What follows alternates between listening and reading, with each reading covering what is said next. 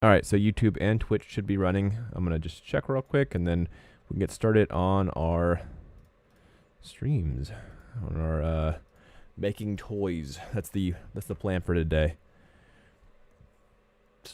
All right, looks like Twitch is going fine.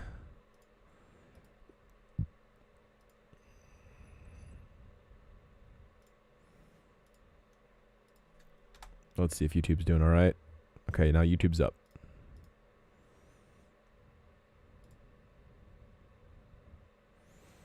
Awesome.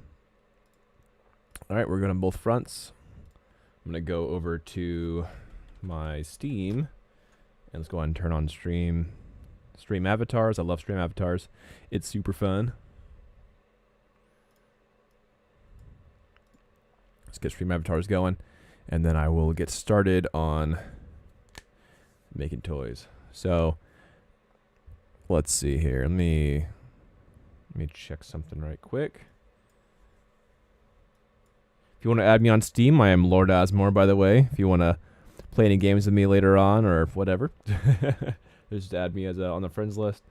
Turn on stream avatar. How's it going, everybody? Everyone's having a nice day and a good start of your new year.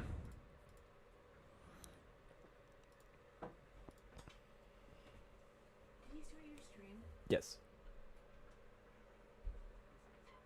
What's up? I kind of wanted to scoop the litter box. You wouldn't smell. Soon. Huh? Yeah, after this. Okay. Can you open up the window behind? It's open. It is?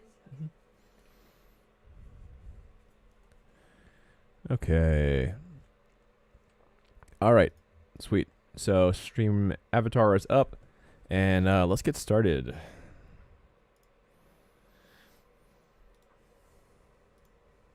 You turn off Spotify. Can be a tad distracting.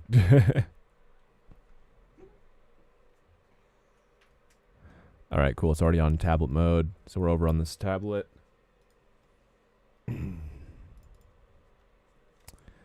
Malaboy High. Finally have a proper Malaboy high poly mesh. So something happened where I lost one of my old files, and it kind of sucks. So I wasn't able to recover my old Malaboy high. So I would have had to basically Dynamesh or just kind of, yeah, probably just Dynamesh the low poly and then fix up the details. I got rid of quite a lot of things, like his glove is gone. I just wanted to have just normal hands. I don't think it's necessary. And at least for the base model, I just kind of want it to be more base feeling, I guess. Here, let me bring this forward here. Okay. Awesome.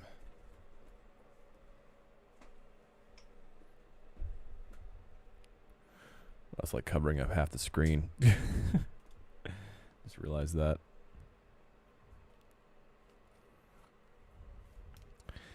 So, we have a lot to do. We actually, I really like these new details. I think it's looking really fun. Let me go ahead and get over here. I think that Discord should be fine. Do.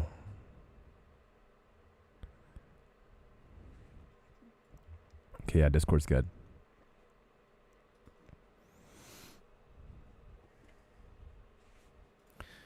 All right.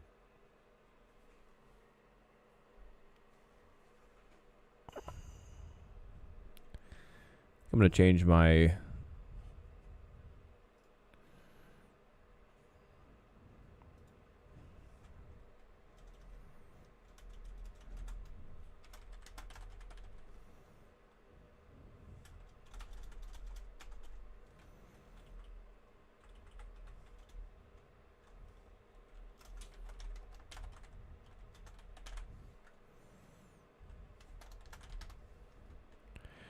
toy making and chatting.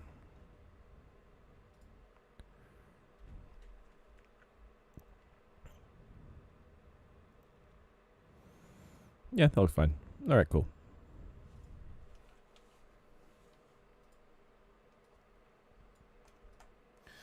Cool. Let me bring up my PRF real fast. That'll be the last big thing that I need to do to get started before I get started.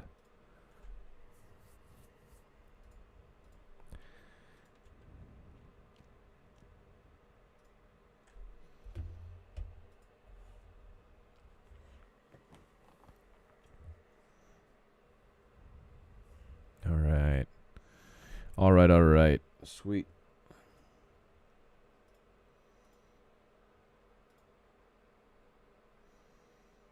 We got our Malboy references, some Wario references. Yeah, we're doing good. So now I mostly need to just get him in a pose.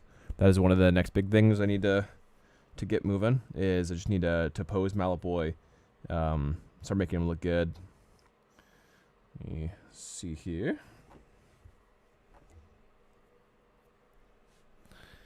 Okay.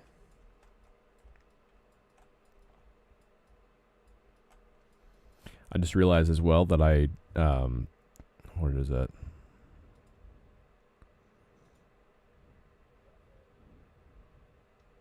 Yeah, I realized that I started with the follower count, so I actually needed to manage my goals real fast and get my goal changed. Start a new goal. Sure.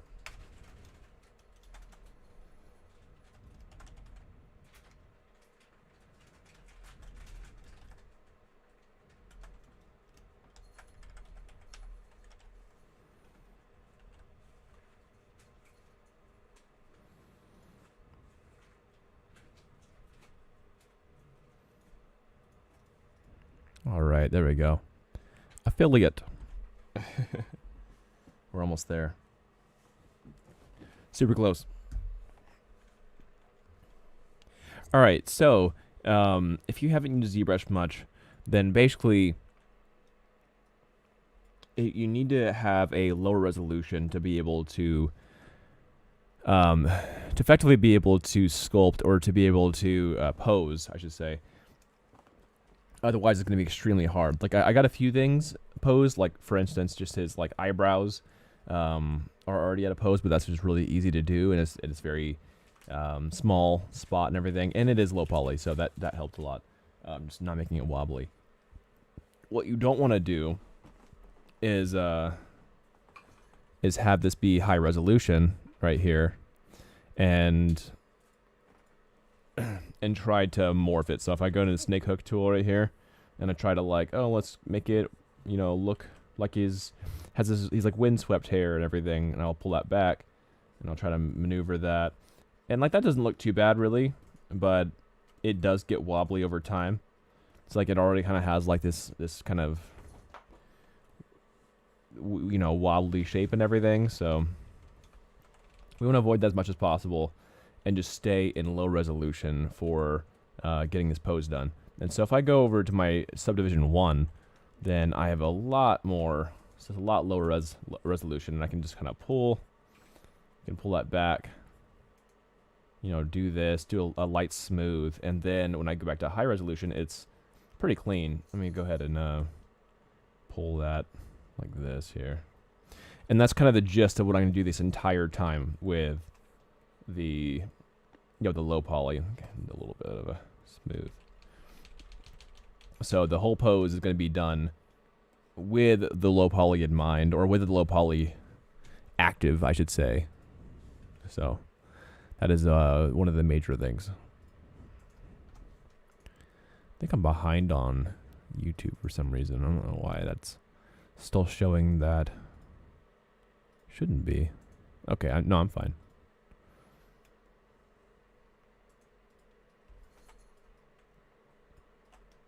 All right, another thing is I might want to reduce the size of the mallet. I think it's already looking a lot better than it was. The mallet was had a super long like handle and everything, and that just was getting in the way of his head. Because the kart racing game, it's in the back view, and so the mallet, if it's too long than the actual main bit of the mallet right here was kind of just popping in front of the head, and that's not where we want to be. So okay, anyway, without further ado, let's get pumping. So we have the back of the hair still looking good. Let's see here. That's what I did this last time. And I'm kind of wondering if I should do it. Looks like Wario has kind of like just skin right there. So I mean, I might just do what they did and just have like this be skin. But it looks like that's just too high of a hairline. So I think I want to have it just go right above the ear, and so that's all hair right here, right? I feel like it just looks weird, or like he looks older if that's not in place like that. It just looks odd. Okay. All right, looking good.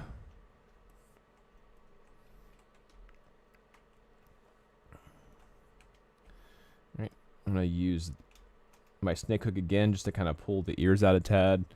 I want to get it to where it's looking where I want it to be.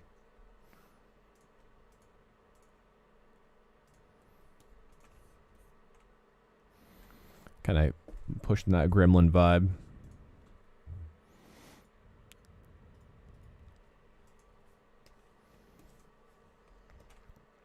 I guess one thing I needed to always consider is that characters in Mario and Mario-like games, they usually have big cheeks. Like Smash Bros and that kind of stuff. And I really like that look. It looks very stylized and fun and cute. And wanna continue with that aesthetic, that similar aesthetic.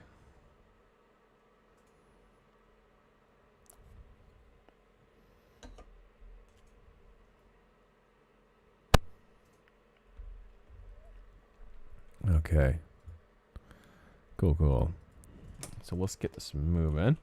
So one thing I want to do is I want to keep this around because so I have this double head right now.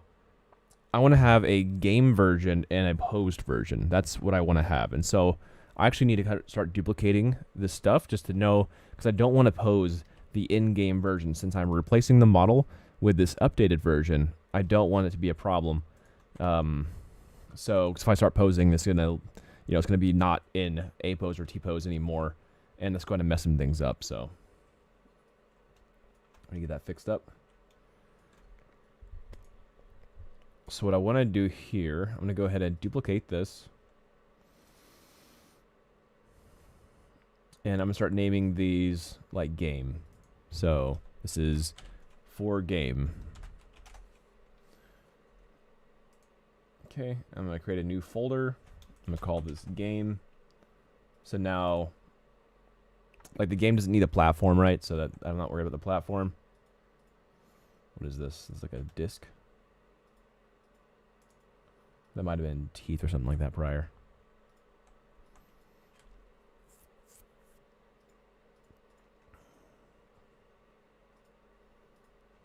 All right, so I'm going to go ahead and duplicate this, like the main body area. So duplicate that. I'm gonna toss this in the game.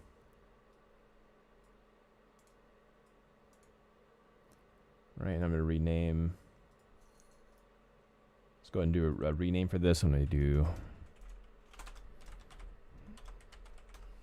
game body.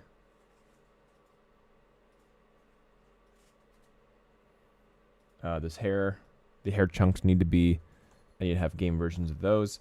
So I'm going to go and duplicate this. Just popping these into the game folder. So duplicate, pop that into game folder. All right, then I'll do a rename.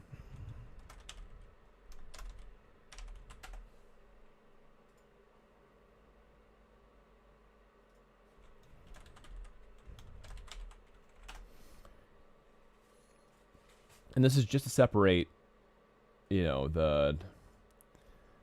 models. So I'm trying to just separate the toy from the non-toy.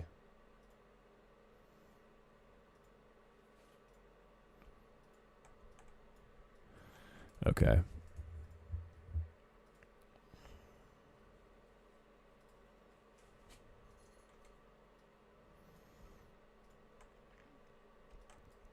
All right, so head's good. Body's good. The 2 hair chunks are good. Let's go ahead and duplicate this. This can be deleted. No longer need that. Let's duplicate this. I'm gonna increase my visible count here. I can see a little bit more what's going on, and pull this.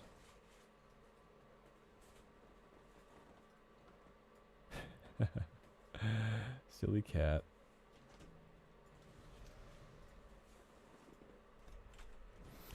Let's see. Game hair 3. There we go. Game hair 3.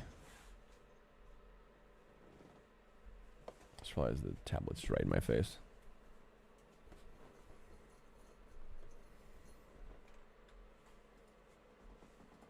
And then the sideburns.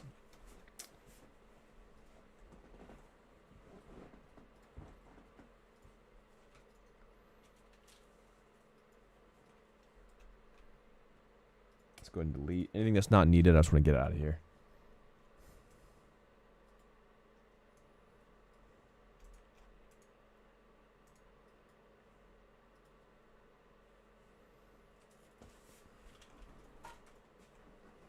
Okay, this was just a tester, so I'm going to delete that as well.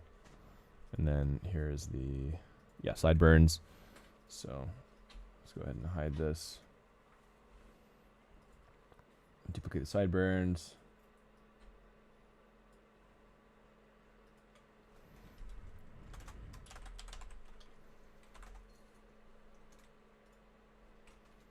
I'm going to specify game.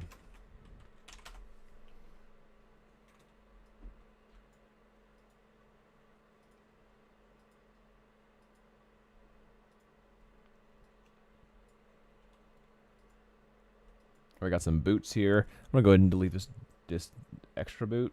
So let's get rid of that. These are just the calves. This is an additional body. I'm not really sure why.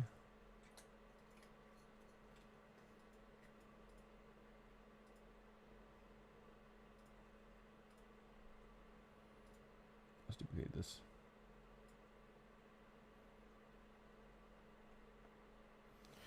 Okay. So let's see. This is gonna be my like legs. Game legs.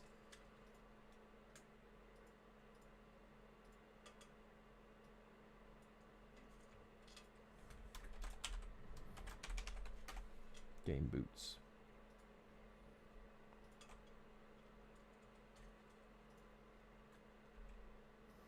All right, that can be deleted. My old arm. I might keep these around. I might. I'm not sure yet. So I'll hold on to that.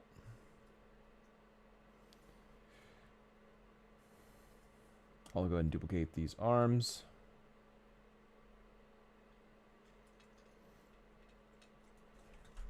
Rename game.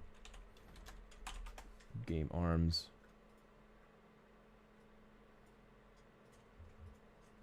Okay, now these are the armor pad that I had on the back of his right hand or his right arm. So I don't need this. I'm gonna go ahead and delete these. Delete the glove. The glove looks pretty cool. I like the glove, but it's fine. It still created a lot of issues, and that's just the platform.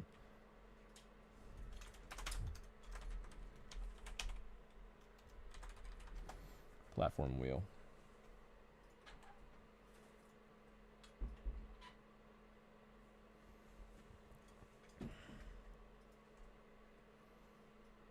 Alright, cool. So, now I should have the full character in my game folder. Okay, that looks correct.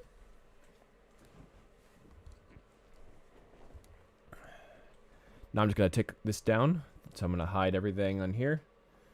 And then let's work with our actual stuff here. So I think...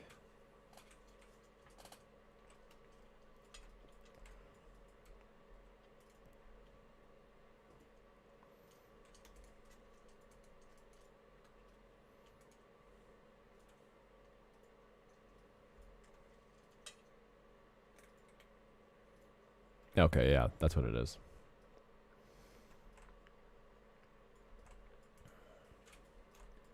So yeah, I have everything here, including this top bit. I was worried about that little hat pieces right there, but I have everything is in place. Looking good.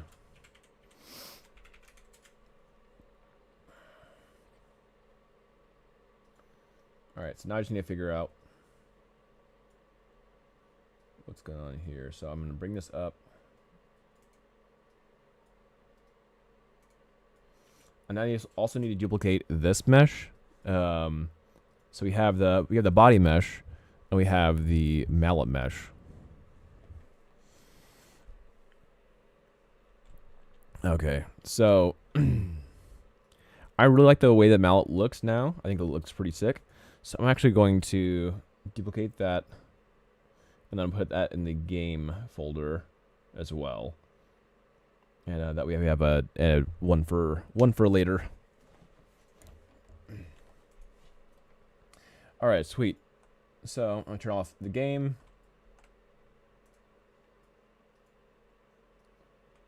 And then let's get this going. So basically, I think those are just extras. Go ahead and hide this.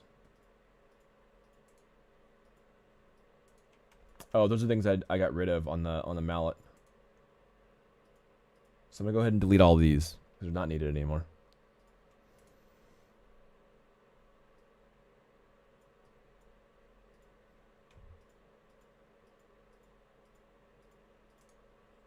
All right, so now I have two faces, and so one face is, I think. Okay, one I think is for. Oh, I see. So it's a little bit different. This is the one that I'm gonna go with though.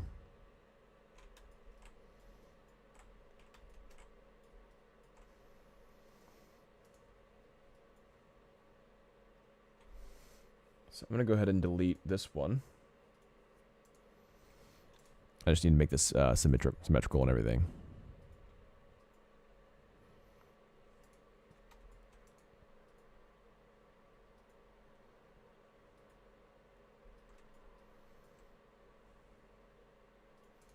I'm gonna delete that extra body.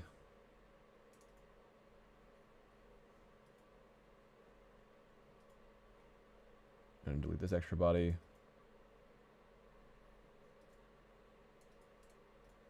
Right, we're getting rid of anything that I just like extras or duplicates at the moment. So just cleaning up the folders, which is I know it's the most interesting thing to watch.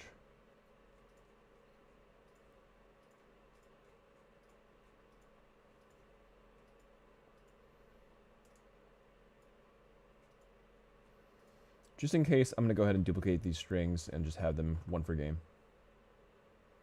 Because I decided to keep them.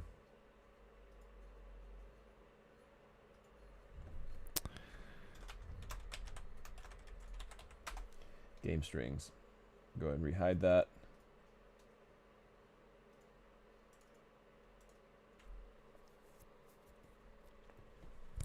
Sweet.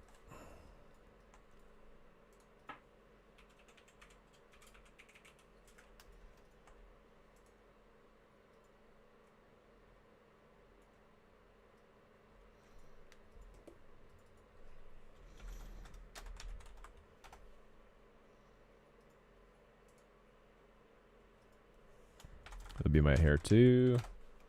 There we are. Boy, body.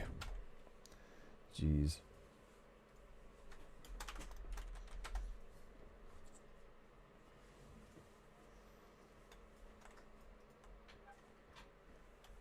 I just call these burns. All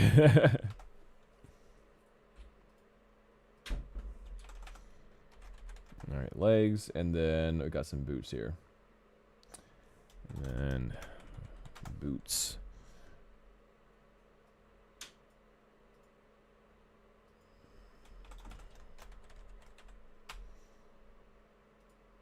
Here are 3 strings. Almost done. And then a platform wheel and arms.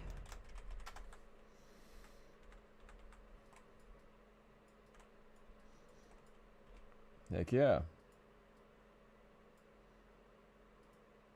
All right. Oh, man.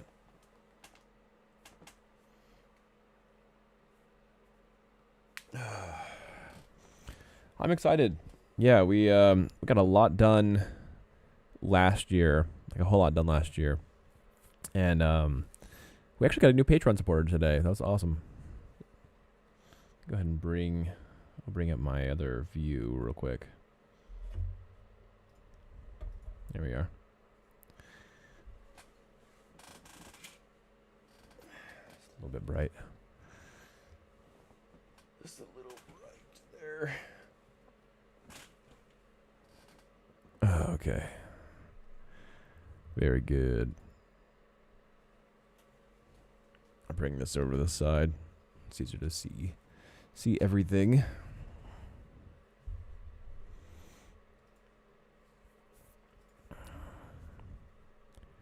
Awesome.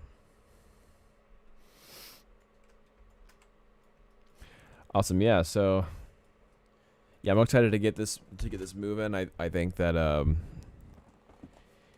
we do have a lot to do, but I'm super excited to get it moving. It's because, yeah, this is gonna be some really cool merchandise and everything. We have a warehouse. We have a merchandising manufacturer that can help us out with our models, and yeah, it's just exciting to have some really cool merchandise like a toy, like the figures. Yeah, just something that I would love to have and be like show people and yeah, kind of give an example of what we're doing.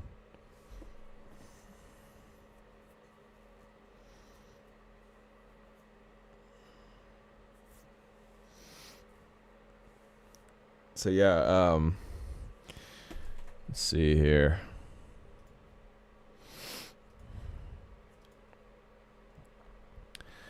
Yeah, it's looking pretty fun.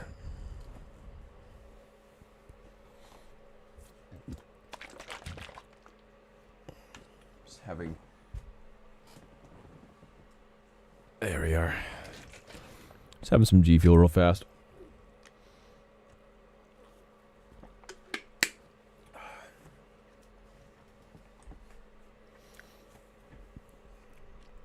There we go.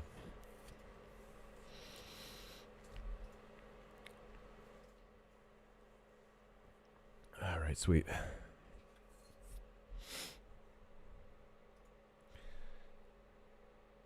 Oh, I need to fix my camera. I just realized it's kind of fuzzy. Configure video. There we are.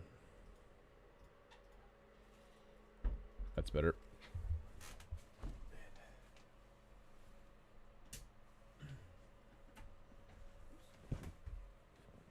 My light's not working. 1 second.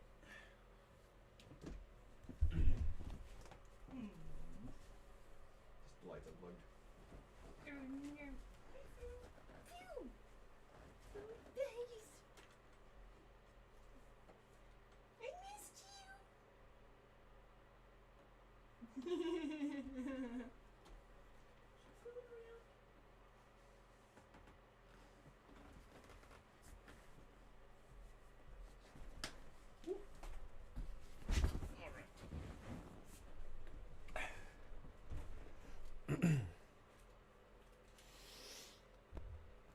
There we are.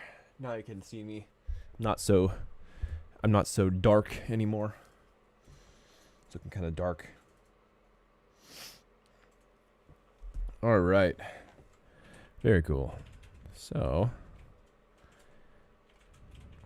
I'm gonna bring this a little bit out there. Bring myself over here. be tucked in this. Be tucked over here in the corner.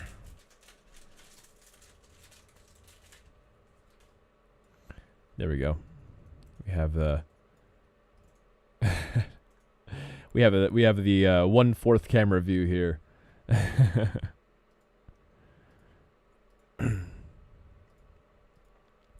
I kind of dig that view. I think it's kind of fun. Let me get some music moving. That really helps me kind of keep going. Let's see here. So I'm gonna do some.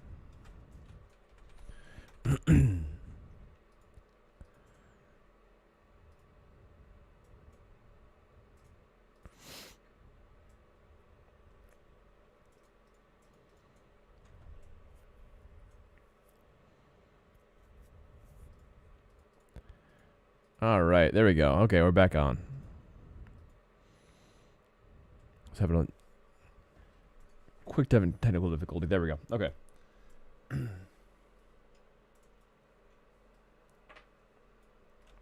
All right, so the actual pose for this guy. So one thing about posing characters, we have some really cool pose characters. I could actually probably take some photos of a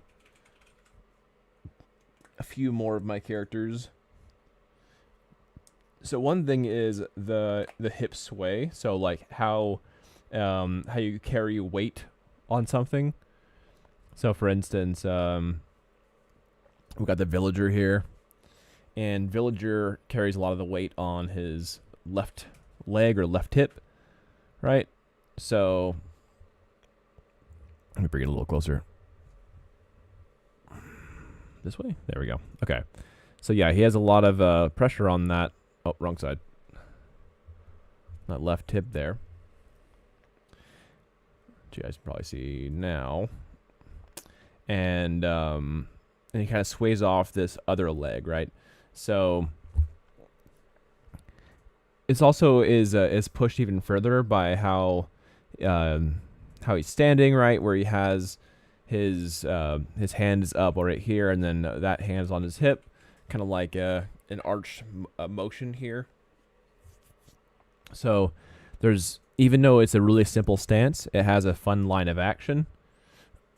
So you have kind of the leg to the head, which is kind of like a slope. Right, you have this like cool slope line of action, and then you have a cool line of action. It's a little bit broken, but it's still there, with the like elbows and hands, right? So the elbows and hands kind of provide secondary line of action where it flows like an S shape. That's pretty cool. Then you have like my Inkling character, for instance. Inkling kind of is on the back hip, like this left back hip. Let me bring it here so it's easier to see. So on the left back hip, pushing off the ground with the right leg up, and kind of has his main gun prop and everything. So that's pretty cool. Just kind of seeing how. So King DDD is kind of a little bit different. He's kind of framed to feel very boxy and very powerful, right?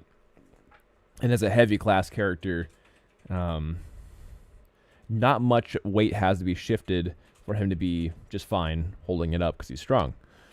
So yeah, this is more about like personality, that kind of thing, and just being bulky, not having to. So I think the smaller you are compared to how much weight you're lifting is how much you like have to kind of adjust the angle, and a lot of that is in the hip movement and kind of just movement of the torso and that kind of thing. Generally on these characters, you want to have a slightly heroic pose where the chest is up of some sort, and that's kind of why I have Malfoy in his current stance in the drawing anyway, right here. That's kind of why this is like that. But yeah, let's see here.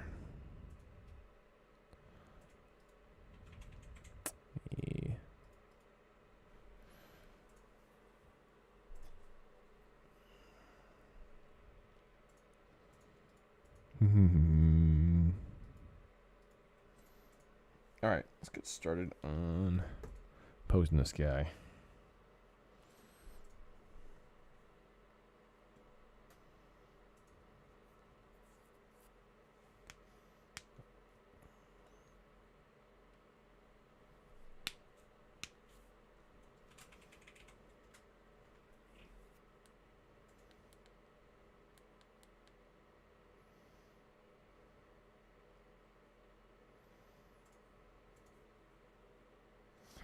Okay.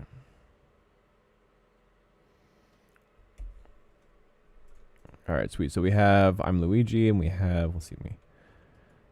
My other self. I'll go ahead and go back to my main view. Let's see. So there we go. There we are.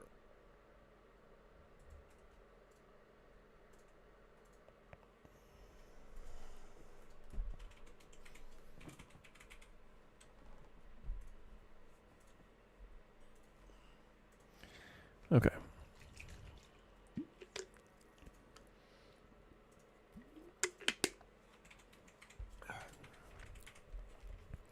I'm excited. The past couple of days, I've gotten like 7 new subscribers or so, and then more Twitch followers. So definitely appreciate the love.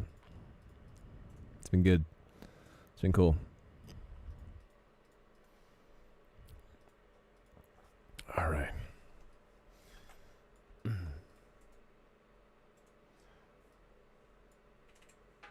So I'm gonna reduce the visible count now to just like 5 for now. Just working one at a time. And I'm gonna start. So moving down to the low subdivision, if I can press 2, my quick pick menu. I really want to get started on posing this guy. So I want to do the pose that I have drawn here for right now. I've considered some other poses, and I'm just not. I feel like that's probably one of the stronger ones. So this is kind of just what I wanted to go with. But let me shrink this down. I would like to try. Let me go in Photoshop real quick, and I just want to do a few more poses just in case I wanted to play around with something or just kind of see if I might want to do something a little bit more.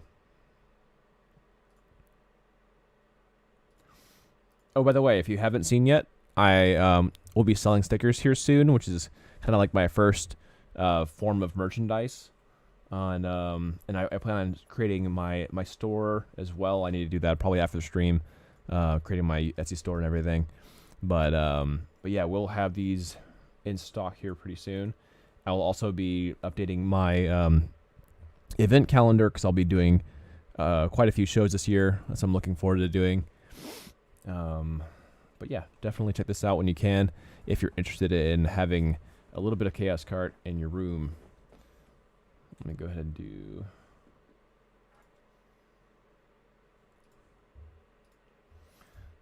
Oof, that's so bright. Hold on. Sorry about that.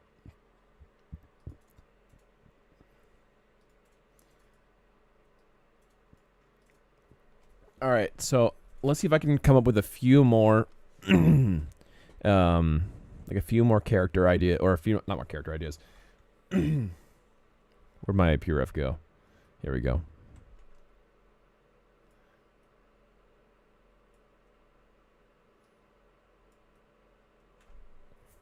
All right, so I want to see if I can come up with a few more poses that might be cooler than this, but I think this is a strong pose for Malapoi. I really like it.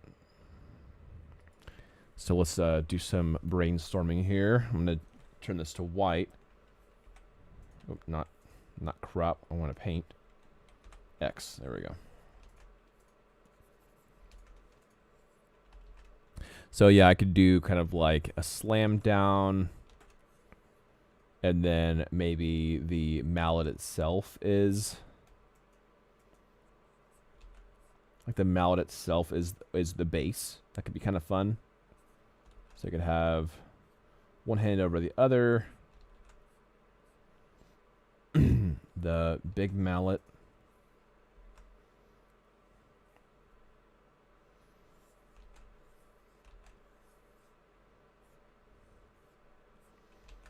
So this is kind of how it could go.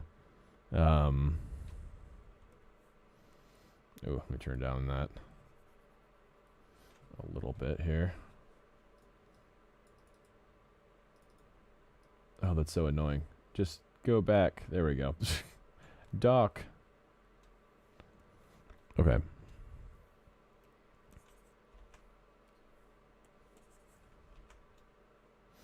So yeah, do something like this. Oh, I'll keep this for right now. And then yeah, the hat could be popped up or something like that, so I could have like the hat raised.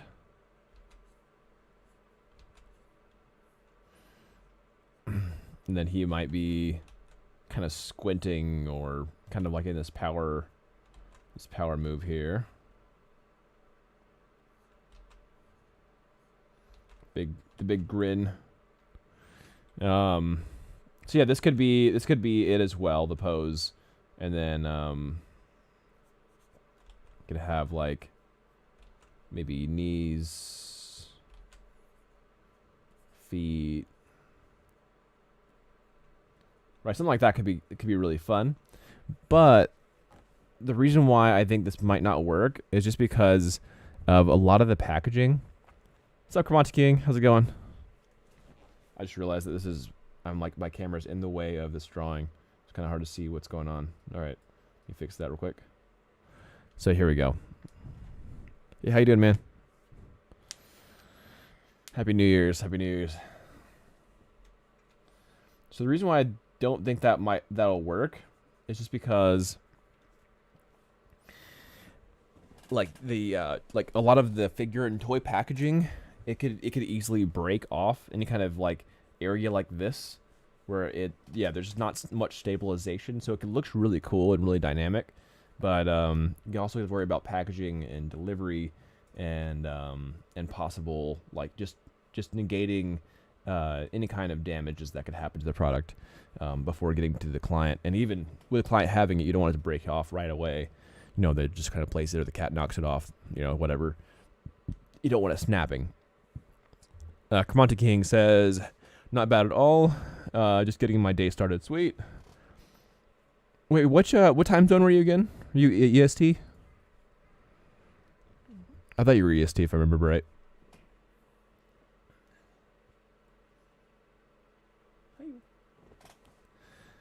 Yeah, EST. Okay.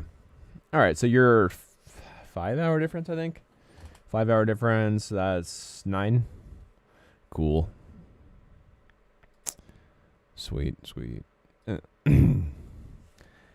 Yeah, dude. I almost have affiliate. Not sure if I know we were talking about it last time, but when I was looking at my achievements on my analytics, I am super close to affiliate. Here, let me show you. Check it out.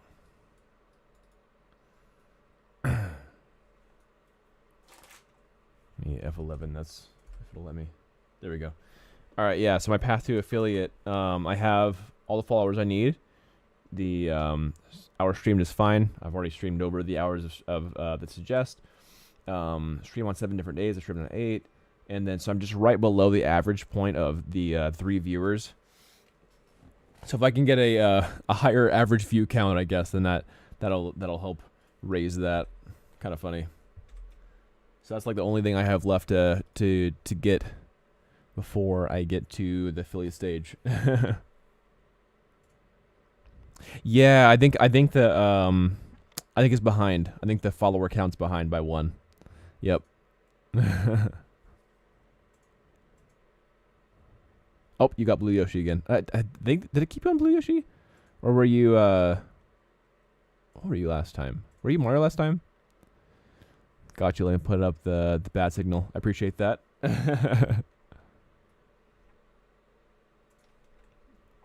So right now I'm trying to figure out posing for Mallet Boy. So I have a pose that I think I'm probably going to end up going with, which is this right here.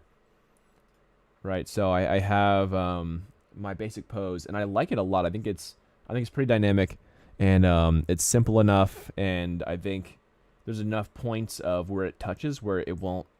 I'm not worried about it breaking.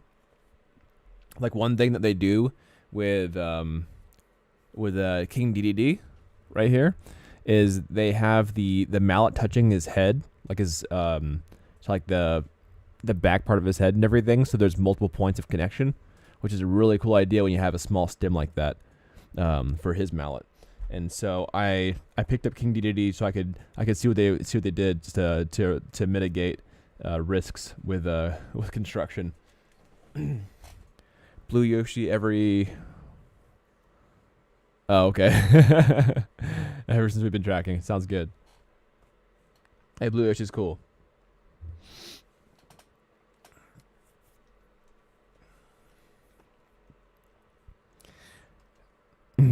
Monte King, nice. I did multiple 3D prints of a character with a mallet, and they both broke at the same exact space. Let me see if I can take a picture. That sounds good. Yeah, because on top of it just being like a mallet in general, being top heavy, like this is a very top heavy mallet. This is like literally, like the mallet head itself is almost probably is the mass of the actual character. I'm actually considering just shrinking it a little bit because I think it's a bit overkill at the moment. Which I kind of want it to be ridiculous and overkill a little bit. So, I mean, that's fine. But, yeah, I think that needs to be reduced a tad. Like, even like that much could be healthy adjustment for him. All right, I'm about to get this guy a pose. Yeah, I think I want to have multiple forms of connection, like on his hat, just like they would do a King DDD. Like right when it's like, so his hand can be up, like this, and then maybe it's just like touching the back of the hat and clipping right to the hat, so that there's the same kind of double connection like they have with DDD. I think it's probably the best idea, because then you have that two points of connection. They even have it attached to the collar right here, where it's clipping over the collar and the hat. So. I like that idea anyway. King DDD is still like here. He's kind of tucked in, whereas mine's more flared, and I like this flared pose more. So I really hope I hope it stays okay and like it doesn't break off. All right. So without further ado, let's go ahead and try to get this posed up. So I basically duplicated, because this is the new character mesh for Mallet Boy. I went ahead and duplicated all the pieces so that I can have still my T-pose or A-pose Mallet Boy for game. Let me turn down this music in the background. It's a little bit distracting. There we go. So one way, my favorite way to pose in ZBrush is using the Z plugin and the, where is it? The Transpose Master. So I'm going to turn on T-Pose Mesh. All right, I probably, before I did that, just dropped it in general for you, Daniel. Let me check real fast. What you got?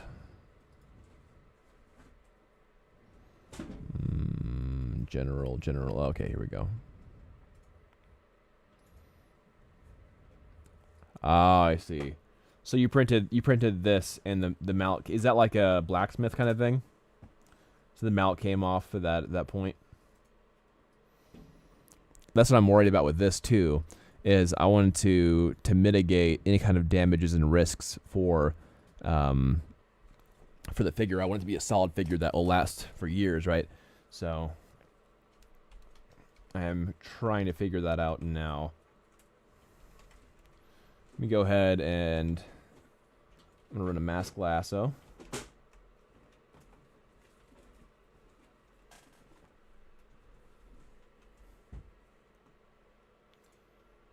Let's see.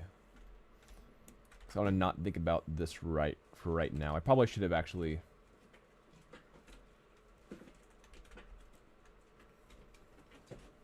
I probably should just hid that.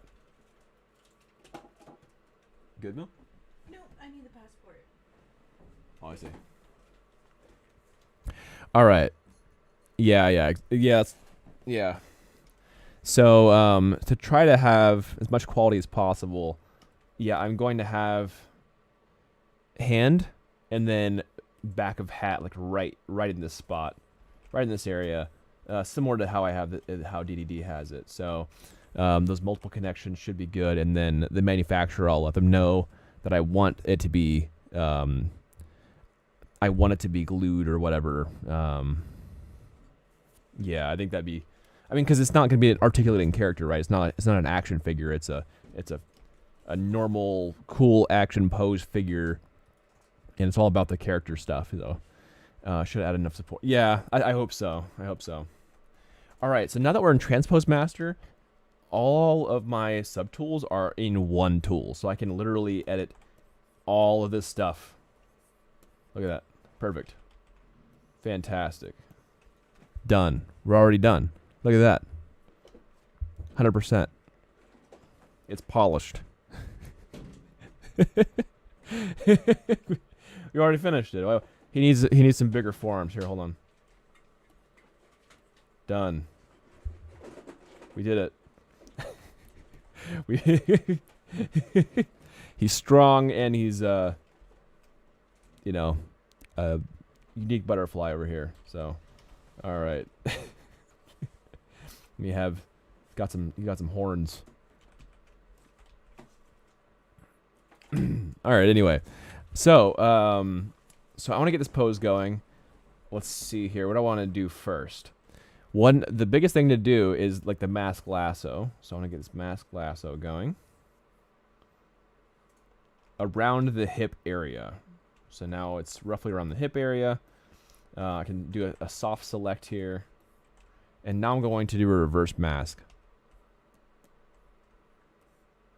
There we go. So now I have this kind of nice reverse mask.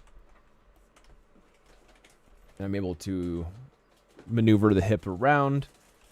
So I want to do... Oops. Kind of soften the selection. There we are. He's jigging around. There we go.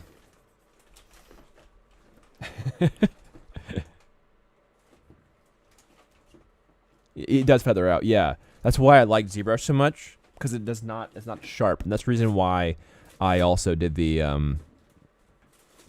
It's why I'm working in low poly, because if you're working in high poly, it's gonna like chop. You can still try to feather it and soften the selection, but it's gonna chop. All right, so I want to have that hero pose. Hey, Tofu. Oh, here's my kitty cat. Here, hold on. Let me. She wants some attention real quick. There she is. Hi, Tofu. Oh, hello. Is that my kitty cat? Here, hold on. Turn my gain up a little bit.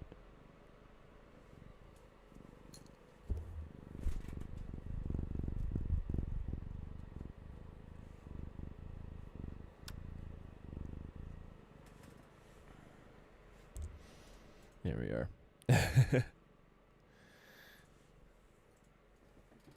I know. Yeah, she purrs pretty loud. She also plays pretty hard too, so I have to be careful. If you over pet her, she gets overstimulated real quick.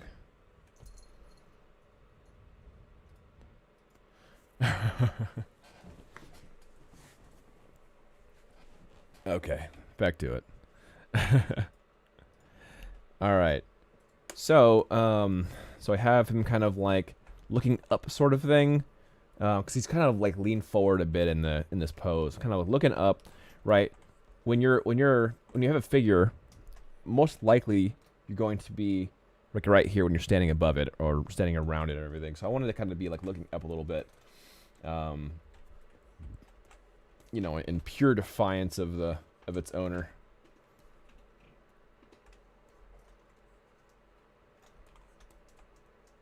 we go. Now I'm reversing the selection, and I'm going to remask the mallet here. Right, and if I want to worry about only one leg at a time right now, I'm going to go ahead and just soft select and try my best to not hit the other mesh. There we go. So one thing I need to worry about as well is there's a platform. Really, in all reality, I need to go ahead and hide this platform because it's not going to move. I don't want the platform to be adjusted, right? So it's kind of a waste to have this here. So I'm going to go ahead and hide the mallet and the platform. So to accept what I have here, I'm going to go ahead and do these Z plugin, and then I will do T-pose sub T. There we go, and then it kind of morphs into my my new shapes here, right? So now I'm going to go ahead and go to my platform. I'm just going to turn off the eyeball for that, and then I'm going to go to the mallet, turn off the eyeball for that, and I'll worry about the mallet in a minute when I have them posed. And then once I get into a general pose where I want it to be, then I can, you know, fix the figures around the mallet like that. So for right now, we're using this method. So again, I'll get back into that where I can adjust all subtools at one time. And to get to that, that's over here to the Z plugin, transpose master, and then the T-pose mesh. And that effectively groups everything temporarily, making it way easier to edit. All right, and now that I don't have to worry about the platform anymore below the legs, the platform's not going to be adjusted when I'm trying to like shift the legs and the hips over a bit and stuff. So let's get this moving. I'm going to go ahead and just mask one leg, and then I'm going to reverse the selection like that. And to get this feathering, I hold down Control and tap twice, and then I hold Control, tap outside the mesh, tap twice, and that gives me a purely smoothed out mask, right, where it's nice and soft.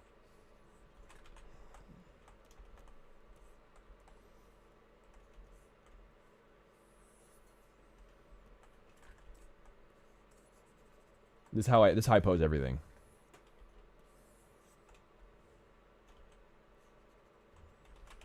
I'm seeing any vertices that I don't want to be adjusted. Just want to affect the certain ones.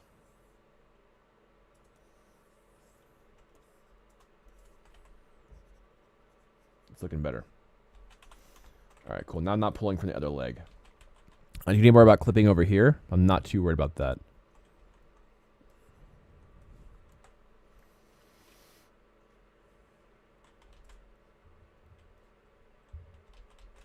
All right, I want to keep this spacing between the legs pretty good. It's like right here. This would be a great YouTube short, just saying. Oh, that's a good idea. Maybe I should do that as a short. Yeah. That's a good point. I hope you've been liking my shorts. It's been fun making them. It's like, it's not just that it's easy content, because it is, but it's also like effective content, I think. I think people that don't have a lot of attention as well, they can get some good advice in a very short amount of time in their interest, and I think that's pretty cool. So I used to kind of like be like, oh, shorts, but now I'm like, I think they're pretty cool. It's effective content.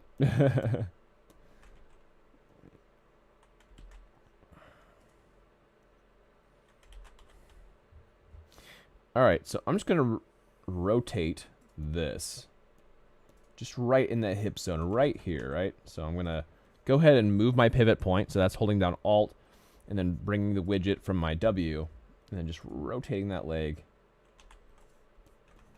And there we go. Now I have a nice wider stance already.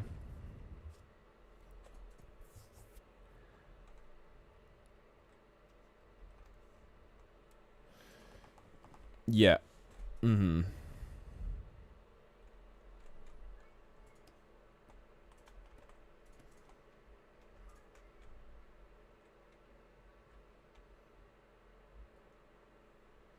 I'm going to go ahead and mask this other hip out.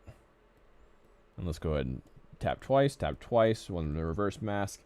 Going to move that pivot point up to this hip area. Let's do a rotation. And it's okay that the crotch is popping out the front from the shirt, because we can just pop the shirt forward some, and that's fine. In the drawing, I have it to where the hoodie is zipped up, but I decided against that. Decided to keep it kind of out more, kind of like the Wario vest here. I like how that's kind of open. All right, we're already getting some really cool asymmetry with the legs. I could also have him one toe is like higher up than the other one. I definitely want to have some kind of stance. So maybe he's like crouched down on one knee a little bit. That could be a way to run it. And so if I want to do that, I need to go ahead and grab this hip, for instance. Oops, I need to turn off symmetry. So I can grab this hip. Do that my soft selection method. And then I want to rotate everything here on that hip. And then if I reverse it,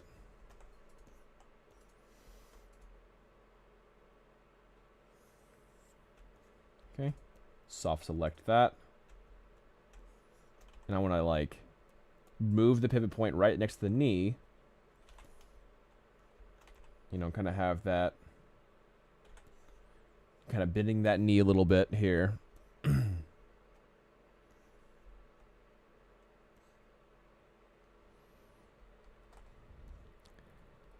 Oh, hey. Hey, thank you for the raid. This is my first raid. Appreciate that. Yeah, thank you. Mobby. I hope I'm saying that right. Hi. The stream's going good. What were you up to? What was your stream about? I am making toy figures for my game and my merchandise and everything. So yeah. I thank you for the raid. Hope I'm saying your name correctly. Bleeding DNA, welcome. Yeah, heck yeah. Chaotic, welcome. I was working on a React Native gym app. Okay. I ran out of mental capacity. I understand. Yeah, after a while of streaming, it's really easy just to be burnt out. It's the interaction plus the actual working on whatever you're doing. It can be it can be a burn for sure. But yeah, let me show you what I'm doing real quick so you guys can see. Yeah, keeping it to get distracted. Totally, that totally happens. But here, let me go ahead and go to Z plugin and T-pose. So yeah, I'm an indie game developer. I'm currently in Scotland. I was previously in Seattle. And yeah, here, let me show you my background real quick. Here, so I'm working on a game called Chaos Kart, which is a blend of kart racing and MOBA or Overwatch in a way, to where each champion has different abilities rather than using the items. They'll have ability combat. Dude, thanks for the raid. Appreciate that. Yeah, you're actually my first raid ever, so yeah, that's awesome. Welcome everybody. So yeah, this is what I do. I boothed at Tokyo. I boothed in London. I boothed in Seattle. Yeah, I love making games. I'm a full-time indie developer now, and I try to stream as often as I can. Game sounds cool. Appreciate that. What are you making it in? So I'm using Unreal 5. So I'm Unreal 5.0.3 currently. Not that the last bit matters, but I'm currently considering adjusting that to 5.3 to have a little bit of adjustment on Lumen and everything. So just kind of seeing what I like and you know, yeah, I'm still waiting on a possible, you know, Unreal just constantly updating and everything. So who knows? But Unreal 5. I model all these characters, so the characters, the vehicles, the weapons, I build these. So yeah. So I'm currently working on some merchandise. My goal right now is to have amiibo style figures and everything. So I'm kind of going off of the quality of amiibos, and I found a manufacturer to help me make these. Yeah. I want to play. I want to play the game dev at some point. Yeah. Yeah. Heck yeah. Quanta King. The architecture is a bit different, but once you build a few starter games, it falls into place quickly. Yep, totally. Yeah, I've worked on games on in Unity and Unreal, and I personally just like Unreal better. Yeah, that's just kind of just my vibe. I'm a big Unreal. Yeah. Okay. Maybe was going to give Unity a try initially because it looks more newbie friendly. Yeah, it is. So yeah, if you are new to game dev, I think that might be the case. At least with programming, I've heard C# is easier to learn, and so if you're kind of a CS main kind of thing, then it might be easier for you to get started in Unity. Yeah, come on to King. Unity is my main engine for better or for worse. Yeah, I mean they've had some bad PR, and fortunately they have pulled back on that. They've after all the retaliation on Unity and all the backlash for having for the decision making and all that stuff. But yeah, I'm glad they just kidding it. Yeah. Smiling Big has followed. Hey, appreciate that. Smiling Big. First time chat. Smiling Big. Yeah, that Unity thing was such a joke. It was. And they, anytime you take away or like add an extra charge, even if it's small, people are going to notice that. And they have to, I mean, they're just shooting something in the foot. It just really doesn't make any sense. Let's just be. I actually did a video on this on my YouTube channel. My last video is on Unity because I was so frustrated with how they handled that. I'm like, even if you redact a lot of the bad PR and you like lay someone off, that is like the least you can do, right? If they wanted to fix their PR, they could have had discounted rates or reduced costs for the next 2 years or something. Just something that kind of band-aids it a little bit better. They kind of did it rough. Might be even I heard about that, and I'm not even I'm not a game dev. Yeah. I mean, it was a real prevalent problem. There's a lot of people that just got frustrated about that. Maybe.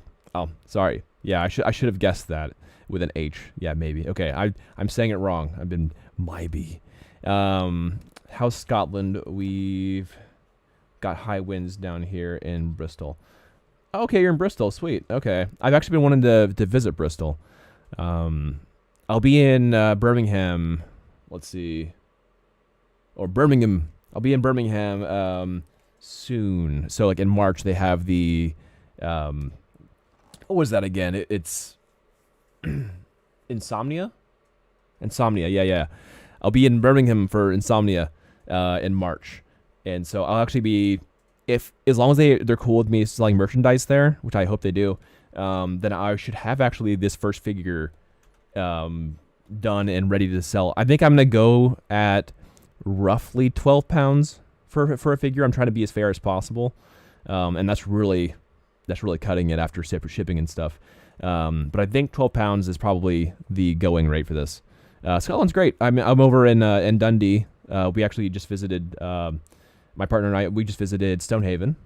And I like Stonehaven. I like Arbroath. I was briefly at. I was in Edinburgh for a little bit, and then I was briefly at Glasgow. Yeah, however you say it.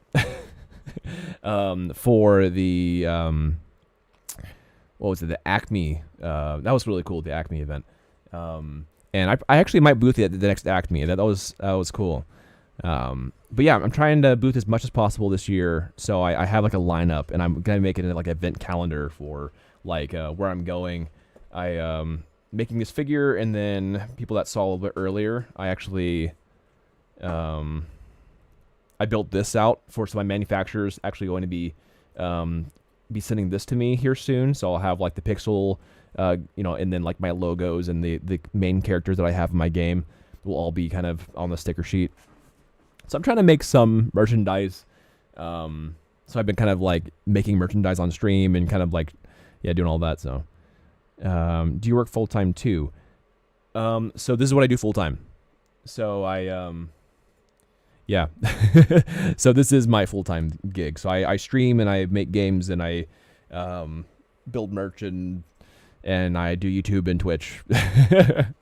I design and I do the art for my game. Yeah, all that stuff. So, yeah. So this is what I do full time. I'm actually now that I am truly full time indie. I've had like an old title do pretty well. So I've been selling a mixed reality VR game kind of thing on the Quest. And now that the Quest 3 just came out, it's been selling like hotcakes for sure. So that was pretty awesome. I worked on as far as I know, the first mixed reality like game for this for the headset and everything. So we had kind of like the early bird sales for that kind of stuff. So that's been cool. Yeah, mixed reality. So mixed reality is kind of like a blend of virtual reality and augmented reality. So basically, we made a zombie game where zombies come from this outer city into like your room space, right? And so like it's actually super trippy. We need to add more occlusion for furniture and everything, but we were worried about because it kind of clips through furniture when a zombie's coming at you. But it's freaking creepy, dude. It's pretty surreal. It's pretty surreal. Yeah, so that's Zombies Noir mixed reality. If you check it out on the like YouTube or whatever, but I was the lead artist for that team, and it's been selling well. So now I'm full time.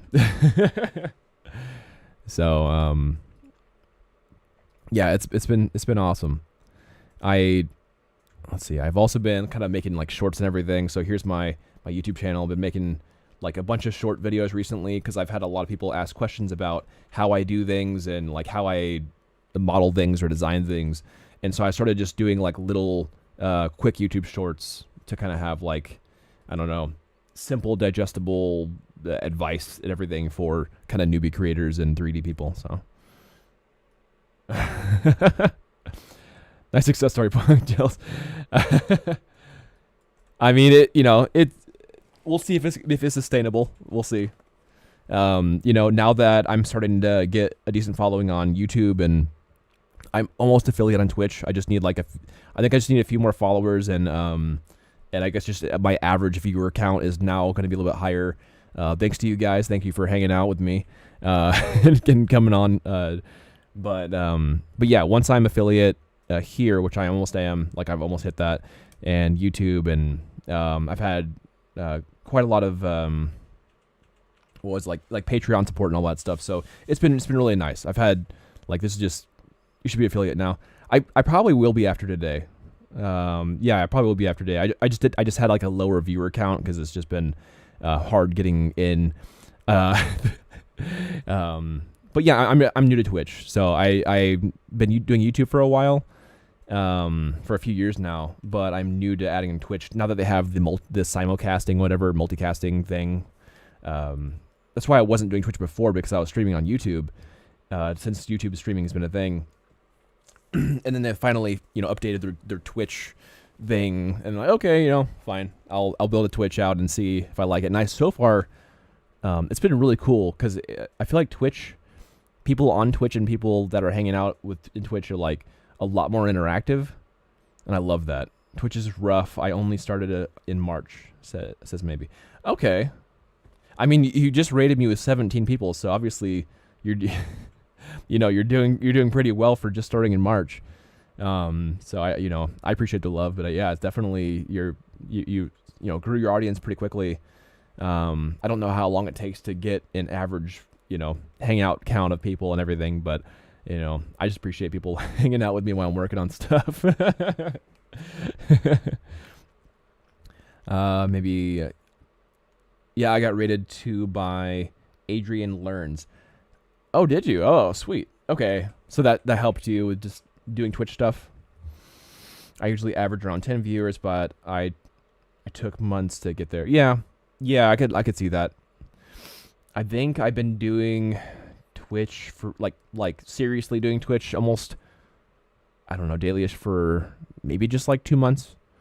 But then I had this big break because of the winter break and everything, and we were out doing stuff. But that's awesome. That's awesome. Yeah, I mean, I love showing people stuff. I was a lecturer in university for a little bit. I finished my master's, and I love like teaching people stuff for free. Like I spent so much money at university, just kind of getting to this point of my knowledge and just like making things and making games and everything. Yeah, so I'm anti-debt. I don't like debt. If you're gonna get in debt, then education's the way to go, sure. But I hate how expensive it is to go to school, and at least in the States. The States are insane. Seriously. So I'm just happy to be here and be working on my own game and also teaching people on the side. So it's been awesome. Yeah, it's nuts. I heard in Scotland here that like it's free for school, but it's not. It wasn't that way for me. I skipped school and just started working. Yeah. Yes. Okay. Yeah, it's yeah. I mean, I'd say if I had to defend university and school in general, it would be that you can build up a network for it. I still feel like it doesn't justify the cost, other than just paying the professors and all that stuff. But especially in the States, and I don't know about other places, but like we had to do a lot of fluff classes, and I hated that. I absolutely hated having to do so many like stupid classes that I never felt like I would use, kind of thing. And it's just such a waste of time and money and stuff like that. So I hated that. Smile big. If I could go back, I would go to uni, I think. Let's see. Quanti King, little same here. Yeah. So for games, I went to University of Utah, and they definitely have a top tier university as far as like their equipment's awesome. Like like all the artists will have one of these big tablets that I have, like the exact same model and everything. They stock you up with like everything you need hardware wise, and then they set you on these big teams, like 12 to 15 people, which is awesome because it's like it makes you kind of studio ready in a way. But like the cost is just insane, right? Like especially for masters. When I was in my master's degree, it was like I think it was like $16,000 a semester, right? And that was and I was also a teacher assistant, so I got a discount, and it was $16,000 a semester, which is like absolutely insane. So yeah. Learn stuff online, get an online education as much as you can. And I actually had to supplement some of my learning for online learning. Like, so I have like university and then like a bunch of online classes I was doing and stuff like that. So yeah, it's insane.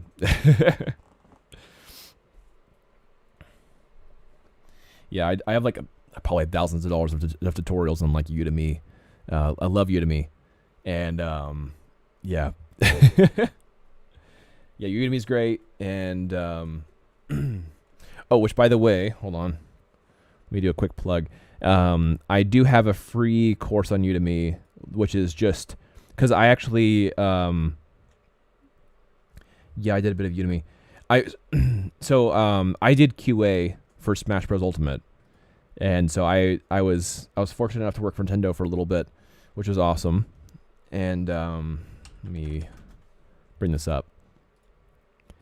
And because I do art, a lot all the time, every day, I just wanted to make something that was free for people. So I do have one that is for a cost, but I do have the other one's free. Let me try to get my my profile real quick. Let's see here.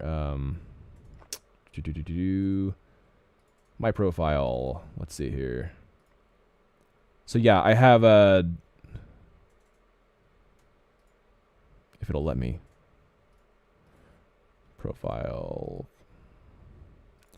Jeepers creepers. Let me. I don't know what's taking so long. Anyway, but yeah, so I did I have a course that is free. That's like just a quality assurance, like rigging quality assurance for games, because there were some really funny bugs on Smash. Like really funny bugs on Smash. Oh, here we go. I'm sure they don't let me talk about that, but yeah, here's my Udemy. Sorry for the being like pure white. Cheaper scribbles love that, but that. So yeah, my character rigging, quality assurance, and for games and animation, I know it's a handful or a mouthful. This was free.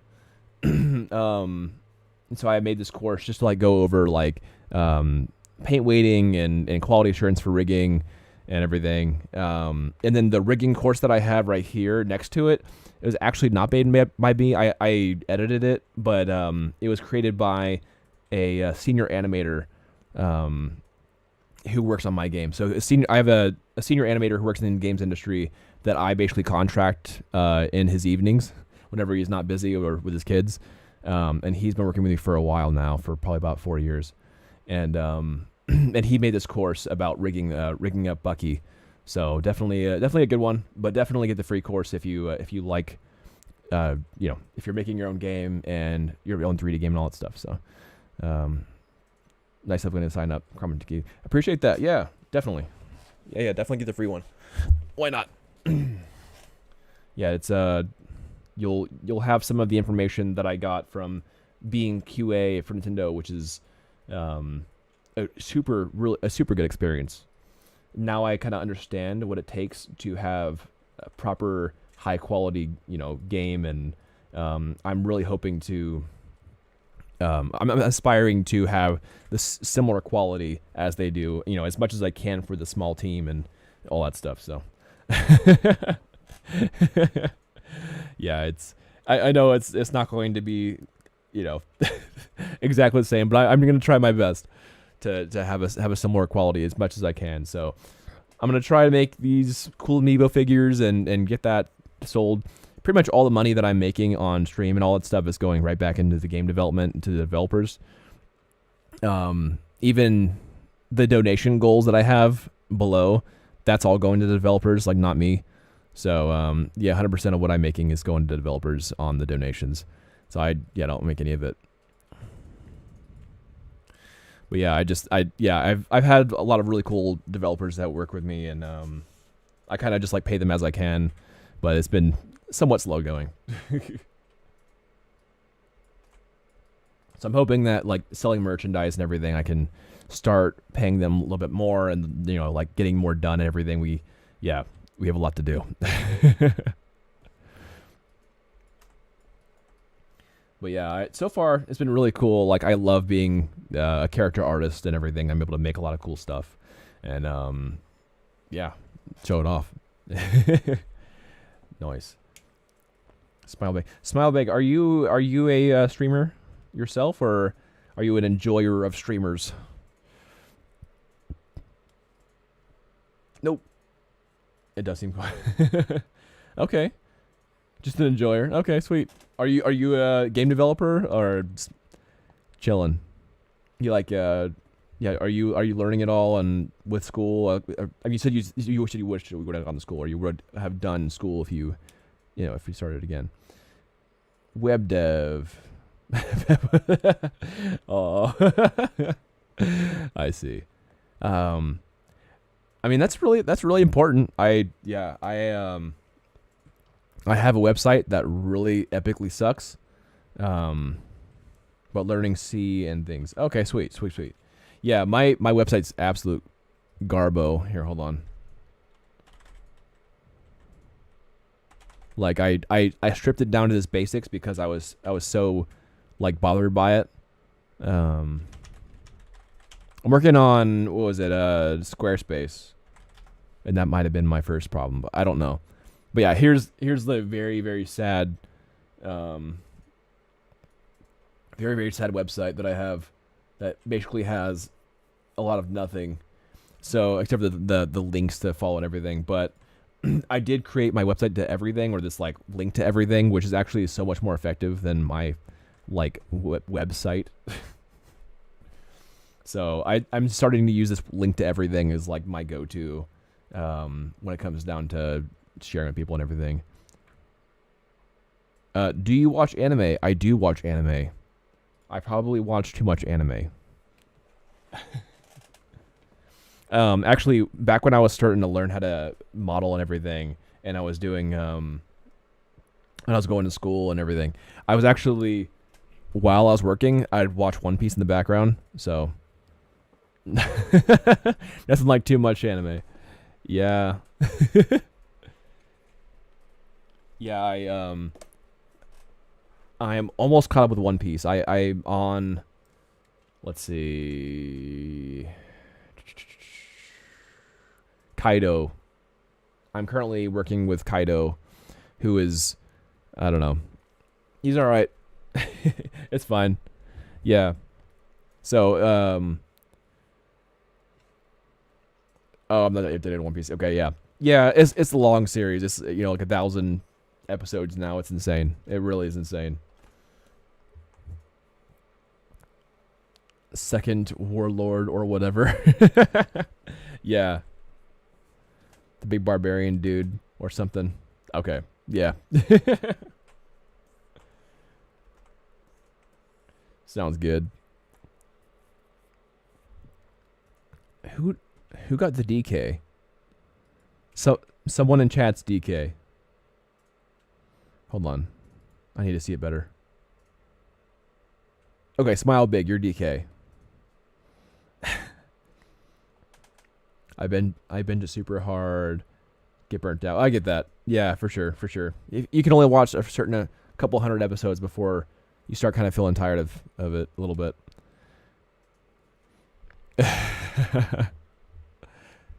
So Maniac is yellow Yoshi or golden Yoshi, you know. Maybe is black Yoshi. Bleed is black Yoshi. Blue Yoshi. Monte King, and then Smile Big is DK.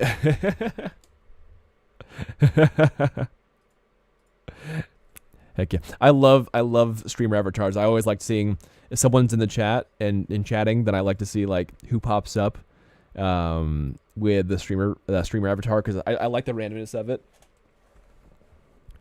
I have to grab some food and go back to work. So I hope you have a great stream. I appreciate you. Maybe thank you for the raid. Appreciate it. And the follows. Yeah, thanks for the follows and the raids. Yeah, that was awesome. Hope you have a good food break in Bristol. I think you remember the Bristol. Yeah. Eventually catch up. I'm the best one. Yeah. Oh man, that's awesome. I was worried about my computer crashing if I had too many streamer avatars, so I think I capped it at like 10 or something. No, maybe I think it was 20. So I can have up to like 20 avatars before it like my CPU starts like wanting to crash. Because I'm doing streaming and I'm also running like heavy software, and so yeah, that becomes an issue for sure. It's a little bit of one. Come on to King. Stia Buddy followed you as well. At maybe. Oh, okay. You followed maybe. Okay. On same PC. Smile Big, what do you mean on same PC? like like everything's on the same PC. If that's what you mean, I'm streaming and I'm like working on the same PC. I've heard about doing dual PCs for different things. Like one is a dedicated streamer PC, and the other one is like your software PC. I've heard people doing that for like high resolution gaming and stuff. But I'm doing everything on the same PC. I just updated my like motherboard and all that stuff too recently. So it's been good. Yeah.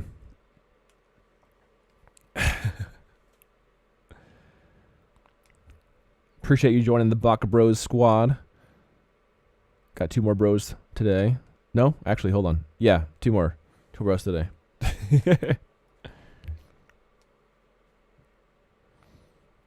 Same PC. I think most people use 2 PCs as far as I can tell. Oh, really?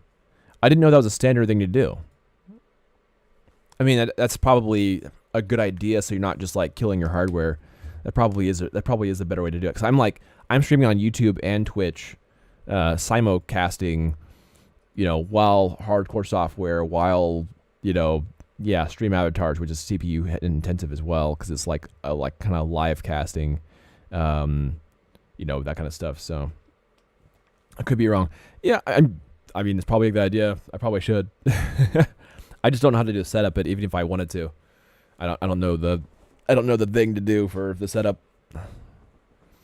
I guess next time you upgrade, you could use this one for streaming. That's true.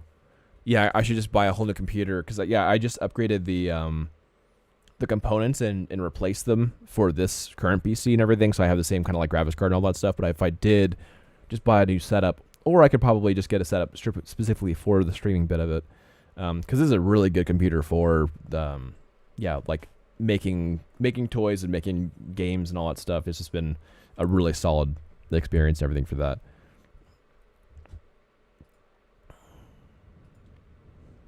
Sorry if there's a white noise in the background. It is my heater because it's freaking cold.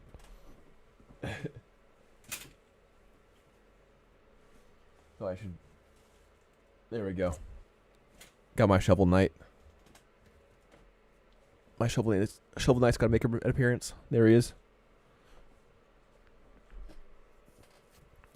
Smile big. I do personal dev on laptop from 2015, so doubt I could stream from that. Oh, yeah. I can see that. Yeah, I'd say laptops have like a battery life, or not battery life, a lifetime of like 5 years cap. At like, if you want to have even like half their capacity, then and the main problem I think is overheating usually.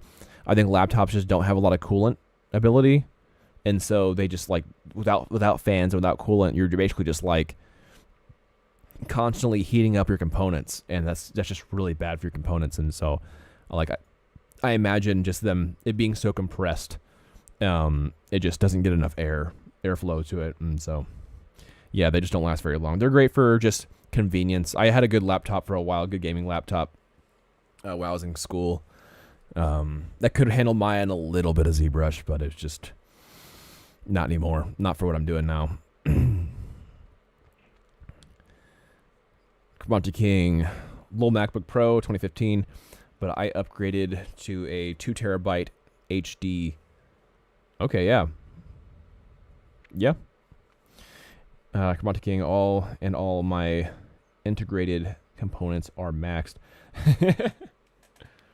Let's see where I'm at. I have bring my task manager up.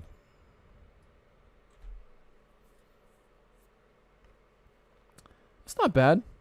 So with everything going currently, my dual streaming, my ZBrush, and my other little programs running, like PureRef and NoBoard and everything, and Chrome, I'm at roughly 21 CPU, 21 GPU ish.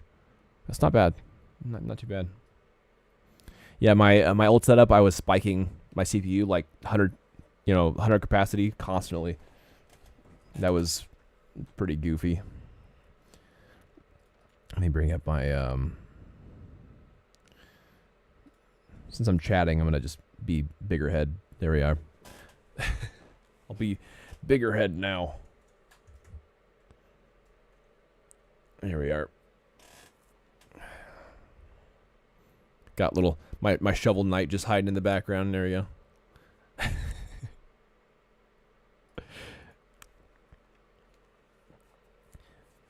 But yeah, I could probably put my specs on Twitch eventually. I haven't worried about that.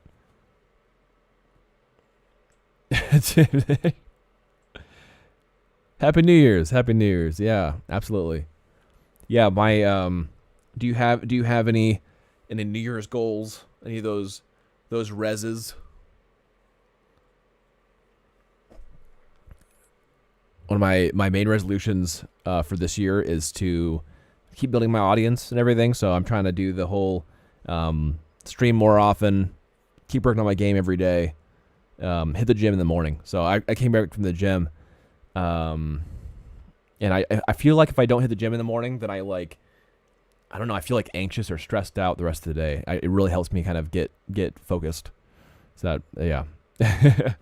So I want to do that every day too, if I can, like at least during the weekdays, everything. So same to you, buddy. Let's see. Smile. I'm going to attempt no drinking for this year. Quantum King. Since I stopped going to the gym, everything in life has gotten worse. It's really important. Yeah, health and just like everything about going to the gym and just feeling better and everything, and just the release of endorphins is like when you drink and everything. So it's the better method to having a similar feeling. And plus, when you drink, you have less agency to like use your time wisely and like properly and like get things done that you want to get done. So like if you're working for a company, not doing your own stuff, and then on your off time go and have a drink, then you're like killing your off time. You're killing the only time you have to build up your own like stuff, so and that sucks. Yeah, that really sucks. Quanta King, I started working out every day for the past 2 months. Gonna continue into the new year. Sweet. Awesome. You should for sure. Like give yourself at least one day's rest each week. Absolutely, it's important for sure. Smile big. Need to get back into it. Into that too. Yeah, exactly. Okay, yeah. Last year I wasn't super productive in comparison to previous years. Nice quanticking. Yeah. Yeah, I know that's not really relevant to like game dev, but in my opinion it kind of still is. Like a lot of developers just are not healthy. Like their nutrition is off and they're just not training and stuff like that, and so a lot of them have like back problems and neck problems. They're hunched over like gremlins. It's sad. It really is not good. It's so like I already have a problem just sitting down too long, but I just I just wish people take care of themselves a little better for sure. Big difference, yeah, for the brain too. Yep. I feel much smarter when I'm working out. Yeah, I mean, I feel like it's just a general motivator. It just makes you feel better in general. It helps me focus. The rest of the day, I feel just more focused. Yeah. I think confidence is a big thing too. If you're not feeling confident, it's kind of hard to get things done. Right? If you're kind of just like feeling kind of slummy. Totally. Let me get this knee joint moving.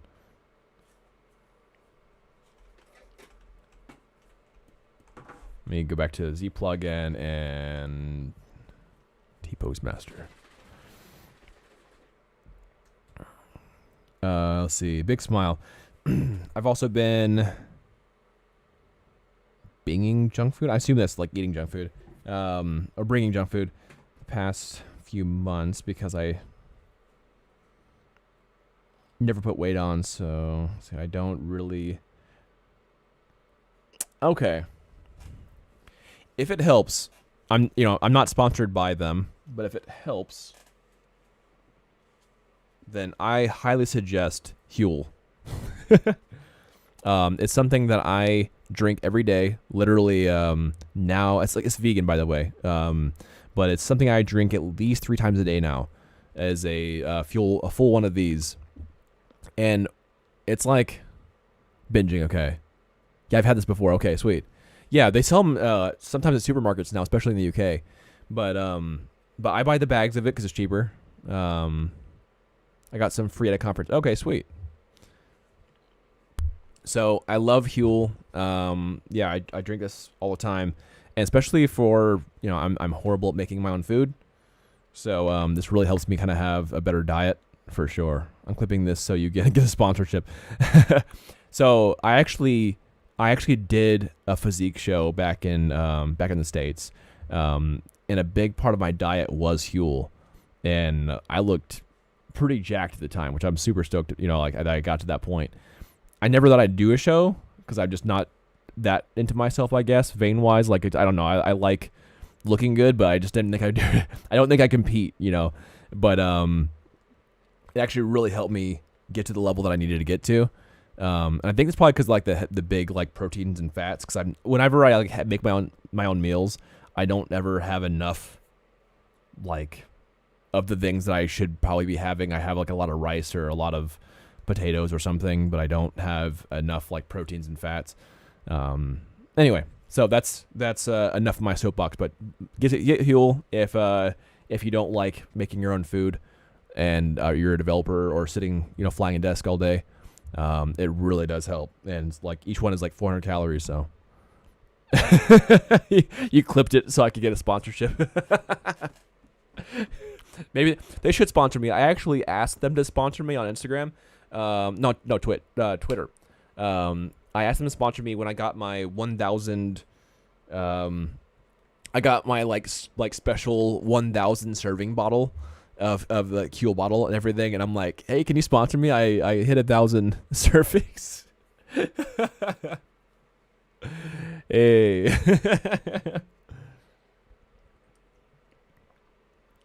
So yeah, if you're trying to put on some weight, I suggest, downing a couple of these between meals. Heck yeah. They did respond. Yeah. The main problem is my social media isn't big enough.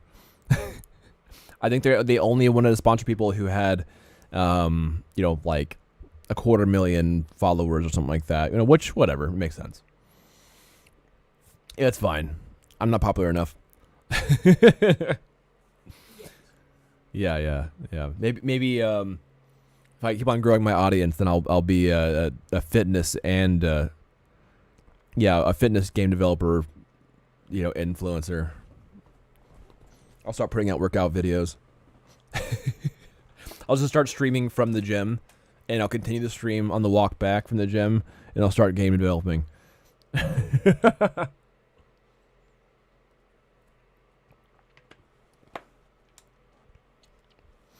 Yeah, fitness related stuff gets a lot of followers. It does. It really does. I just didn't want to mix it. Like, I would totally love to have like some motivational workout stuff, but I feel like it would just mix the crowd too much. And that's pretty dang niche. Having like training or workout stuff, and then having like just having the mix, I think, would be a bit odd, and I feel like my audience would be confused. So I'm trying to keep my niche just mostly game dev related or gamer related. You bring a laptop to the gym, work on the treadmill, mix it. I probably could. Yeah, that'd be pretty funny. I'm gonna pin this if I can, if it lets me. Can I pin it? Manually. There we are. Some people do that at home, treadmill and standing desk. Yeah, I have seen that. Actually, my old trainer used to do that. He had a balance ball as his main seat, which is really dope. It was really cool for your abs and stuff like that. And then he had one of those things where he had like a treadmill desk. Mm-hmm. Yeah, pretty cool. Chatbots and chatbot.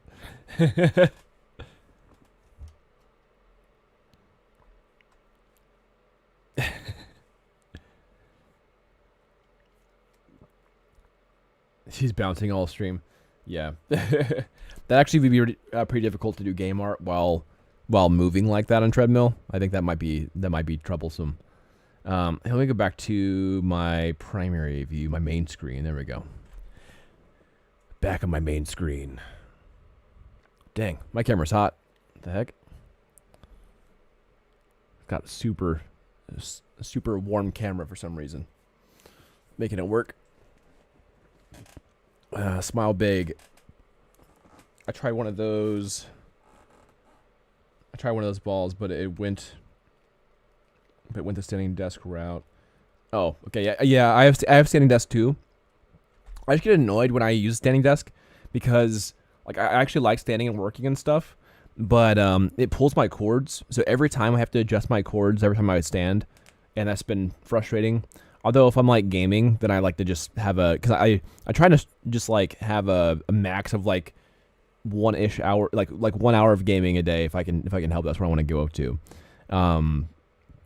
And during that time I can just stand up with it, but like it's just like it pulls my cords in my not my USB, my so the USB A and HDMI cords for my screens. It's like I have to like unplug something and like replug it back in. It's just, I don't know, frustrating.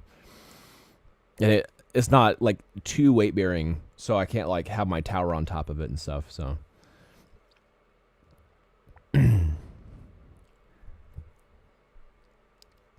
yeah, I need to have the setup for that. Understandable. Yeah, I think I just need some extenders. If I had some like cord extenders, I think it'd be fine. Yeah. I actually sold my gaming PC a few years ago to focus more on games. Really? I mean, usually gaming PCs are good for game dev. Like it depends on what you're doing, but that can be helpful.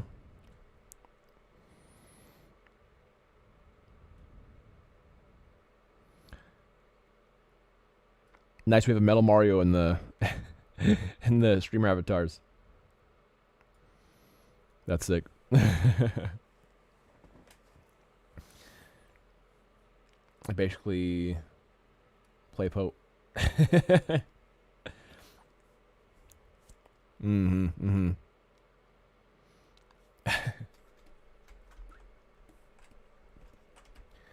Okay, so if I want to have him look like he's weight bearing on this side, here I'm just gonna try to get this stance going at least. This walking stance. I'm gonna bring this pivot point to the hip, and then I'm gonna move this back right there, where it's almost level with that other leg here. That looks pretty good, I think. So yeah, we'll have that there, and then I think, ooh, maybe it should be further back actually. So if I have it here,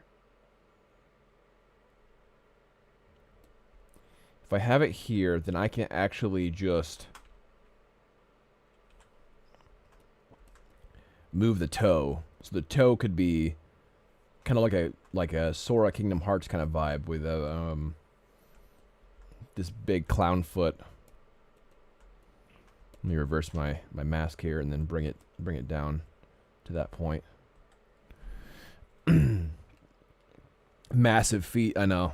Yeah, that's actually such a thing that they do on Mario characters quite a bit. Like I have quite a few of these amiibos, and one thing that makes stylized characters look proper or like look good is actually having large hands, large feet, and a large head. So as long as the head, feet, and hands match proportion, like you have like this Mario figure right here, or like you even have like this character, right? You have like the Wario, big head, and you have big hands to match, right? And then you have like somewhat large feet. So the only thing that's really small is like the rest of the body, and then like, you know, kill the neck. There's usually almost little to no neck on these characters. Usually no neck. So like Yoshi has a little bit of a neck, I guess, but it's pretty rare. This usually goes straight into the torso.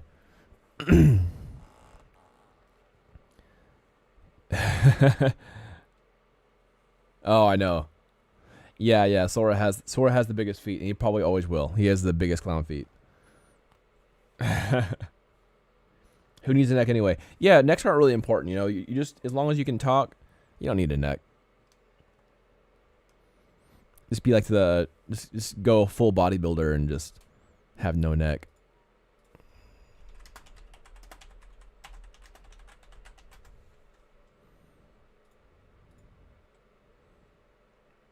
just be a box.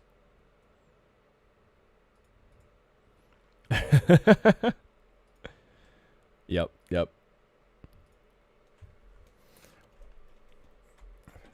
All right, so now a lot of the weight is on this other leg. Now that this leg is kind of popped back, let me go ahead and just tilt this foot a bit. So I want a lot of weight on this toe, or off. So that's why it shows the weight that's not on this foot by him being on his toe like this.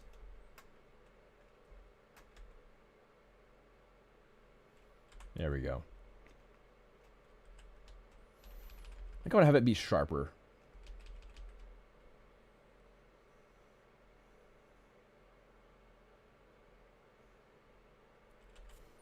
Let's see. So if I just pop this, okay. I'm going to bring this knee to like a 90-ish here.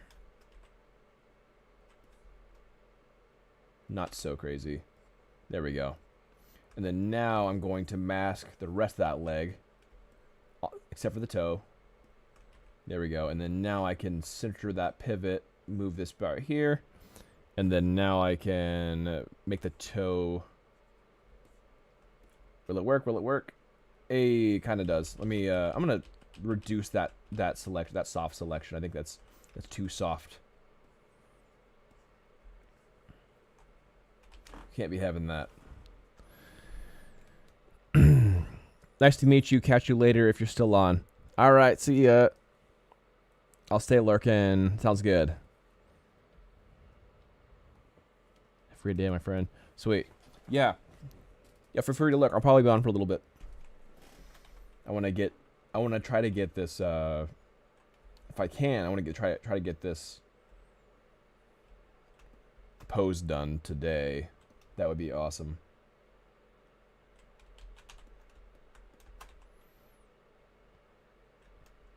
Well, that's cool. Come on, King. That's my first raid, dude. It's awesome. Got some cool new peeps in the chat.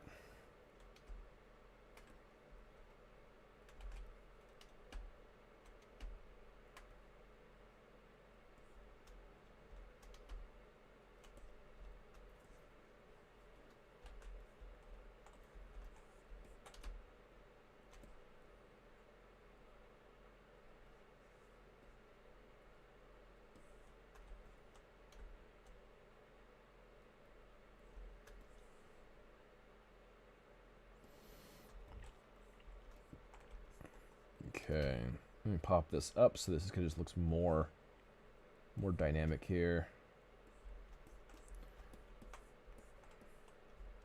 All right, so now a lot of this weight is going to be just on this foot. So I'm going to go ahead and mask off just this foot. Let's go ahead and kind of make it a little bit more straight on.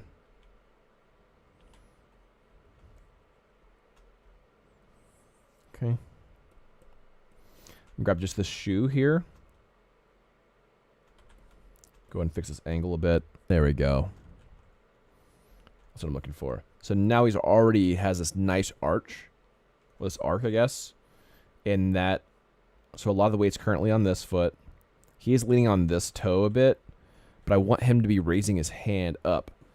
So he's, you know, kind of popped up like that. So let's go ahead and do that now.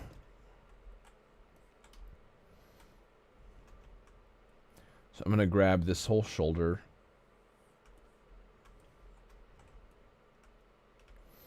Do a pop soft select here.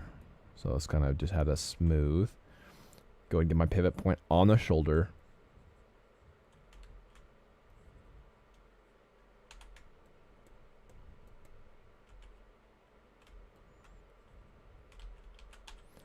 Actually, I think I need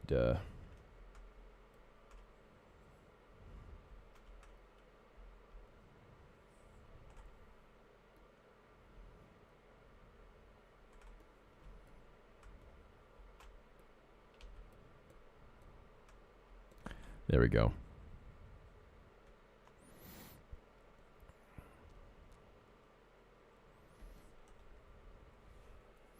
So let's get this this arm in the right spot.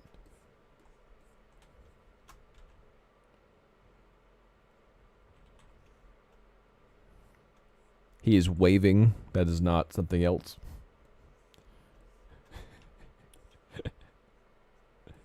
Definitely a wave.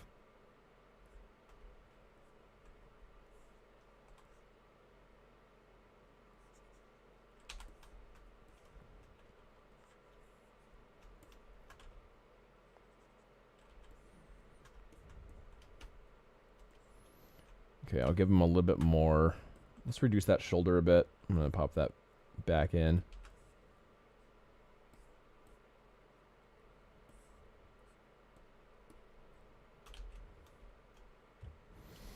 There we are.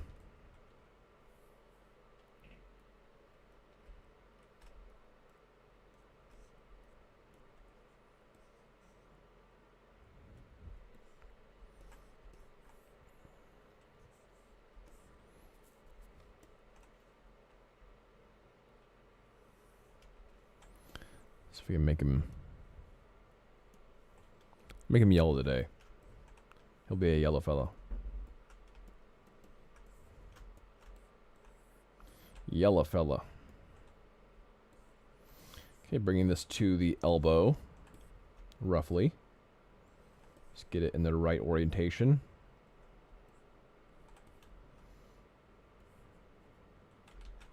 Ooh, I need the bend to be a little better than that.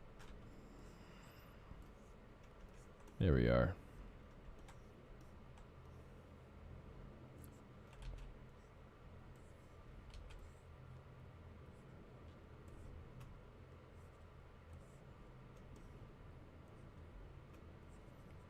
Let's do a rotation. There we are.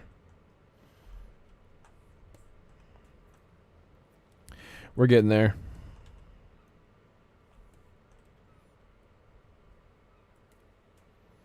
So I want to have him be here.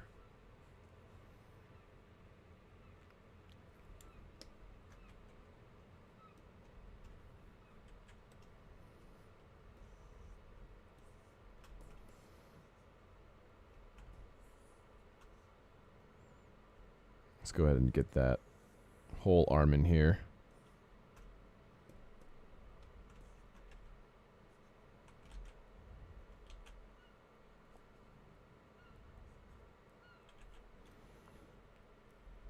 That's really good, bro. Appreciate that. Appreciate it. So I can monkey this a little bit, where I can literally just pull the chest out some just with the snake hook tool.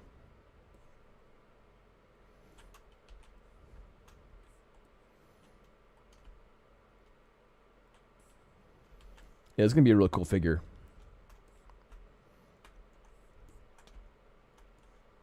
Are you gonna be one of the first owners of one of these figures, Kamonti King? Been hanging out. See how much shipping is to Canada. You'll I'll send you a if you get one, let me know, and then I'll sign the bottom of it. There could be the official signature of the artist on the bottom cap.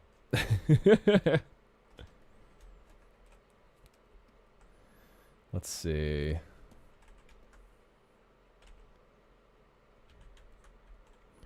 Heck yeah, I would love that. I'll let you know when I do. Sounds good. Sounds good. Yeah, I'm actually planning on ordering at least 100 of these for the upcoming events. So I'll probably have, if you want one, it'll be like the first gen, um, yeah, the first gen versions and everything. And so, um, I'm probably going to start out at about 12 pounds per unit if I can. I think that's pretty fair. I'm still worried about shipping. I don't know how that's going to be, so might have to figure that out. But we'll get it. We'll get it sorted, as they say here. We'll get it sorted.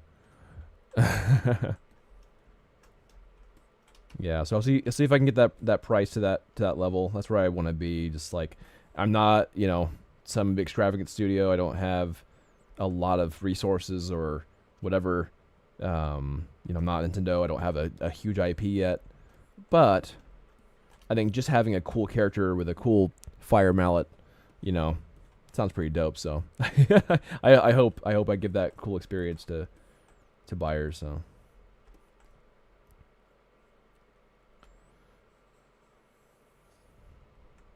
I'm thinking about running through Etsy for online orders. I'm still not sure about that because Etsy takes like 6.5%, and that's gone up. I don't remember what it was before. I think it was like 3%, like when they first started Etsy, and I think they just like upped it like double since the initial.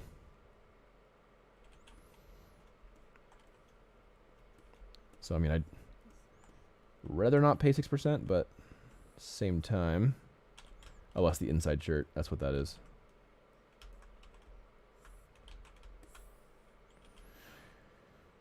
I don't know.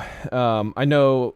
Well, I think that actually Squarespace stores or whatever they call it, Shopify. I think Shopify takes a good amount. Seeing the process and then having the model in hand adds to sentimental value.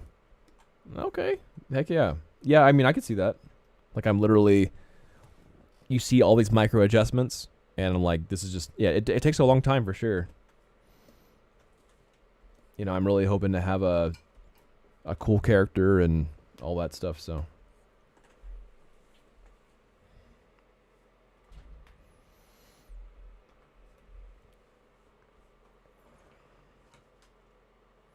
All right, so on the Wario model, I see that they didn't bother to.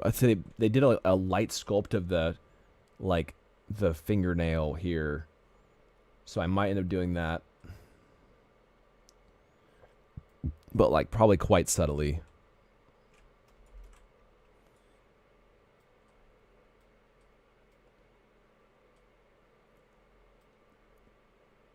Let's see here.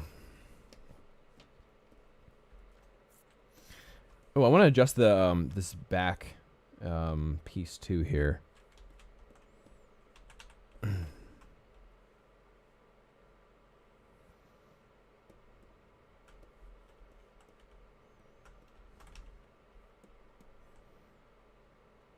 Yeah, I think having it like sag down a tad, coming down like this side. Well, let's see how would it look that way. See, if you were to raise your hand, then it actually, yeah, it would tilt to the another non-raised side. That's right. That makes sense. Because of gravity. So it would be tilted like that. I think I want to have a little bit more of an arc on the primary torso. So I'm gonna go ahead and grab upper bit. Manual cloth physics.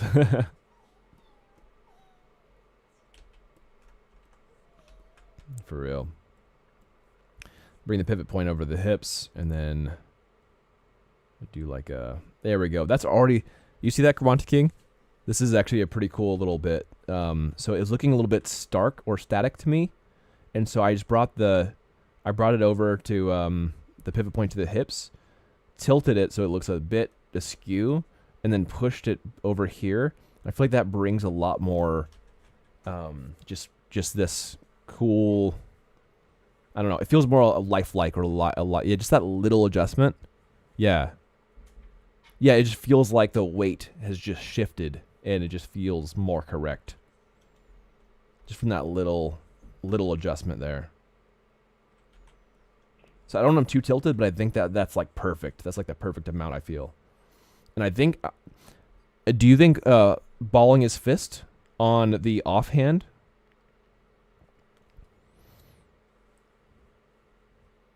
So definitely, you know, the mallet holding on the top hand, but this offhand, do you want to like? You think it'd be better if he had like a balled fist, or that he has just kind of an open hand and he's kind of just balancing himself, even hand on hip? Really, I don't really care too much. I think that anything would look pretty good if done properly. The balled fist. All right, so I'll ball his fist just the way that they do with Wario here. I'm gonna bring it in a tad bit so he's not look like he's falling over. Yeah, good call. I think balling fist is the right choice too.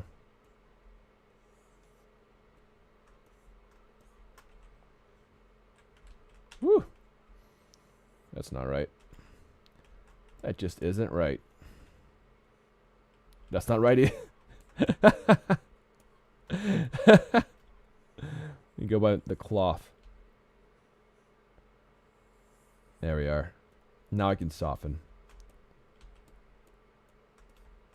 All right, let's see if this is correct. Go center point. That was one of the problems. It just wasn't in the center of the arm.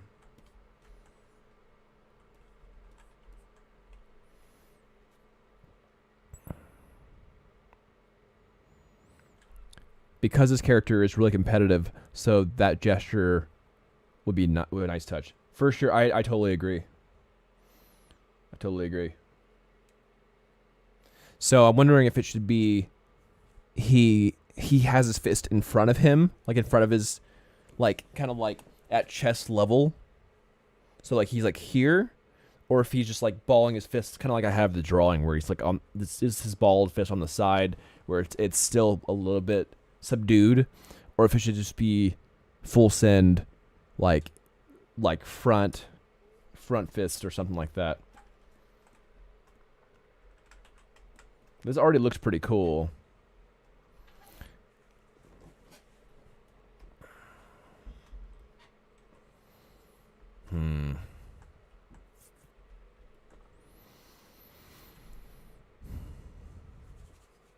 Try down first, and then if you need, you can rotate the elbow joint. Yeah, true. All right.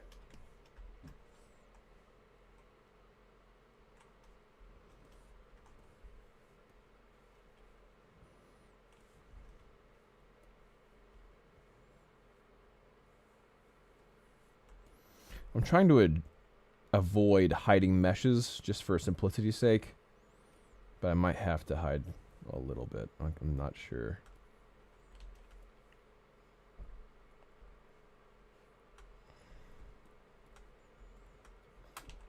Let's see. I want to figure out where I want to put the shoulder. If I want the hand to be slightly forward, or like I want it to be like he's like hard balancing. Like, do I want it Wario style, where he's like here?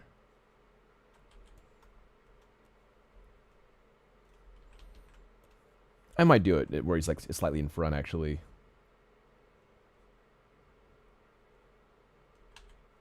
I think I like that. I like that a lot, actually.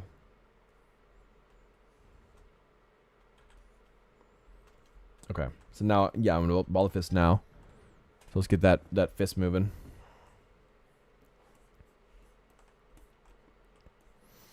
So I like the way that they do the fist here. I think I'm going to do it the way that they have it, where it is on Wario, where his thumb is like below. Darth Blackman, hey, greetings. How's it going? Happy New Year's. Or Happy New Year. I think I'm saying it wrong. Happy New Year. It's not New Year's. There's not more years. Only the one. Just 1 year, Daniel. 2024. Happy New Year. Greetings. How you doing? Welcome to the chat. Welcome to the hang. We're making toys. The safe for work kind of toys. Yeah. Indeed.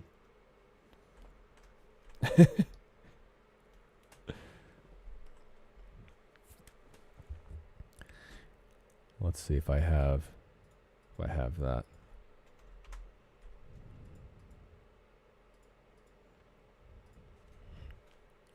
Ooh.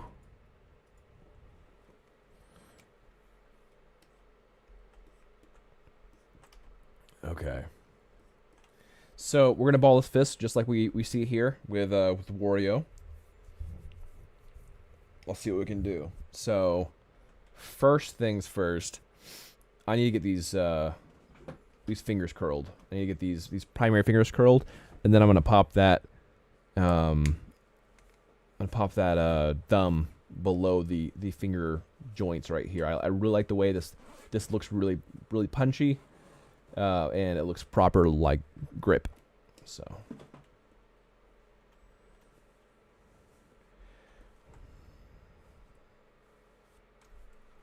I responded to your PM on Discord. Can let me know on the stream if you want. Agreed. Here, hold on one second. Let me see what you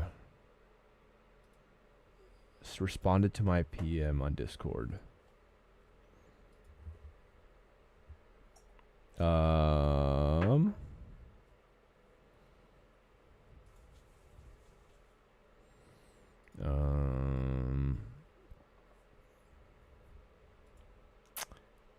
Sunseeker. Oh, Sunseeker. Thank you. You'll probably miss on the planning, but I assume we would really step on the weekends. See, so just work when you can if you're okay with just doing the model art.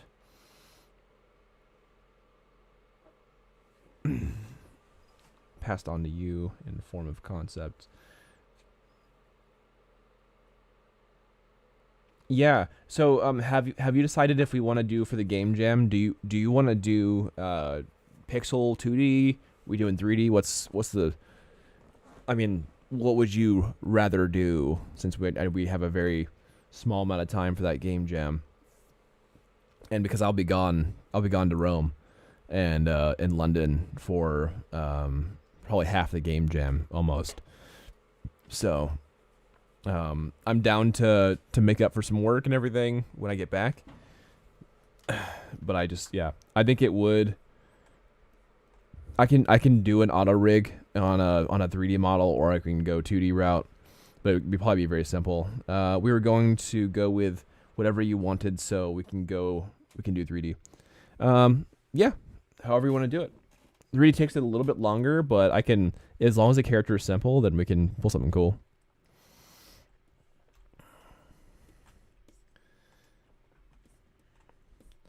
Like, I don't know if it's against the rules to do so, but I could definitely use a past character and then just rework him a little bit so it's, it's still original, if that's allowed to be done. I have some really simple characters I can just, remesh or make some new colors or textures, whatever, and I'd have a character super quick. Let's see. Oh, yeah. Let's get that, that's the hand curled.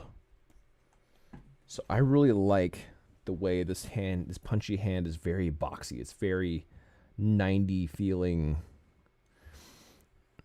with a little bit of curl differential. Let's see if I can copy that.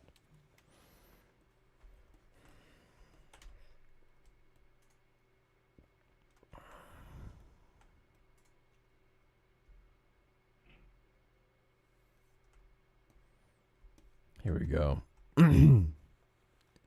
I'm recruiting for you some elf helpers. Need to get another artist and a musician or 2 artists. Quad King, lurk. Got to get some. Okay, sounds good. Some Brecky going. Or Brecky going. I see. Remind me, what's your time zone? I am. What's our time zone? Is it Greenwich GMT. Mean Time? Yeah, Greenwich Mean Time. Yeah. GMT? Yeah, we're GMT, so UK time. I'm UK o'clock. So I'm the so right now I know it's like 5 hour difference ahead of East Coast EST and 8 hour difference between PSD. Yeah.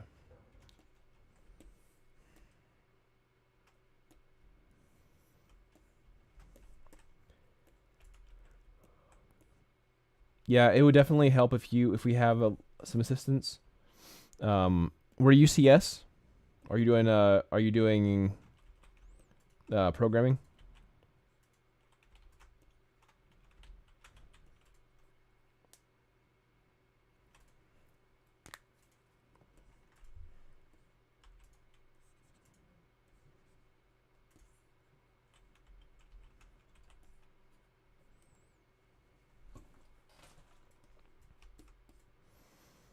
I might need to do one finger curl at a time. So it might be problematic.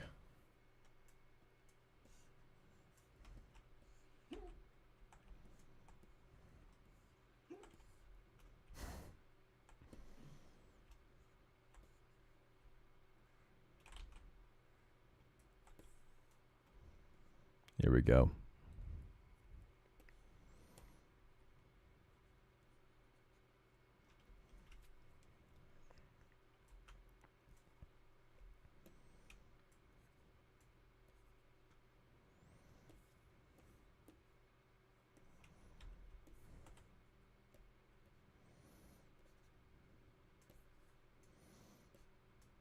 All right, so first finger.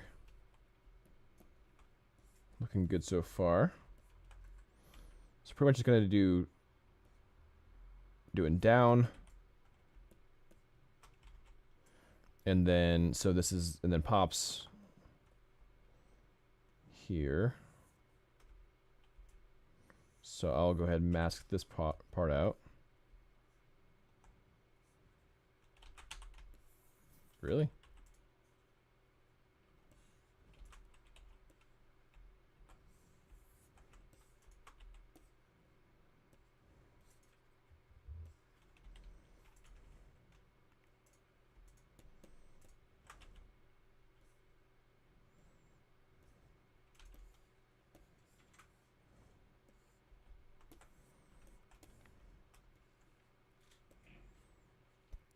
So we have less joints and less fingers on these characters.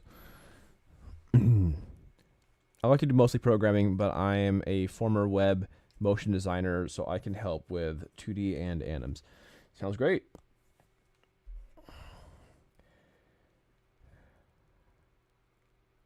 Sounds good. Could be very based. A few more streamers in the team. That could be fun. Yeah.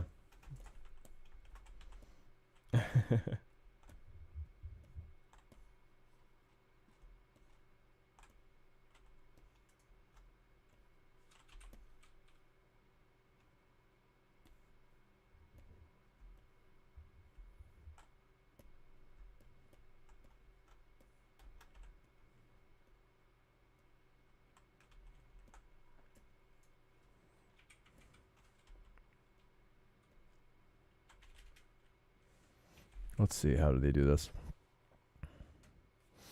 The fingers are all kind of together a bit here. We do an inflate.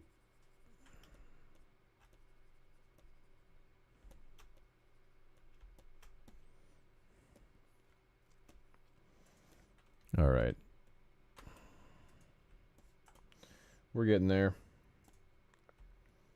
Let's get this ring.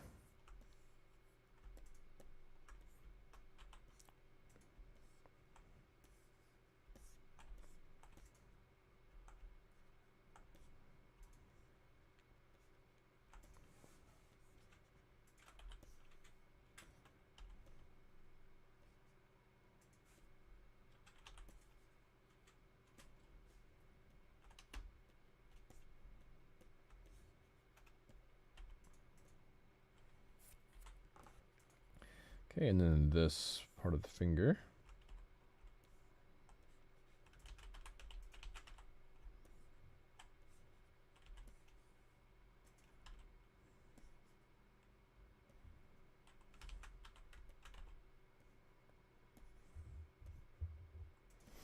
All right, so I need to remember that the middle finger should be longer than the pinky finger. So we need to make sure that that is fixed.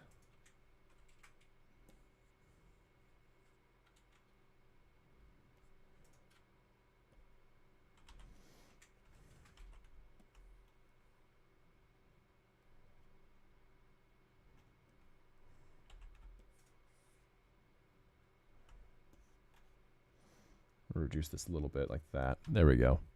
That's better.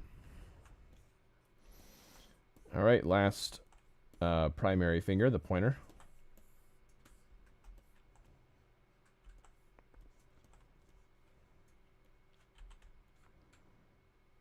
And build this up here.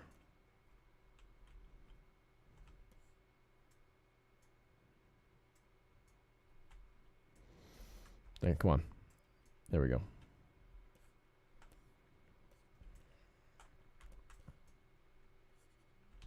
Whoa. Let's bring the whole character. There we go.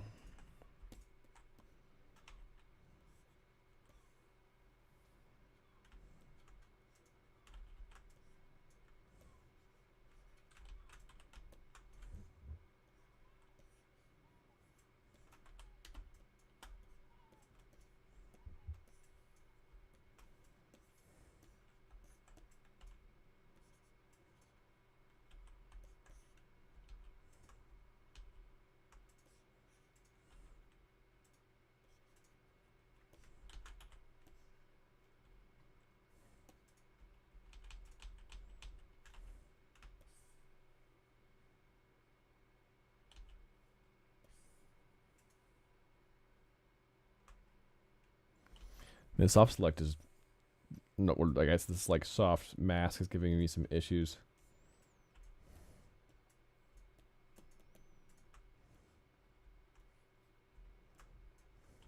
Come on, dude. Here we go. I'll just mask this out effectively.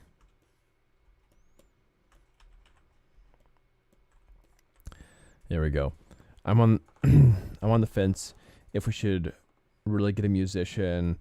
If he's a newbie, it would someone who can learn his role. Yeah, that's true. That could be it could be problematic. I mean, yeah, just something easy would really work. I mean, there's a lot of tools now that could just make some easy music. You know, if that's a concern.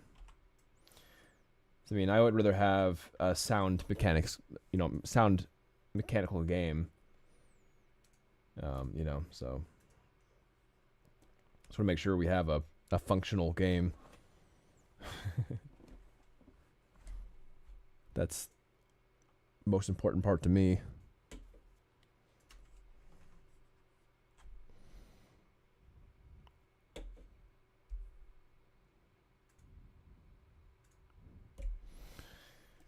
Since it'll be judged, like things can look pretty but be boring, you know. So rather have a fun game than a pretty game with unique mechanics.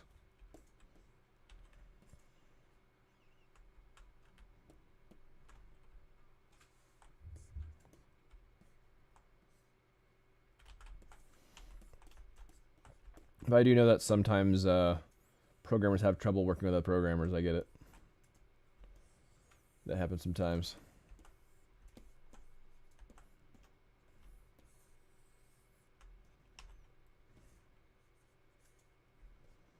Like code bases or just levels of where people are at or whatever, so I get it.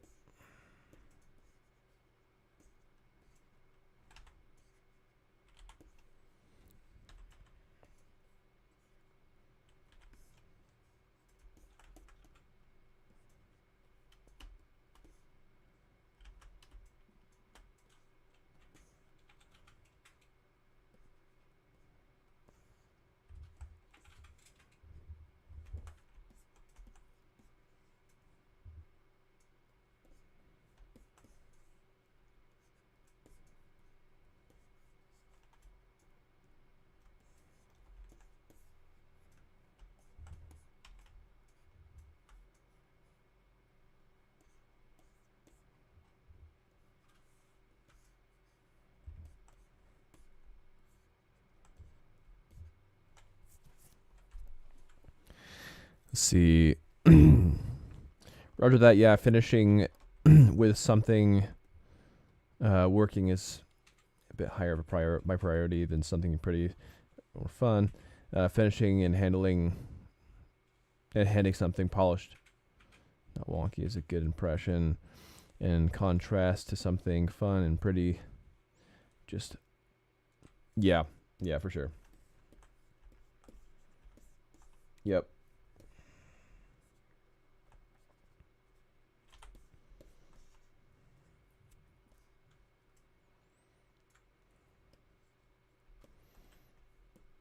Yeah, I mean, I can make pretty statues all day, but that's not gonna be fun.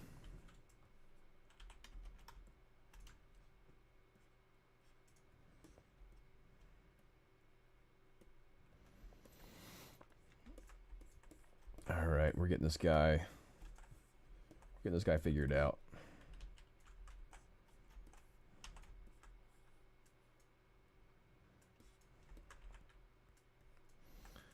I'm going to increase the size of this pointer finger because right now it's looking smaller than the middle finger. Or it should look smaller than the middle finger, but smaller than the pinky finger, I should say.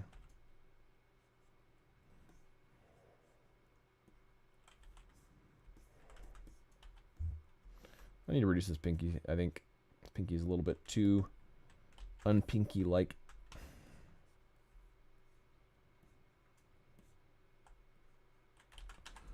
Dang it, I keep on having to remask the rest of the body. Kind of frustrating.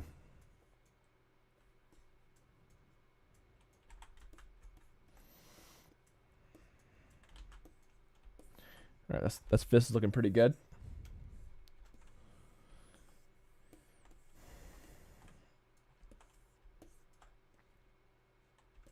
I'm digging that.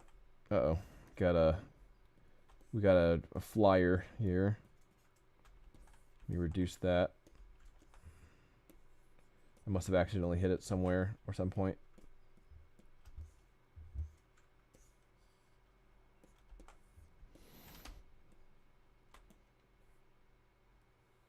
Flying vertice.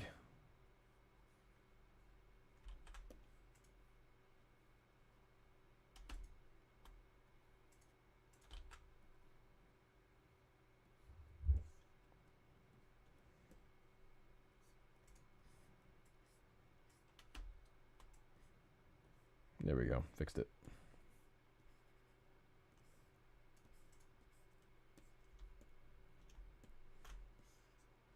Let's go ahead and hide that mesh so I can get to this.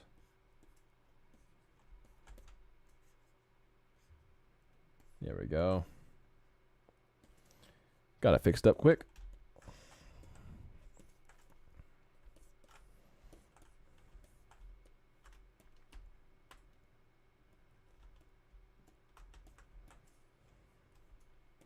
All right. So we have this cool fist now, but he's giving the thumbs up, and we don't want that. We want a nice bald fist.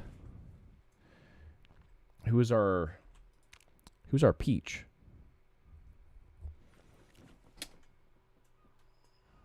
Ah, Darth is Peach.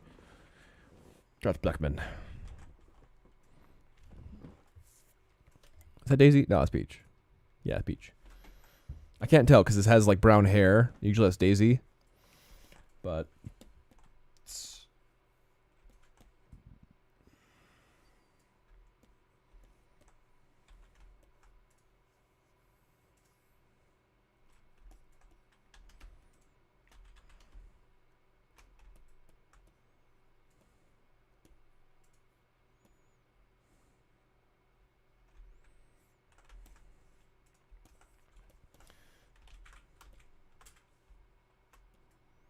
there we go.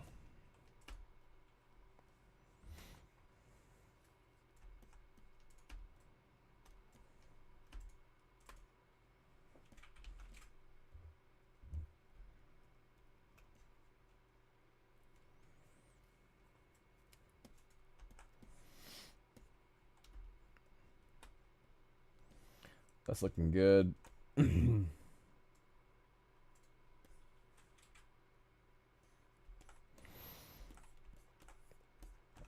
All right, let's make him not have a thumbs up anymore.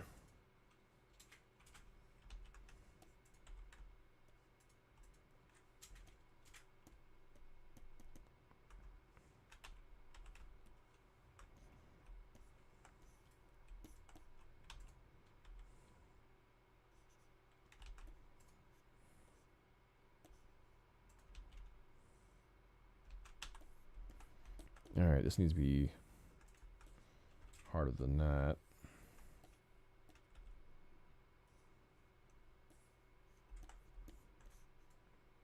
So this thumb needs to kind of be at a 90-ish angle.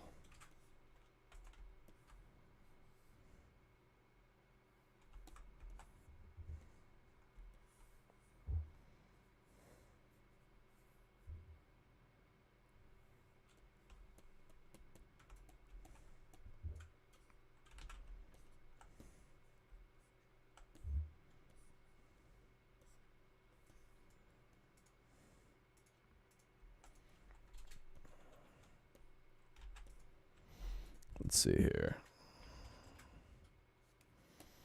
So the thumb goes down.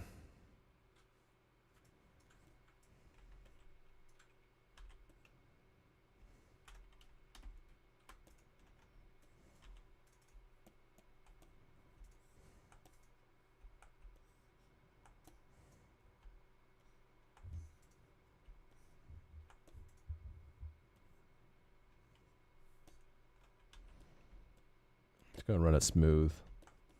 Definitely need to adjust some of the topology here to really feel properly. I'm going to hide everything that's not this thumb. Make it easier.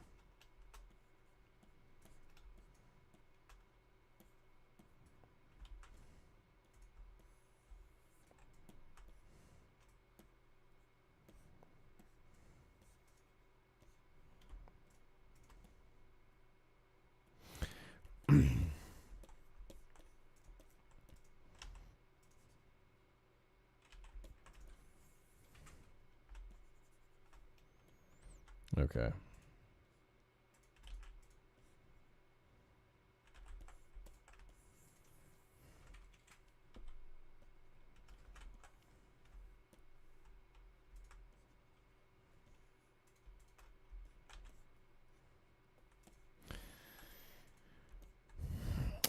I didn't see how much your game and much of your game engine on your YouTube. Are you using Unreal or Unity? I'm using Unreal. I'm currently using Unreal 5. This is just ZBrush, but yeah, in-game engine is Unreal 5.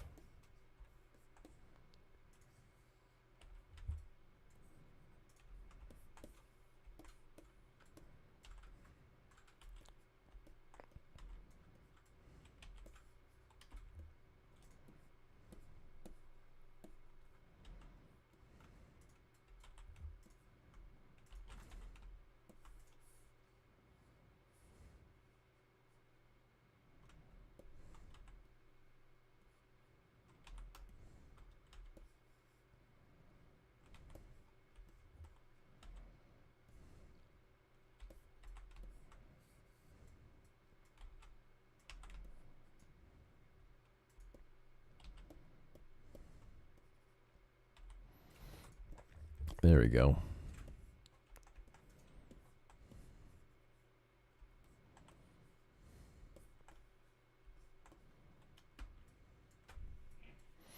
So let's see, this thumb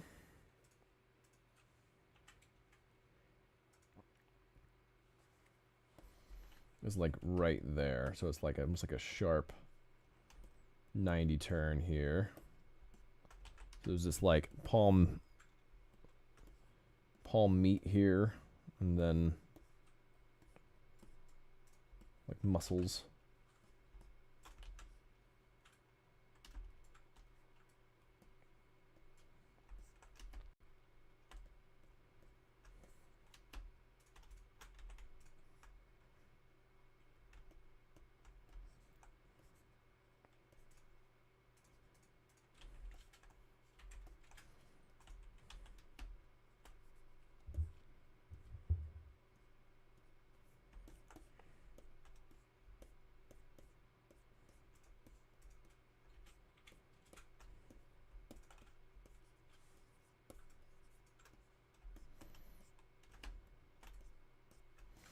Okay, that's at the 90, and then this just needs to be bigger. Big chunky finger, this big chunky thumb.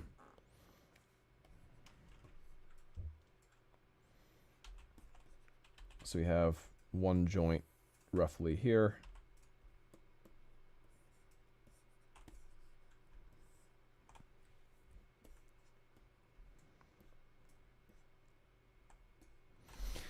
Do you think we have issues using your models? We'll have issues using models in Unity, like importing materials. I don't mind taking it as a challenge, as I haven't done 3D proper, but I can still show you how to study together. So I've done Unity games before. I know how to do it.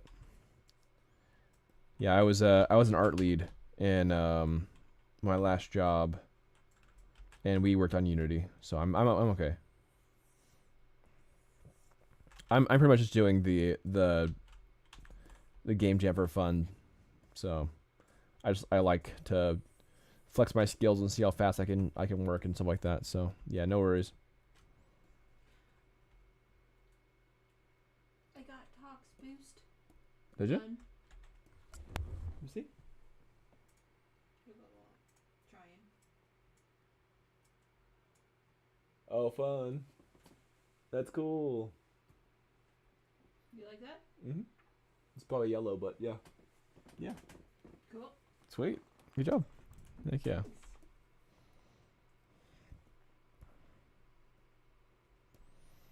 Okay, so this... I can send you a GIF once I color it yellow if you want to show people in the chat. Yeah, do it. Cool. Yeah, send it in general, Baka Bros channel too. Okay.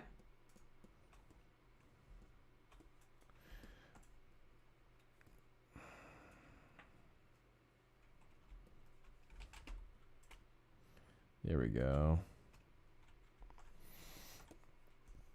Alright, so now we have a proper fist for the most part. But we need to clean some stuff up for this fist. Posing is hard, by the way, so it's typical.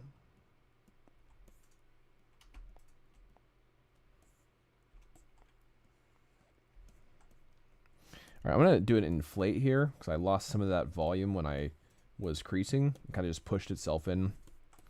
So we're actually gonna almost crease it together like this and just allow it to clip into itself. I'm gonna run a little bit of smooth, a little bit of inflate, both.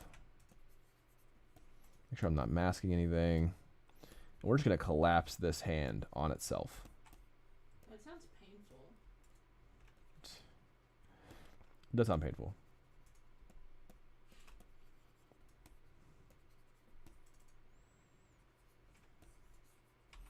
I think this pinky's a little too small now. It's like a little nub. So let's go ahead and fix that. There we go. Better. What'd you call my pinky?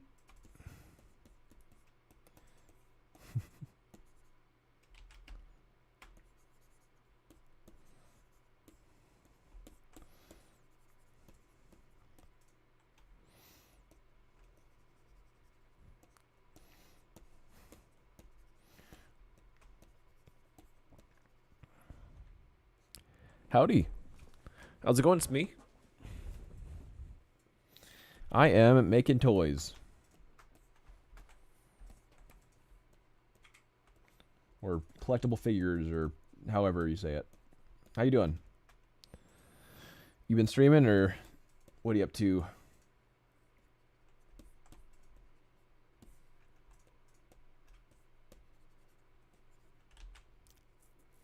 Going good?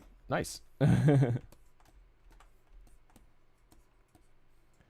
good to hear. Happy New Year's, by the way.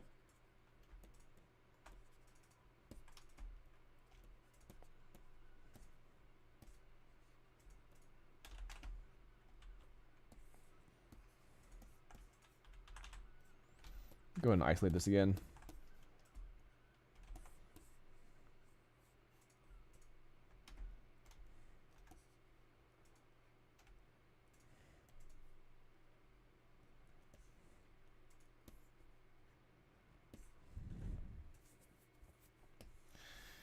Okay, this fist is looking pretty bald now.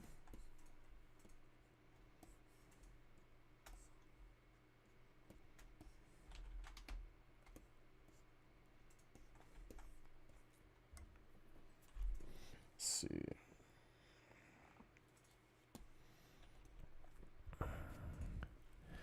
No, I don't stream, just lurk. Just lurking to help the viewership. Appreciate that. First day back to work since the break. This is your brother-in-law, FYI. Oh, what up? Amelia's over here working on stuff too. I'll have it done and showable in just a moment. Yeah, I can show on stream what she's up to here soon. So I am making my collectible toy for manufacturing. I found a manufacturer to help me make amiibo style figures and stuff like that. And I'll be doing some touring this year. I've done a bunch of other events and everything, so hoping to tour UK. Like doing some Artist Alley stuff, doing some game developer conferences and that kind of thing. So I hopefully will have these figures and got some other little merchandise too. So yeah, that's kind of what I've been up to. So you're getting back to work, huh?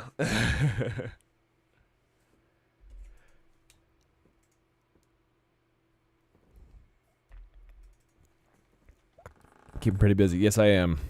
Yep. I'm trying to get to affiliate on Twitch. I'm almost to affiliate now. So that'll happen pretty soon. I've almost hit all the things now on Twitch. And then sell some merchandise, keep making the game better, all that stuff. So we're well underway. I did let people know this is my final year for developing Chaos Kart. So at the end of this year, if we don't have something moving like financing and all that kind of stuff, I'm going to be stopping development by the end of, basically New Year's of this upcoming. So I'm trying to get as much done as possible and as many followers and all that jazz. So I actually got a new Patreon supporter today, which I'm happy about. That was cool.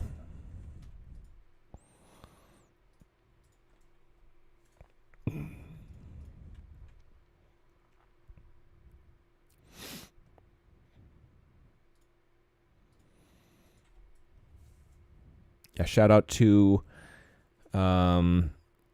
Andreas Kelly for being my newest Patreon supporter.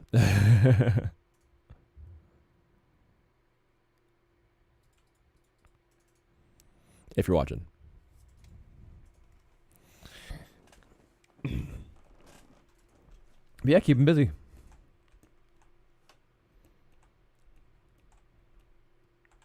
Actually, I don't remember. I think that you were talking about. I don't know if it was a book that you're making or a game that you're making, but you actually. I should talk to you more about manufacturing because I think I found some really good manufacturers that might be able to help with making your own crafts and your own having pretty affordable manufacturing materials and all that stuff. So we should definitely chat about that. Let's see. I assume that it's just part of the gaming industry. I don't want to throw too many resources if the game doesn't get momentum, at least from the small studio perspective. Yeah, I mean, it's kind of what it is. I've been making this game for a few years now, on and off and kind of part-time for the most part. I'm finally full-time with it. But game development is a black hole for your wallet. And, basically you can infinitely throw resources at it. But it effectively is the whole, what do you call it? Financing or finance, you're choosing to do this other than saving for a house or something like that, right? You kind of have that choice of where you want your money to go, where you want like resource allocation kind of stuff. So it's more of just like, yeah, if there's just not enough demand for, like I think there is, but if it just doesn't pick up, then I don't want to like keep on throwing money into a hole, where it's not going to come to fruition. So, yeah, I'm trying my best to, this year to like make this game as visible as possible, and try to get it into the right hands, and we'll see what happens.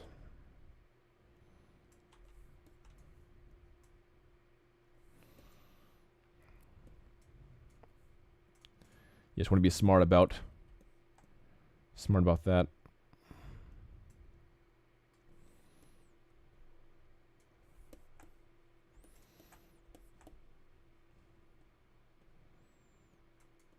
I'm trying to also, prep this game in a debt-free mindset of like, I can just kind of cover what I can when I can, rather than taking out business loans where it's extra risky, and then you got like a really strict timeline because you have to like pay those loans back. I'd rather not. Ask me, any ideas on the next game yet? Nope. No, I mean, I not really. I have ideas for more like business ventures, sort of, but all my mind is just set on this game. Like, if Chaos Card doesn't work, I'm basically just not going to be indie anymore.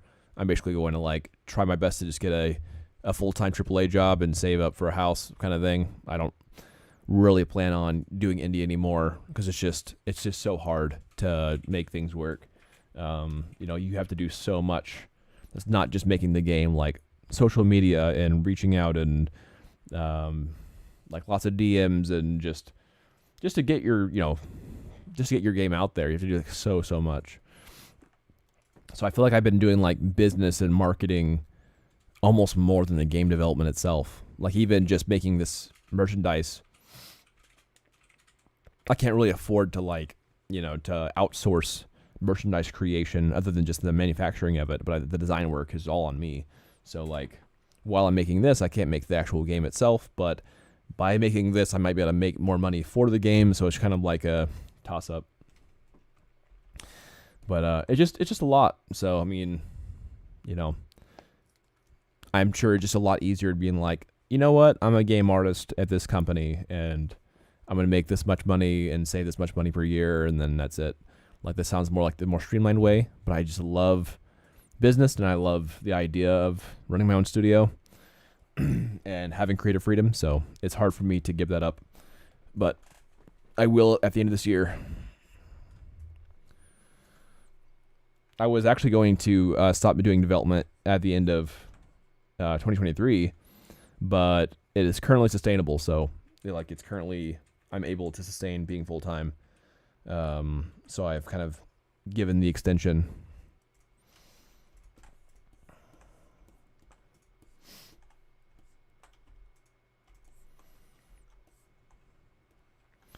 Malvo is currently giving a big high five.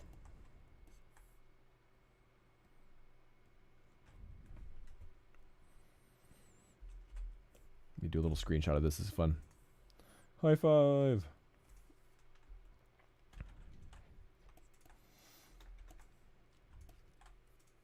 Yeah, I actually had a board game idea that I wrote down this past weekend. Wow, that was kind of fun.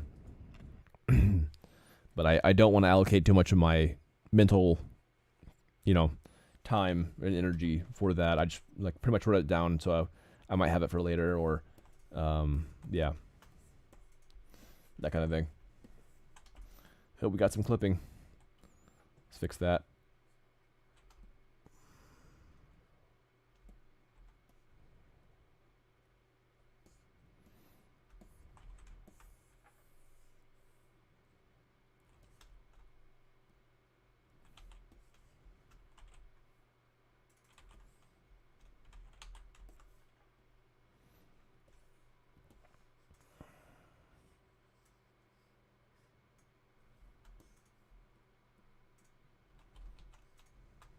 Oh, I need to fix that, actually. I need to bring that in. There we go.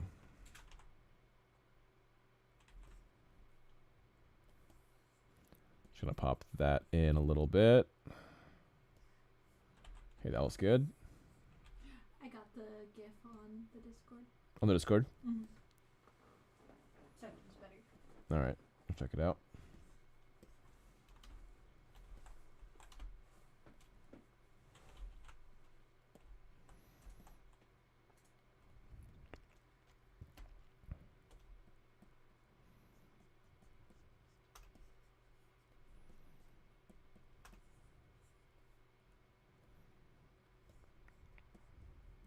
Smee, if you want to see what Amelia's been up to.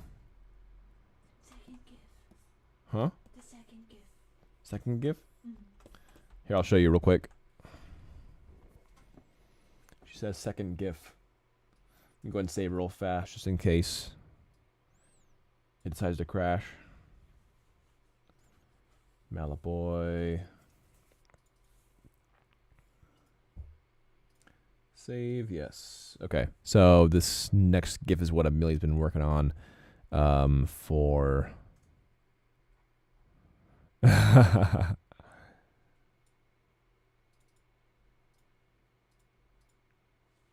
we go.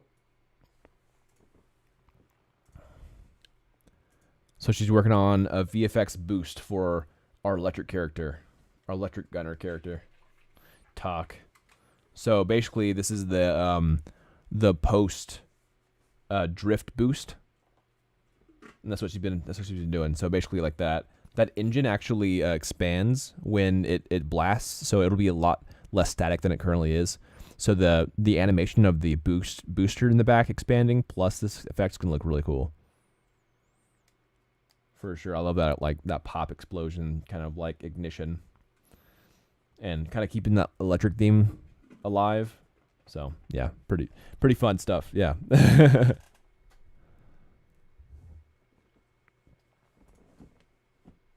Also, it looks like you're Black Yoshi.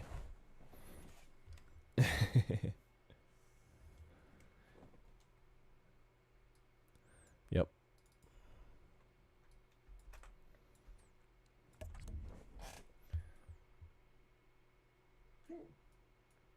Okay. So we're in a good spot with Malaboy, but I think I need to change something so that he's lifting his mallet above his head, and so let's see what I can do here. So one thing I need to do is probably just rotate the arm a little bit so it's not gonna go right into his head. So let's do a little bit of rotation. There we go. So now it looks like it's going to travel that way.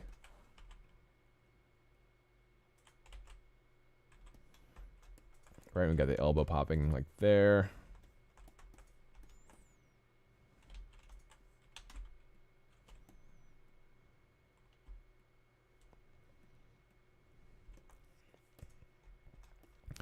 There we go.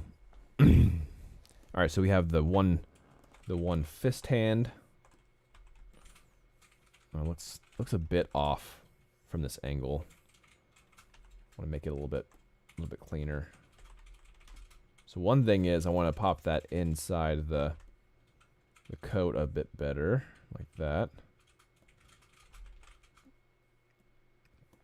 And then two, have this fist be a little more squared out, like that.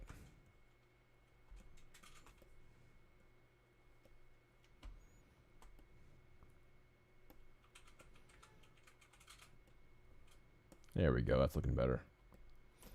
Better already. Visual problem solving.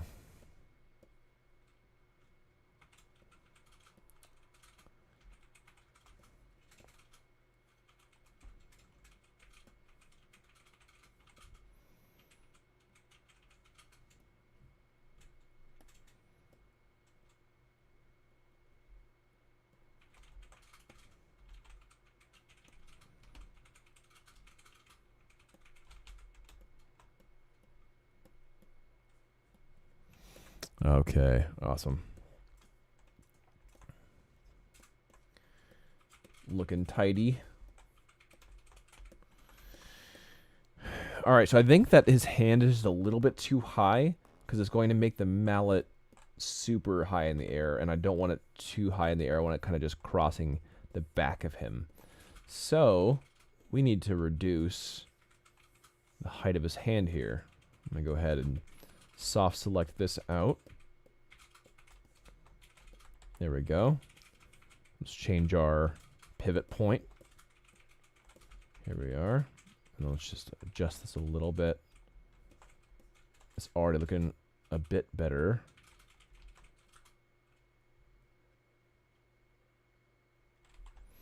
There we are. I think that's money. I think that's our money shot right there. So, now that I have the proper position, I need to get that mallet in scene so that I can get his fingers curled around it. And then we'll do some detail work. Detail pass. I will be right back. After these messages. No, just kidding. I'll be right back. Be like, just a minute.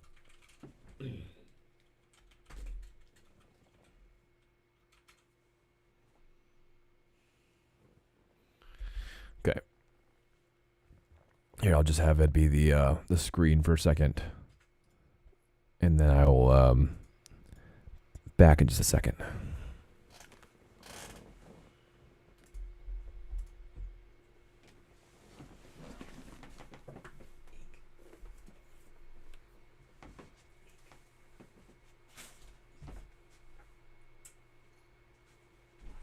Who's sleepy kitty cat? Yeah, she's so sleepy.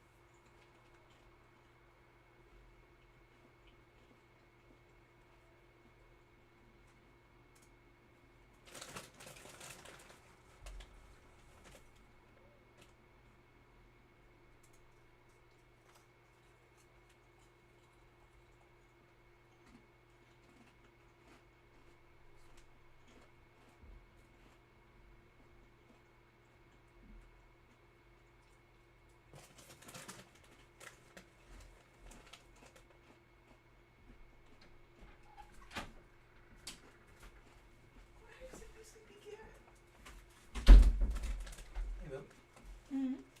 Could you help order groceries? What do you want? Food? Just groceries. General groceries. And then I can, I don't know what you want to do for dinner, but I'm down for some Chinese. Probably. What? I'm down for some Chinese unless you want to cook.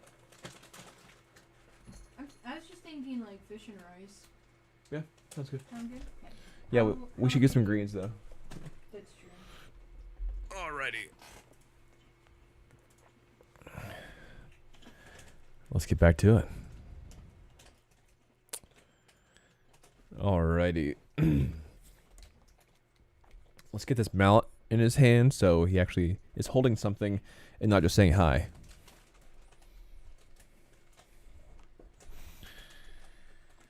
Alright, so first off, Z plugin and then T-pose sub T so that all the subdivisions are actually baked into the positions that I've been popping them in. Okay? So then it pops into its baked shape, and then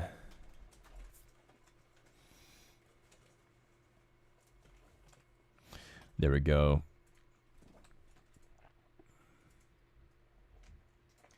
And then now I'm gonna unhide. I'm gonna unhide the mallet.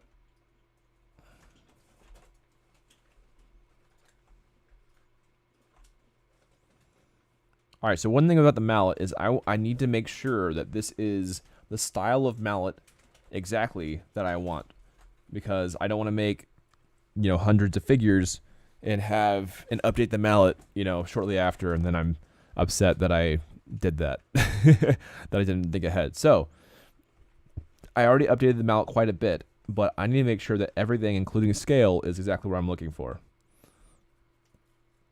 All right, so first off, I'm going to update the position so the position is exactly symmetrical so that if I update it, then I can update it using active symmetry and not have to do double work, which will inevitably be incorrect. So I'm going to 0 my position on the X value, and now it's exactly where I need it to be to edit in symmetry. So that being said, activate symmetry.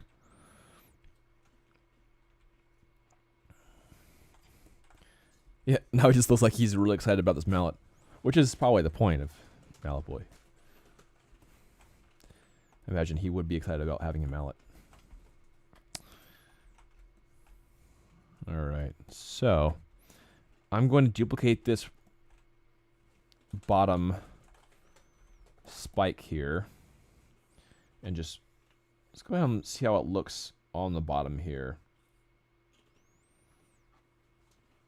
Could look kind of dope. Pretty freaking cool.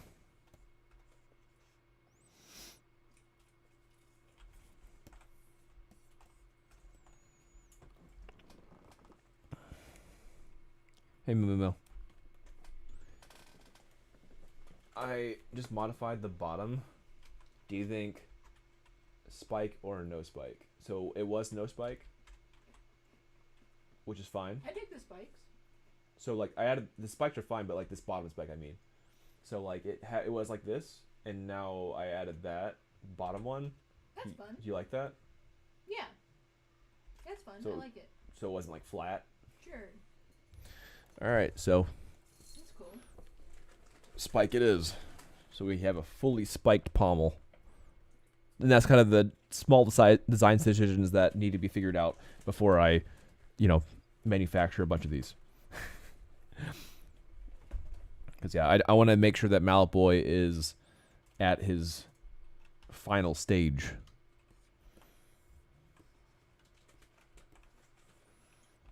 I probably should start calling him Max. I was thinking about calling him Max, and I think that might be the better way to address him. I've been calling him Mallet Boy for a long time, and that was kind of like a prototypey filler name.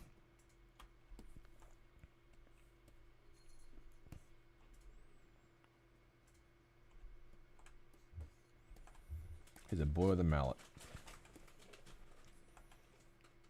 See how this looks.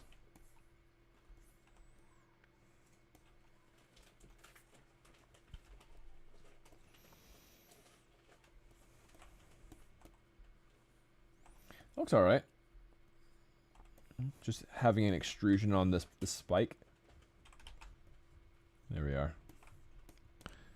So one thing, one cool little tidbit is if you already extruded something. I'm doing Q mesh where I'm like just painting on these faces using the Z modeler tool.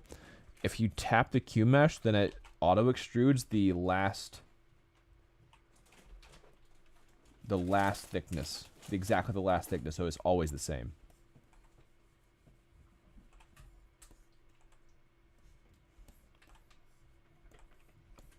Okay, let's do it on this one too. Tap for thickness. And I might not keep this, but I'm just checking it out and see if I like it. I think it's a bit busy, so I probably won't keep it.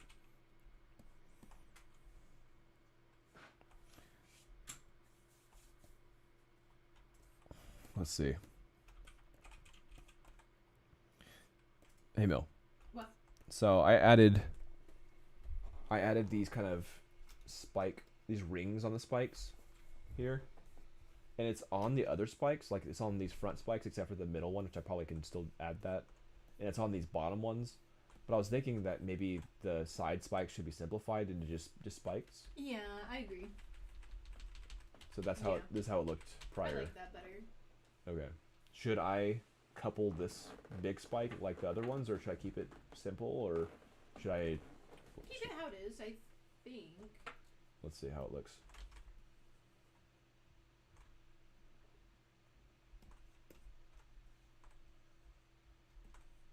Yeah, keep it simple. Simple? Yeah. Should I simplify these as well? These other ones?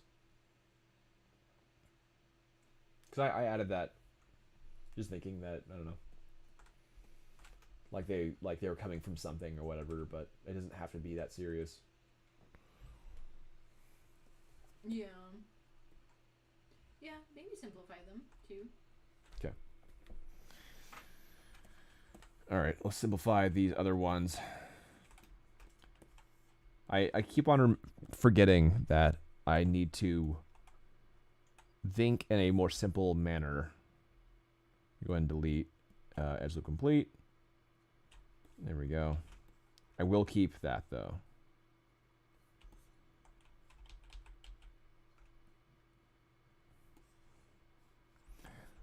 Like, so much of what Mario does is so simple, and because they don't overcomplicate things, it's cute and it's fun, and that's what is hard to remember. Should I simplify the bottom ones too, Mel? These spike bottom bits?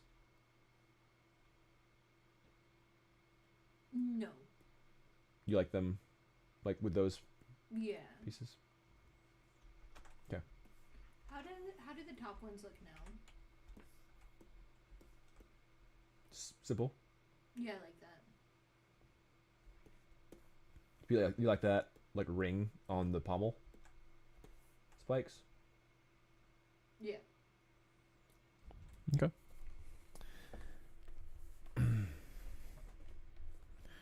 All right, so I simplified the top spikes, so it looks a lot more, a lot more simplified, I guess is the right word for it. But I did add these coupling bits for these tubes, so there is that.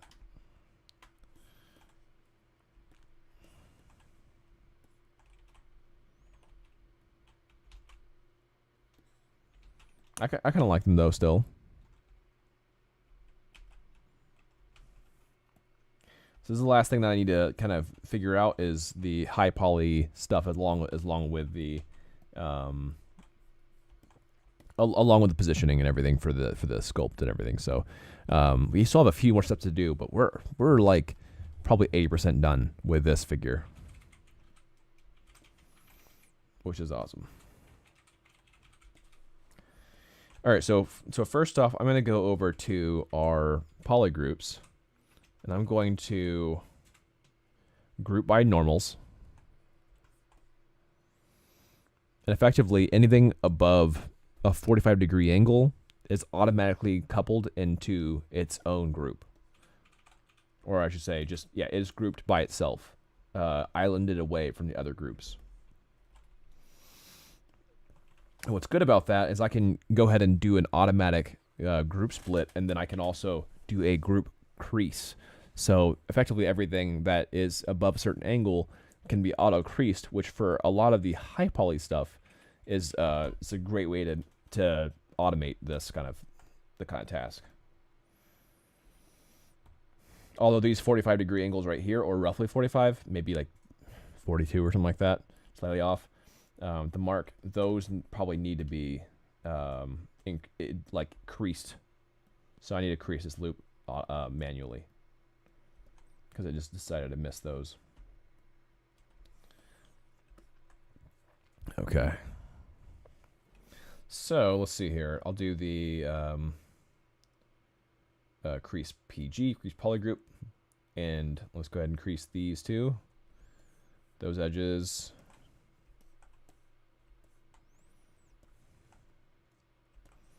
Okay, I'm going to crease these edges. It looks like these are actually a bit off center, so I need to go ahead and get that figured out. See, they're a little bit lower to the bottom, so I'm going to go ahead and average that better. I'm actually going to shrink that down a bit too, like here. There we go. Now it's actually sunk inside the pommel better, and it's also properly centered. There we go. There we go. Looking good. All right, there are issues like this that are inevitable, so I need to uncrease these. So hover over that, and then uncrease, uncrease. Yeah, these are kind of just problems that I can just fix pretty easily manually. So look for anything that's accidentally creased that I want to stay more round.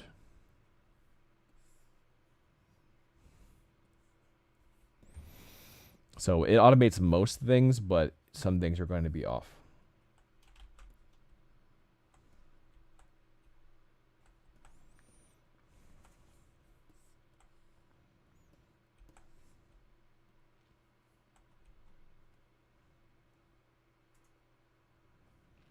It's some things that already had polygroups.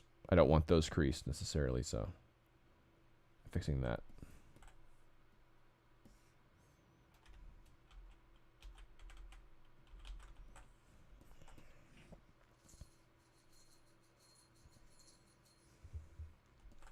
All right, it's looking good.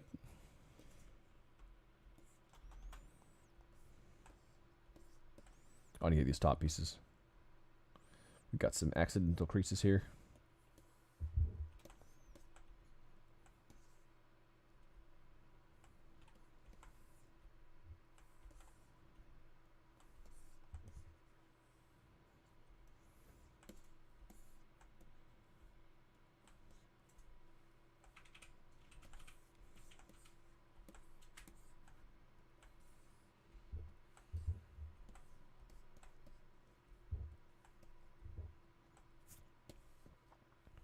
Okay, just like kind of get on this inside stuff. We want to make this sure that this figure looks really cool,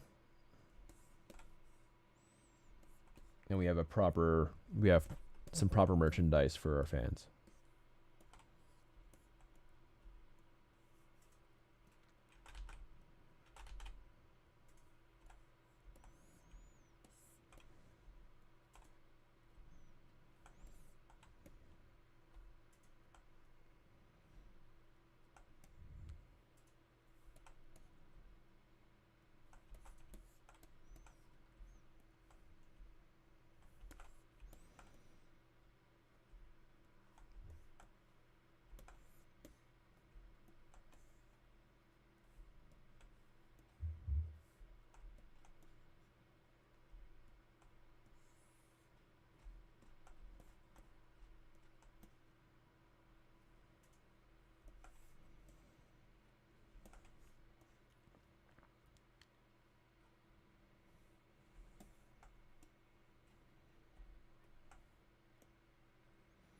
Okay, we're almost done uncreasing the problem areas.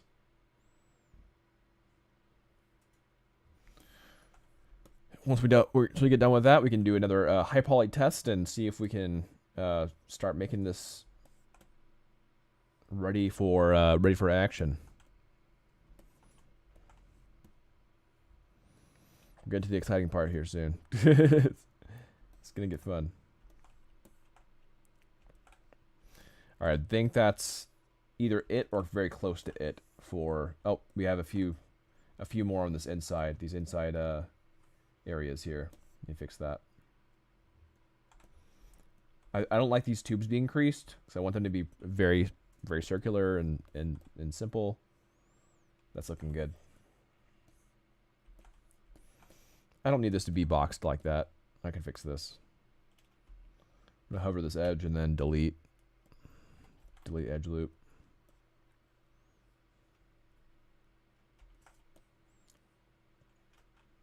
Let's make it simple. This back piece, no need for it to be like have that concavity. So then right here, I'm going to do transpose, edge loop complete. There we go. Oh, it's not pulling that midvert. Hold on. Transpose. Polygroup all. There we go. Now it's going to grab all that pink, and then I can turn off symmetry to make it centered, and then we have a nice cool taper on the back booster here. Looking great.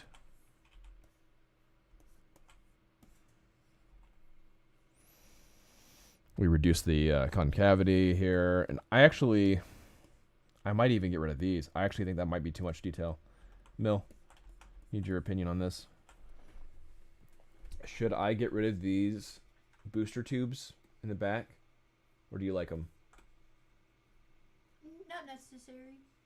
Yeah, I didn't think so either. I think it's too much information. Yeah. All right. We're getting rid of the tubes. So these are going away. Bye. That one. Oh, let me go to symmetry. Make sure that I got everything. We did. All right, split, unmasked. Let's go ahead and delete that. Geometry, modify topology, delete, not delete, hidden. Subtool delete, there we go. Every piece that we delete means more simplicity and cute vibes, and then also just it makes it easier for manufacturing. So that's fine. I'm gonna make this way bigger because it's looking a little bit slim. This is the main back booster. This needs to be big AF.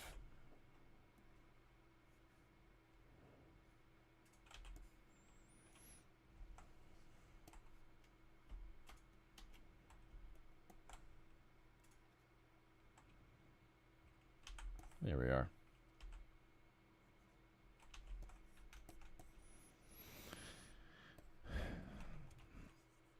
Fantastic.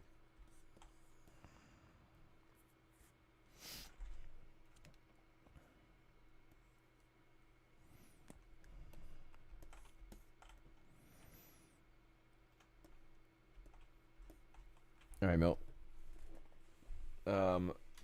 These tubes from the handle, what do you think? Keep them? No? Nope. Delete them. All right. Sure. Off with them. All right. Yeah, we're heavily simplifying this mallet.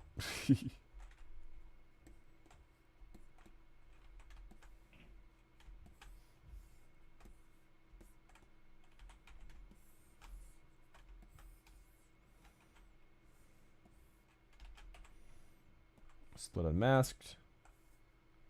Delete. There we go. Now we have a candle. No, it looks pretty good. So I increased the back booster size, like and then that looks like a lot more simplified. Sure. So now the only busy tubes are like these tubes right here. But those are actually kind of holding up the boosters, so Sure, yeah, I like that. it's not the worst. No. The only thing I might do differently with those boosters would just have like a tube directly coming from the bottom, but it's kind of fun. All right. Cool. Well, I think I have what I've been looking for, a finalized low poly new version of my mallet, significantly reduced in scale from what it was. So I'm going to go ahead and duplicate this for my game mesh. So this is going to be the new gamified mesh as well as the new toy mesh. Simultaneously, we are doing 2 in 1, 2 for 1. So I'm going to go ahead and rename this to Game Mallet.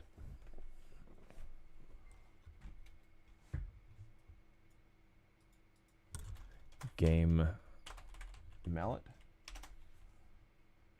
And then I'm going to rehide this folder right here. All right, fantastic.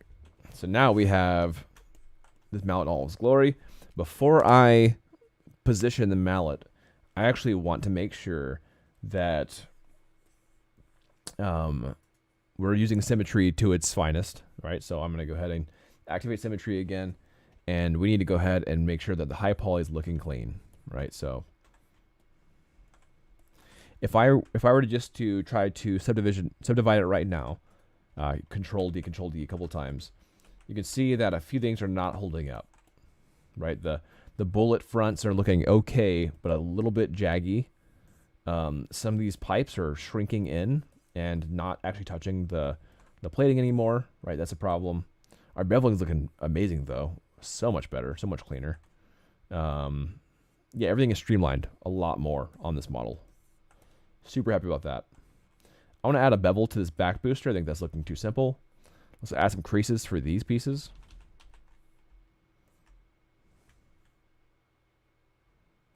Oops, I accidentally made those come back. That wasn't the plan. Split unmasked. Delete. There we go. All right, so I'm going to crease those. Right here, this looks going to look a lot better creased. Right, so that was one of the things. So now when I subdivide it, it's looking like some mustard bottles.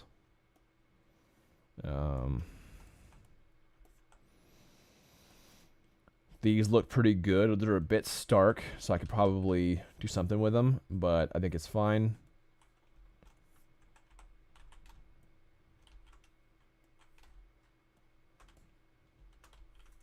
Yeah, that's fine. I'm going to leave those the way they are. All right.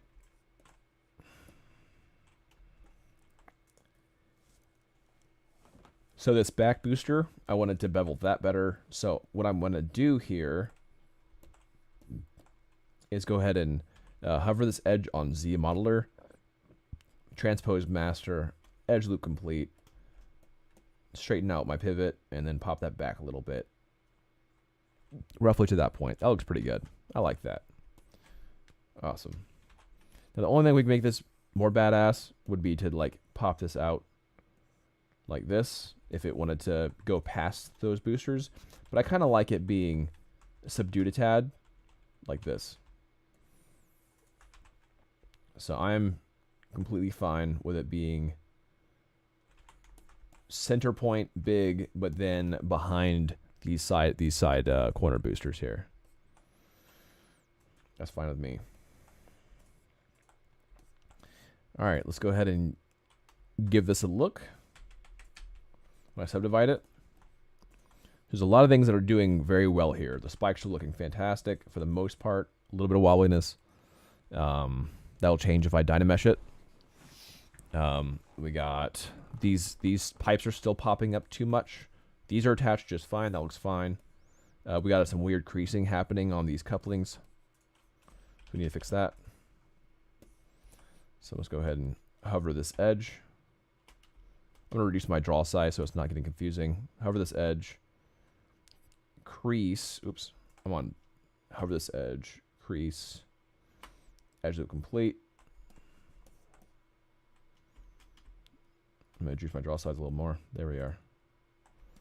Let's get rid of these weird creases on my couplings here.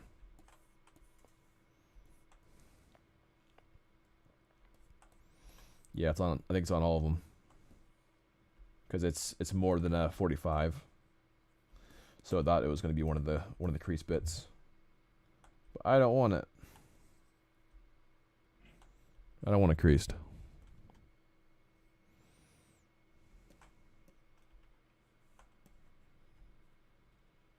I'll need to watch out for multiple creases. Looks like one of these has multiple creases.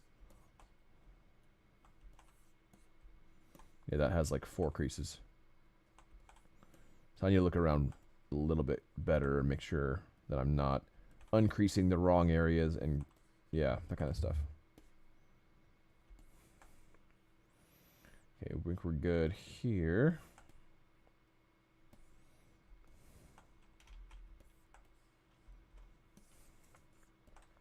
I think we're overall looking pretty good. I'm going to go ahead and recrease these true edges just to make sure they're not uncreased here. Check all sides.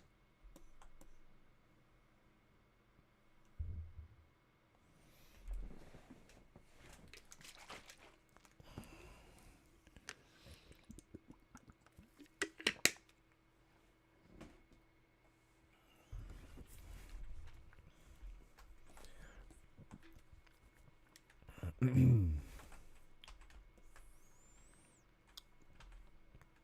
right, let's check it again. Let's go ahead and do a sub D here.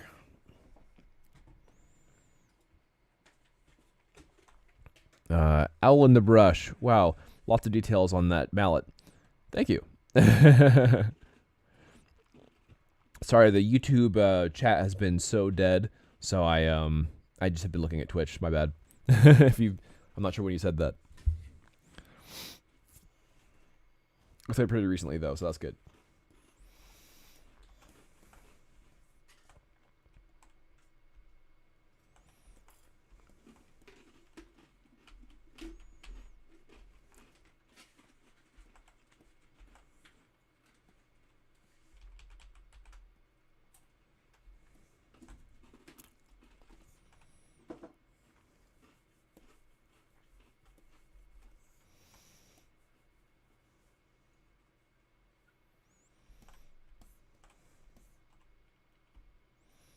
Let's see, what can I do here? Transpose, to complete.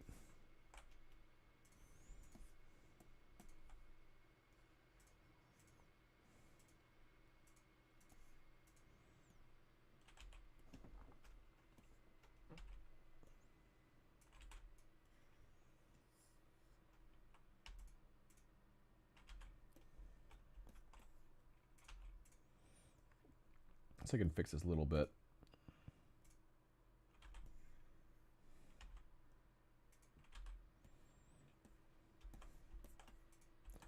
That's better.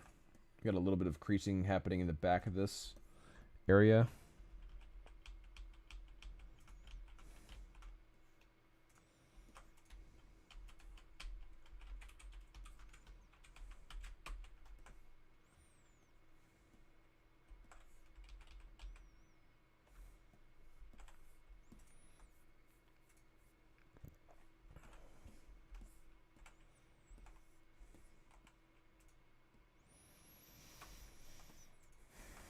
All right, I think crease-wise we're good, but we need to figure out this issue with the sinking in bits. So I'm gonna go ahead and transpose master these and just pop them in. Same thing with these bottom ones. Okay, that's just gonna be a pop in. Looks good. All right, let's go ahead and give that a few sub Ds here.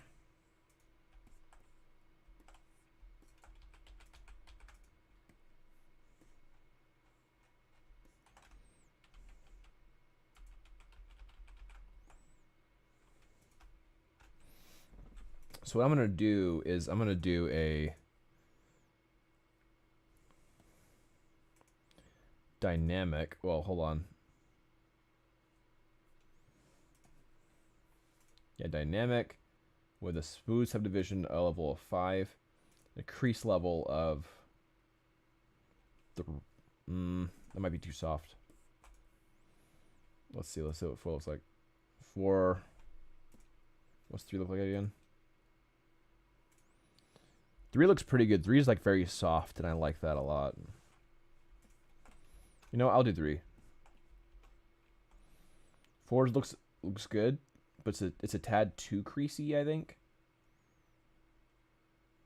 3 looks fun.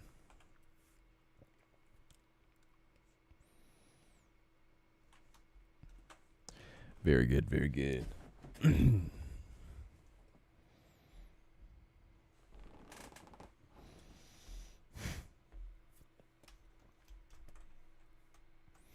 Okay.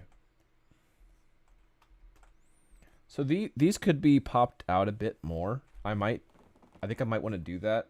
I'm gonna turn off dynamic, and let's see what we can do here.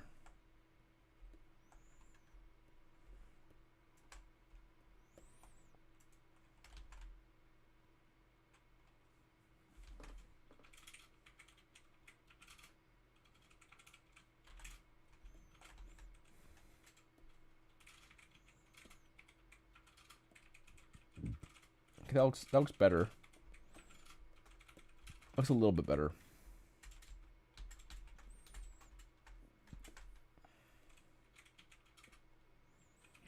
think it's fine that it's kind of close to it. I think everything overall looks pretty good. Really, the only mistake that I'm seeing right now is this area where it's just clipping right into this vent piece, and that just looks like bad modeling. It's because that it was all made in symmetry, and I just want to fix that. No offense to the artist that built it. He did an awesome job on literally everything, but I think this one piece, this one area, is lacking, where it kind of just like pops into it, without the care of it fitting the contour, right? And we can fix that really easily. It's a super easy, fix up. I really might even just cover it, to be honest. I think that might be the best option here. So yeah, definitely no shade. It's just this one area that's a bit lacking.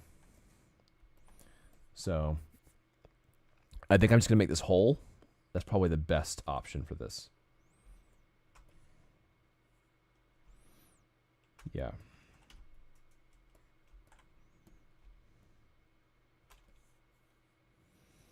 Okay.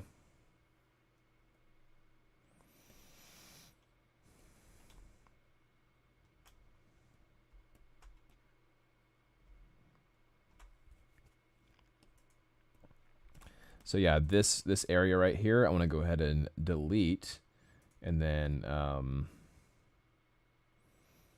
polygroup all. And I personally don't like having it on in case I accidentally press something else. I don't want it to delete those faces, and so to mitigate that kind of problem of, oops, I accidentally pressed that thing, just fix that by hovering another face and then like going to do nothing, and then it won't delete the faces when you click on it, because that is problematic if you accidentally press something and you delete something. All right, so now that we deleted this inside oval zone, I can go ahead and I'm going to go ahead and paint these. So using Z Modeler tool, hover a face, Q mesh, and then I'm going to go ahead and hold down Alt to paint these triangles. I want to go ahead and delete these. So delete, polygroup all, Q mesh. There we go. So if these are creased for some reason, I'm going to go ahead and uncrease that. There we are. This needs to be recreased on the side here. Not sure how that got uncreased.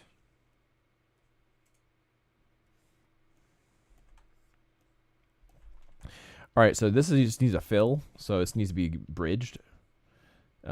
This is one problem where it needs to be halved and then bridged. So what I need to do is go ahead and hide. Go ahead and hide these pieces here, so they're not in the way. All right. And then we'll start this bridge. So this edge, bridge.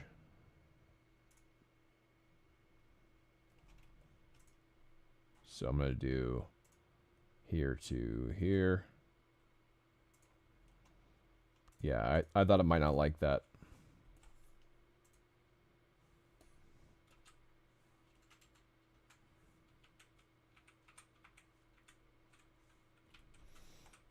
I could at least get these in though.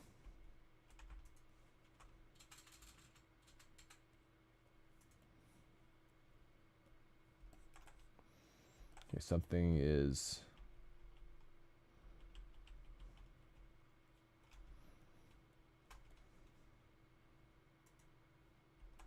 It should just bridge. Hold on. What's going on? Close. Close holes? No.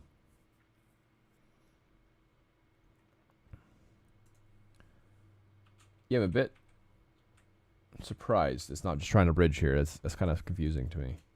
Unless there's multiple edges. Well, if I delete edge.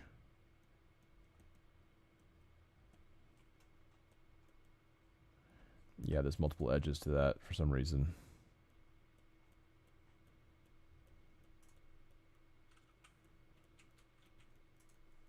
Dude, what? That's crazy.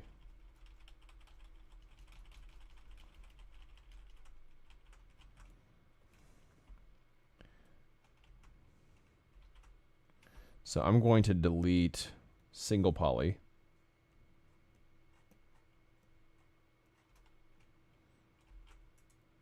And then bridge. Nope.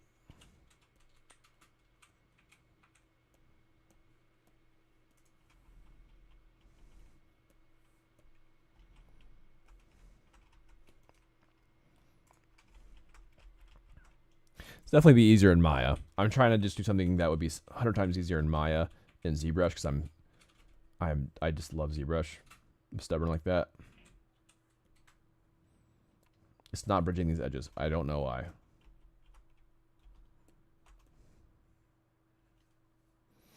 Oh, because there's like hidden faces here. I didn't even notice that. That's why. Like these weird hidden faces. I'll go ahead and delete this polygon.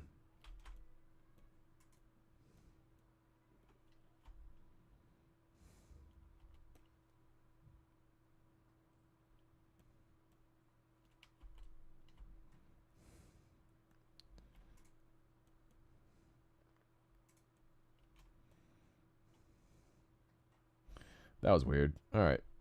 Bridge. Edge. Edge. Nope. Really?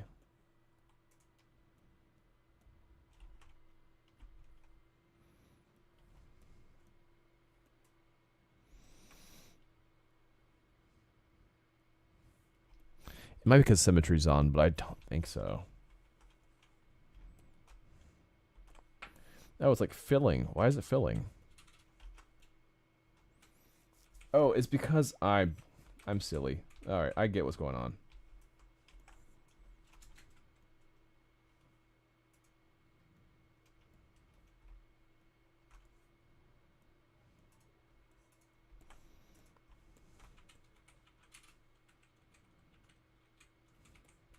So it was working. I just had it hidden. That's so funny. Oh, man.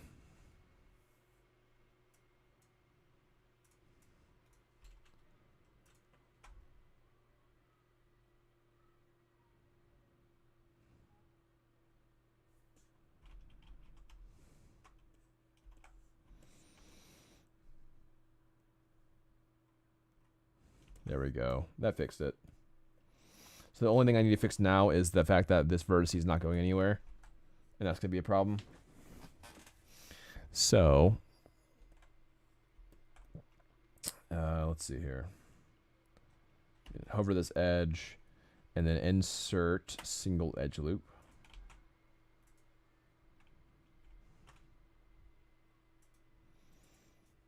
Oh, I know what I can do. I can delete single polygon. Then I can add edge loop here.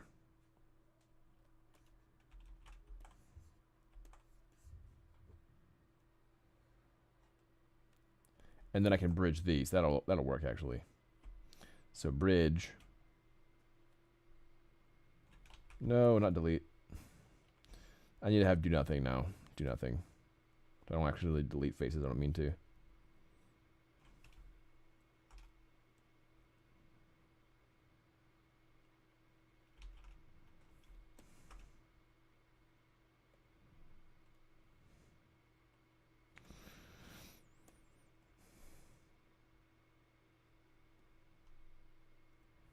There we go. So now, that's how I want it to look like. So simple on the bottom.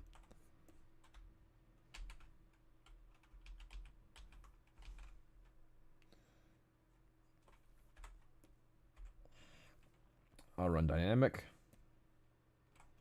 Let's see what we got. So there's a little bit of an issue here. It's like some collapsing issue.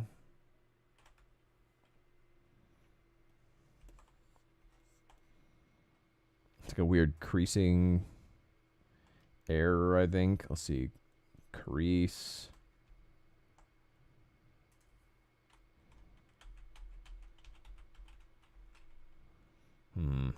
It probably is because there's a lot of triangles in that area. That's probably exactly what's going on. Probably too many triangles in that zone.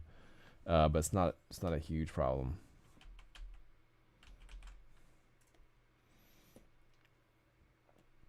What else?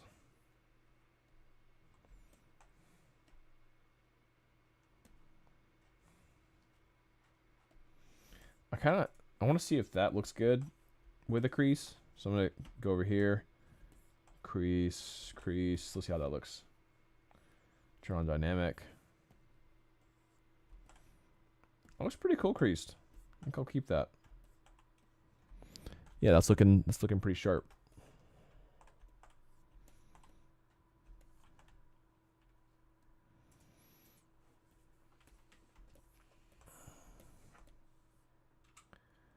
All right, now this area, let me go ahead and do transpose.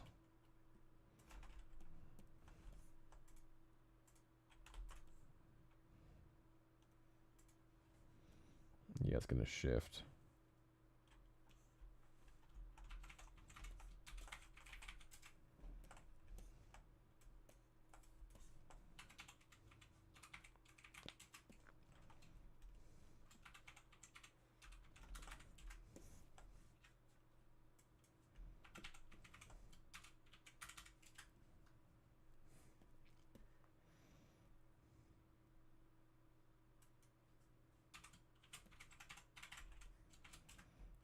There we go. Awesome.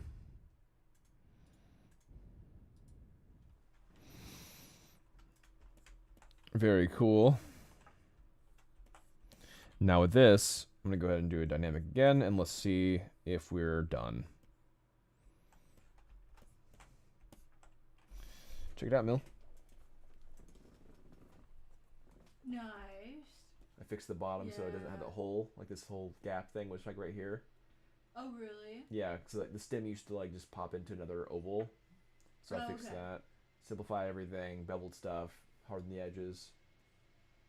Yeah. Another tubes don't float. Good. Cool. I think I'm done. Unless you have any more suggestions, I think I'm finished with this. I'm sorry, I told you before to keep the little like beveling kind of here. Maybe remove that to keep it looking more fluid with the top. I was thinking have it be different, just to be different, but I keep the bottom one or just cut them all? maybe keep the bottom one. Let's see how it looks. I can just undynamic it. Alright, so now I just need to do the hover edge and delete, edge loop complete. Deleting this outer edge, turning them into torpedoes, effectively. And then now that it's a torpedo, I'm going to go ahead and go to my crease function and then uncrease this area.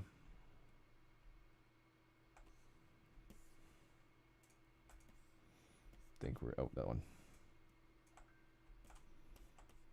There we go.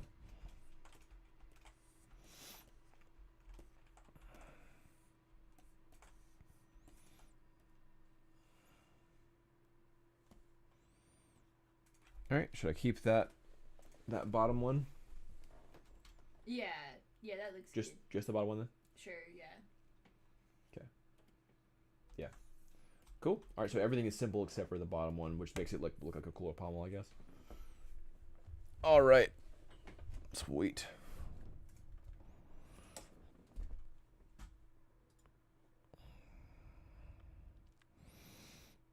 Very cool.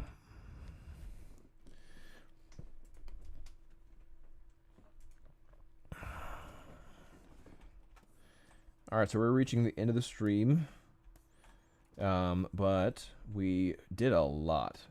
So we got a lot done. We also had a raid today, which is awesome. So we got my first raid of 17, I think it was, people. That was awesome.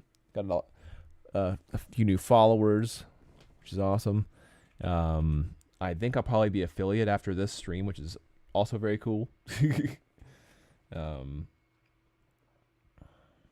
But yeah, I'm needing to get some food here soon. That being said, I go ahead and try to... Oh, I need to go ahead and duplicate this. And now that I have the mallet in its final form, I want to go ahead and duplicate this mallet and make sure we have it for game ready. So I'm going to go ahead and duplicate. And we're going to rename this game. On my break, want to check out progress. Oh, okay, sweet. Monte King, check this out. So we simplified the mallet quite a bit and streamlined the boosters and fixed out the bottom of this. Like simplified the spikes so they're just pretty chill. But yeah, so now this is the new and improved and much more stylized rather than like hard edges version of the mallet. So this is pretty cool. And then I made the back booster a lot bigger as well. And then I scaled it down a tad. So it actually slightly makes more sense on this character. The mallet brings joy to my heart. Yeah, it's going to be a fun one. Appreciate that. Yeah. So, yeah, these bevels are looking way cleaner now. I might have to downscale it a little bit more, but I'd rather keep it nice and chunky.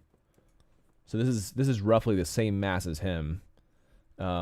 Generally, I would want to keep the weapons at 1/3 the scale of the character equivalent.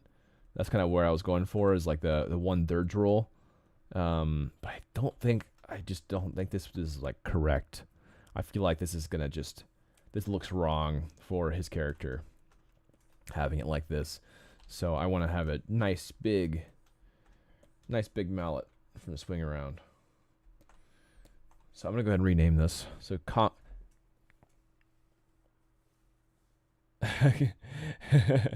Chonker for the win, and because it's rocket powered, it makes sense for scale. Yeah, totally. Yep. That's what I tell myself. It's rocket in this. It can be huge. So I'm gonna call this gain. I'm gonna call this game mallet. This is game mallet.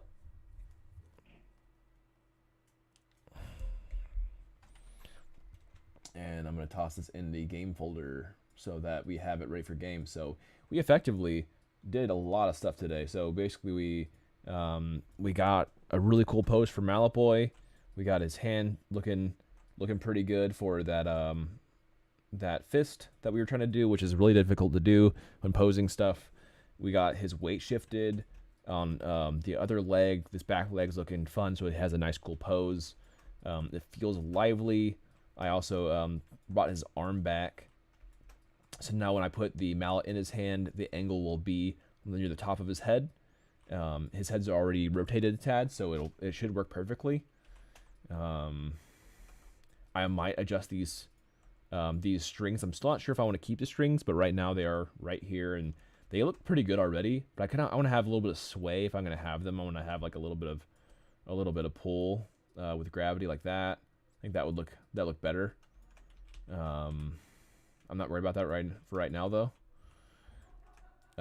Yeah, overall looking like I want it to. Yeah, so I basically just need to prop the mallet and around his hand, and then and then the mallet itself. So yeah, let's go ahead and I'll go ahead and get that started real quick, but I think I'm gonna pop out in a second and get some food. But let's go ahead and try to get hit in his hand real fast. So yeah, we got a lot done. Let's go ahead and rotate it. Let's rotate it 90 for right now. W stream buddy, fingers crossed for the for engagement. Oh yeah, I know. Yeah, I think I'm going to be affiliate after this. Yeah, because we had quite a few people watching and hanging out. You've been one of my favorite new streamers. Appreciate that, man. Yeah, feel free to swing by, in DMs and send me some more of your music and everything if you have any more stuff. I liked your stuff. I was actually listening. I was listening to my YouTube music, and then I remembered that you sent me some stuff, and then I actually bumped to a few of your songs, the two that you sent, and at the gym.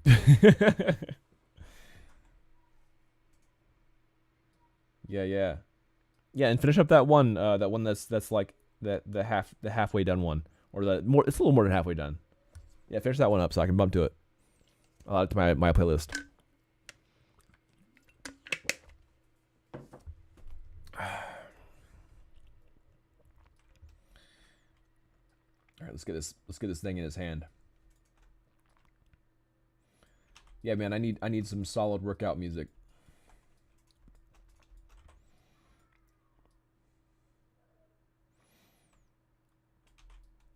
All right, I think if his hand is right in the middle of this handle, that will feel pretty good.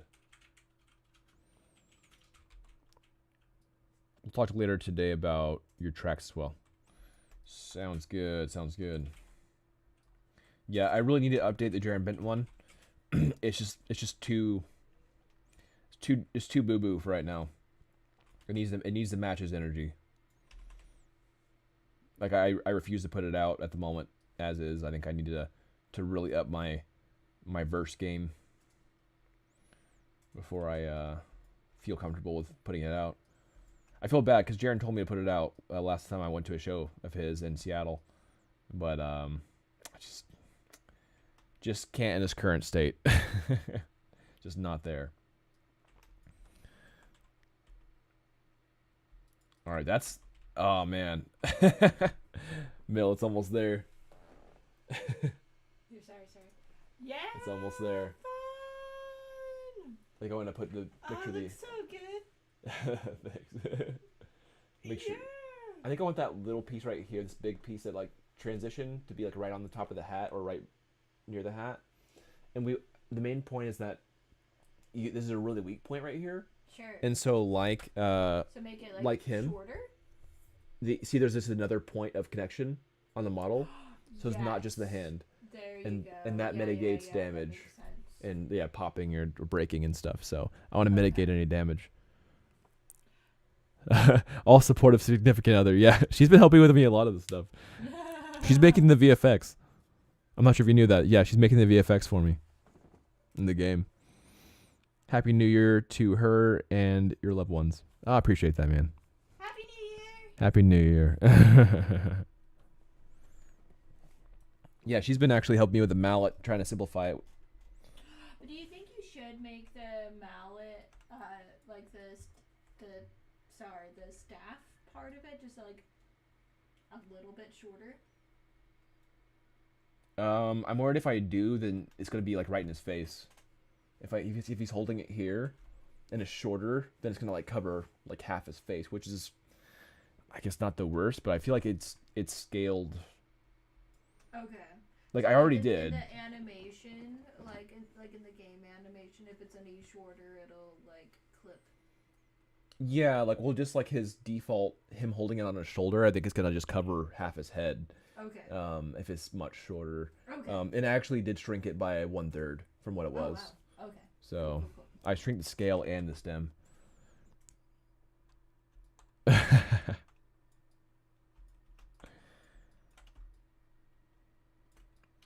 Yeah, I just need my millions first before I'm a power couple. We just need our millions. And then we'll be powered up.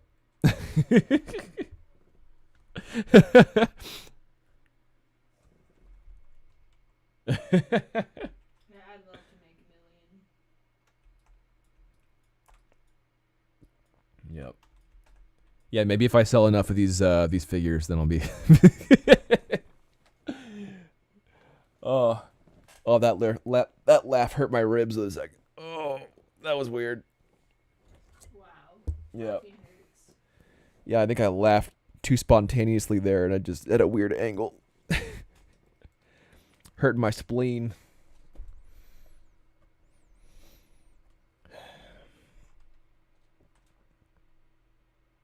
Yeah, yeah, no doubt. I'm 31, so I'm bound to break some point.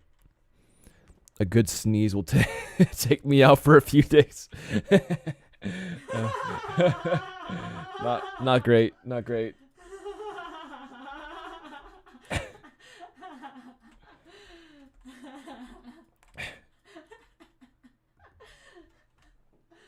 That's awesome. That's pretty funny. Dude, I'm actually loving this bald fist here. I think that this turned out super clean. I know it's in low poly, so it's a bit hard to verify, but I think this looks pretty dang good.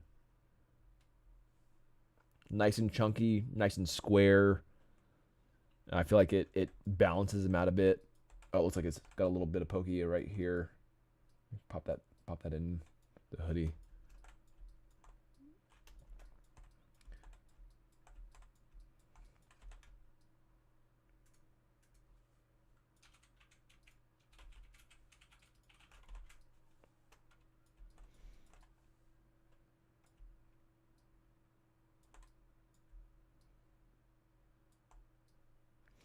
Well, yeah, we'll see. We'll see if I get affiliate status here soon. That would be sick. We're almost there. I think it'll happen after the stream. I'm pretty sure after the stream's over, it'll be like, oh, updated. Apparently, you have more viewers. Cool.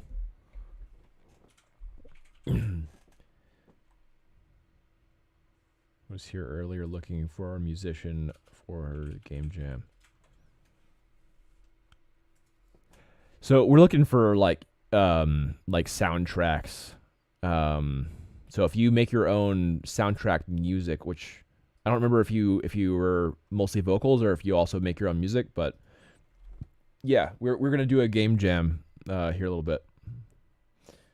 Yeah, it's like a 2-week, pretty large game jam. I'm actually gonna be in Rome for part of it. So that's one thing. I'll actually be absent for the first half, but then second half I'm just gonna get to it. So, oops. I'm a producer and artist, but also have a buddy out of Montreal who does atmospheric stuff for games. So you got some leads. Oh, sure. Yeah, dude. Send me his information. Yeah, throw me a DM. Send me his information for me if you don't mind, and then I'll toss that to Sunseeker. Yeah, appreciate that. Got a network, yo. Let's see. All right, so his pinky is a bit curled in there. But it's actually a tad large. I actually had to shrink the pinky in my other hand, the bald fist hand, and inflate the other fingers because it was not looking right.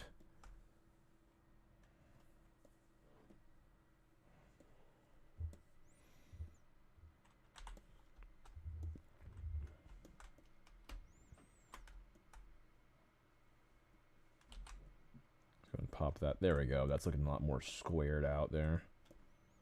Sweet.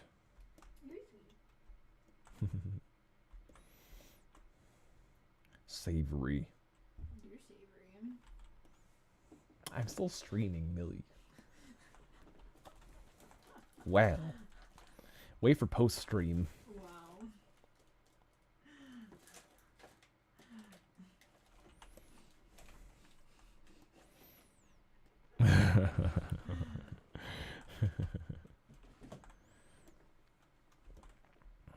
Okay.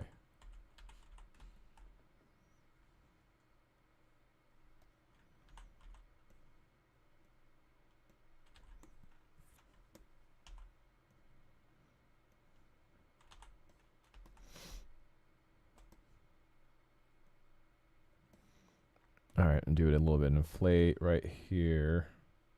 So one thing that I did, on the other hand, I think I need to mimic here, where this part of the hand actually curls in with it.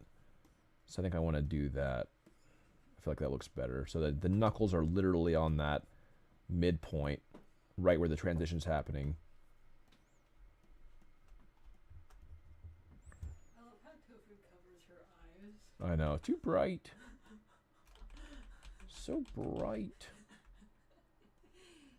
Yeah, she's funny.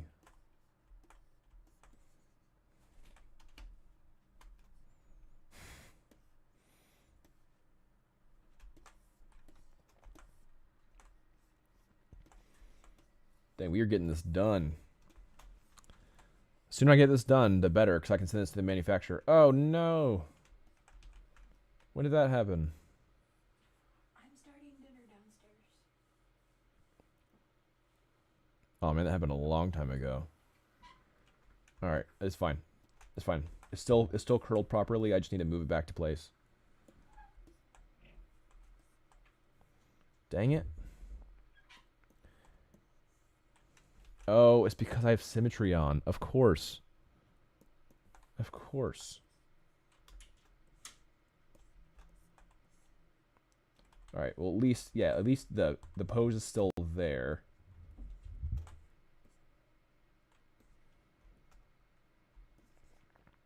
Can you rotate at wrist?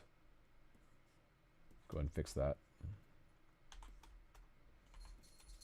There we go. Looking good. Looking good again. I think I need to swing it a tad. Dang it, Daniel. Gotta remember that stuff. There we are. Hell yeah. Looking freaking sharp. Dude, this is gonna be the coolest merch I've ever freaking made. I can't wait. I literally can't wait to get this done. I'm gonna have these models in the background. I'm so excited. I love amiibos. I actually just found a Mario Odyssey amiibo today and got it. Freaking love amiibos, dude. They're just so high quality. They're so fun. Dude, I just can't wait to get these freaking in my house and sent off to fans and just like get it. Yeah. So I mean, I'm gonna bring these off to the next events, but I'm just happy to just have them for myself, and I'm gonna send them to my friends and family, dude. Like, just this is like a physical representation of like the past 10 years of my efforts and work and stuff, trying to like become a digital artist and make my own games. Like, this is where I've wanted to be for such a long time. So exciting.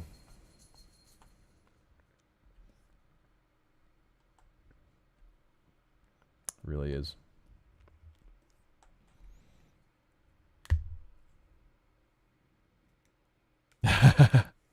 Facts, man. Honestly, I've already cleared a space on my 3D printer shelf. Hell yeah, dude. You've motivated me to keep going with my game development. You should. Make games, dude. You should. You really should.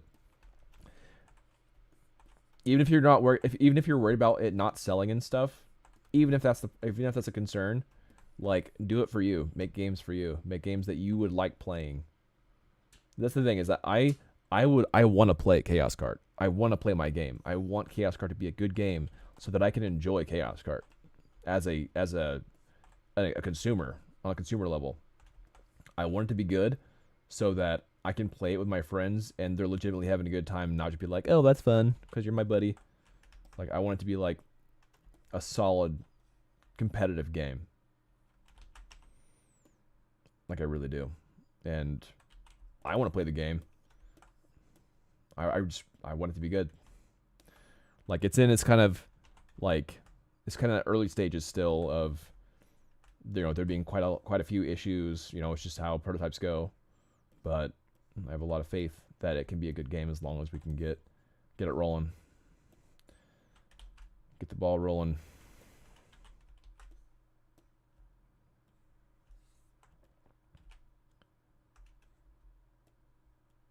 But yeah, I got a new Patreon supporter this morning, and I don't think I've ever seen them on stream. Maybe they saw my YouTube channel or something like that. I don't know who. I don't even know who it is. Yeah. Like I want to say hi to them. I sent them a DM like thanking them for joining, but I didn't know who it was.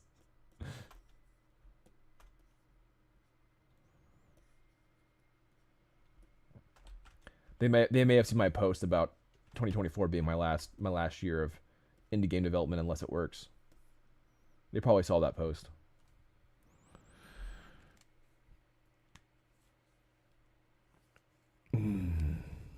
Let's see here. What type of game are you making for the game jam? We don't know yet. We haven't been given the prompt. We haven't been given the brief. As soon as I know, it starts on the 12th, so it starts in 10 days. So, in 10 days we will be given the brief. So probably 10 days exactly from right now. In around this time, actually, probably. We'll know. So, yep, I don't know.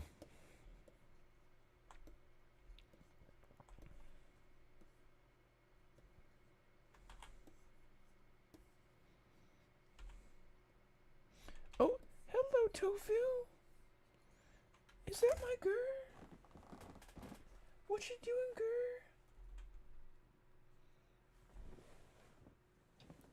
What you doing? Hi, Tofu.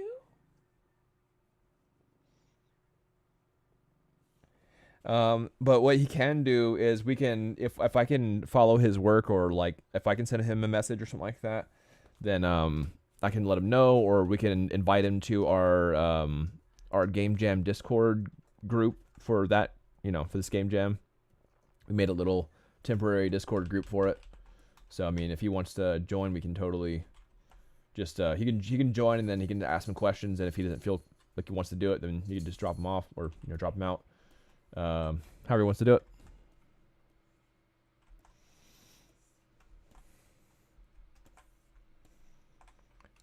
Oh my gosh. Did I have symmetry on again, dude? I don't think I did. What the heck? All right, I just need to remember to mask that, because that's a problem. I don't want that to be maneuvering.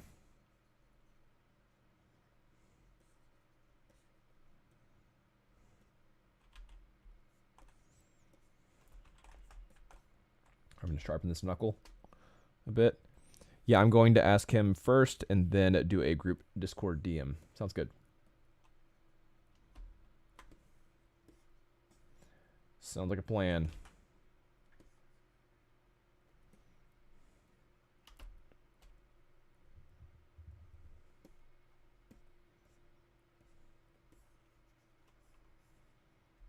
All right, I need to have this mallet be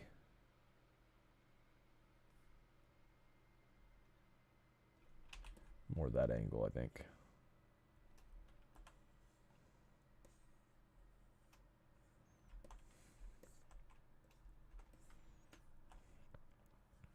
Heck yeah, dude.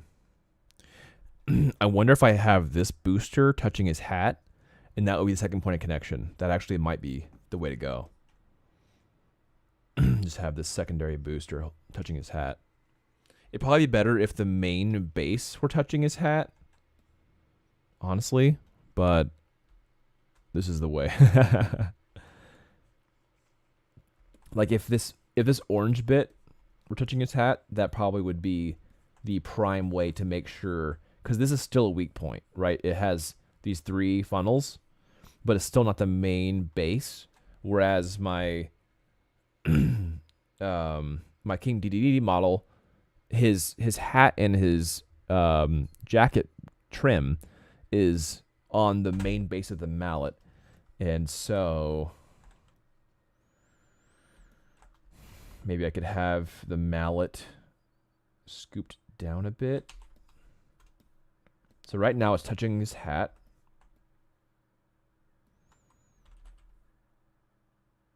If I rotate it too much, then the front doesn't look as dynamic. This looks like, I like it like this because you can see a little bit of that top from the front.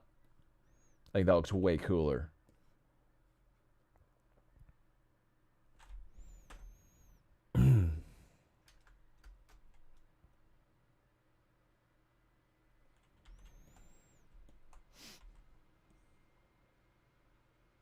Like this probably would be the most epic way of it looking, was like you can see the 3 boosters like that. That probably is a bit cooler, having it like that.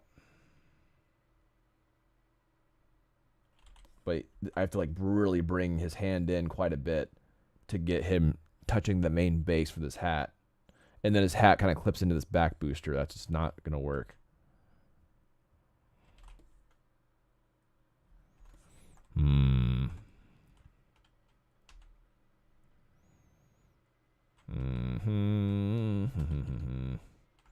But that does look really epic though. Just having it like at that angle looks dope. It seriously does. But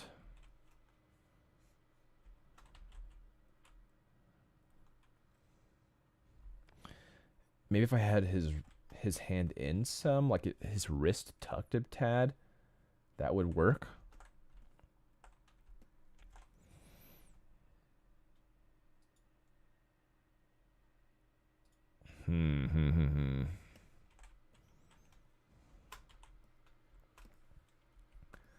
It just looks so freaking solid. But yeah, I'm worried that'll be a weak point. At least it's a 3-point touch, right? It's a 2-point touch. So it's like the hat onto this piece. But I'm worried about this being a weak point or this being a weak point and not touching the main base. It may be fine. It's definitely better than just the one and just the stem breaking off. Right? But I don't know. This is exciting though. It's an exciting problem to have. It really is, like, you know, I'm being all intense about it, but it's still cool. it's still a dope problem to be concerned about.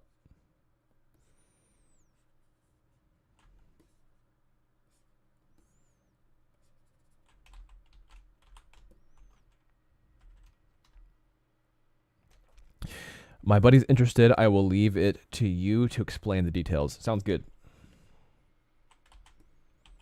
Sounds good.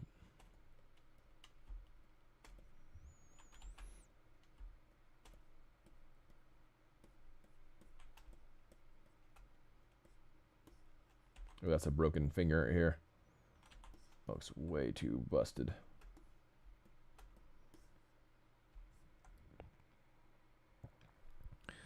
Here we go. Let me do a inflate on this finger. Okay, I didn't screw the hand up this time. Nice.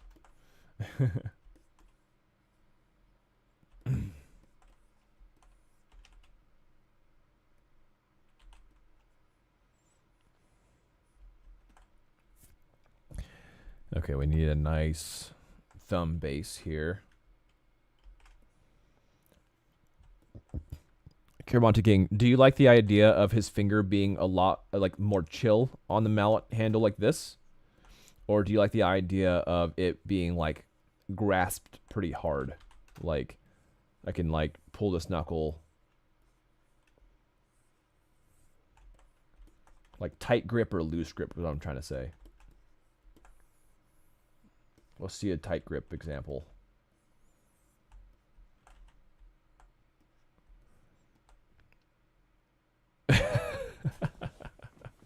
You came in just the right time. Mythologies. Tight. I see what you mean. Make a good point.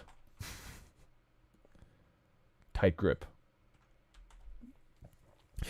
Caramonte King, I feel like the grasp would be best because you have the control of the rocket force. Yeah, true. Yeah, I actually thought about there being a trigger on the handle so it can look like he's controlling the rocket power, but I just never modeled the trigger for it. Like, I don't know if that's just like an additional thing that just makes it more complex, or if it actually would just like make more sense being a trigger.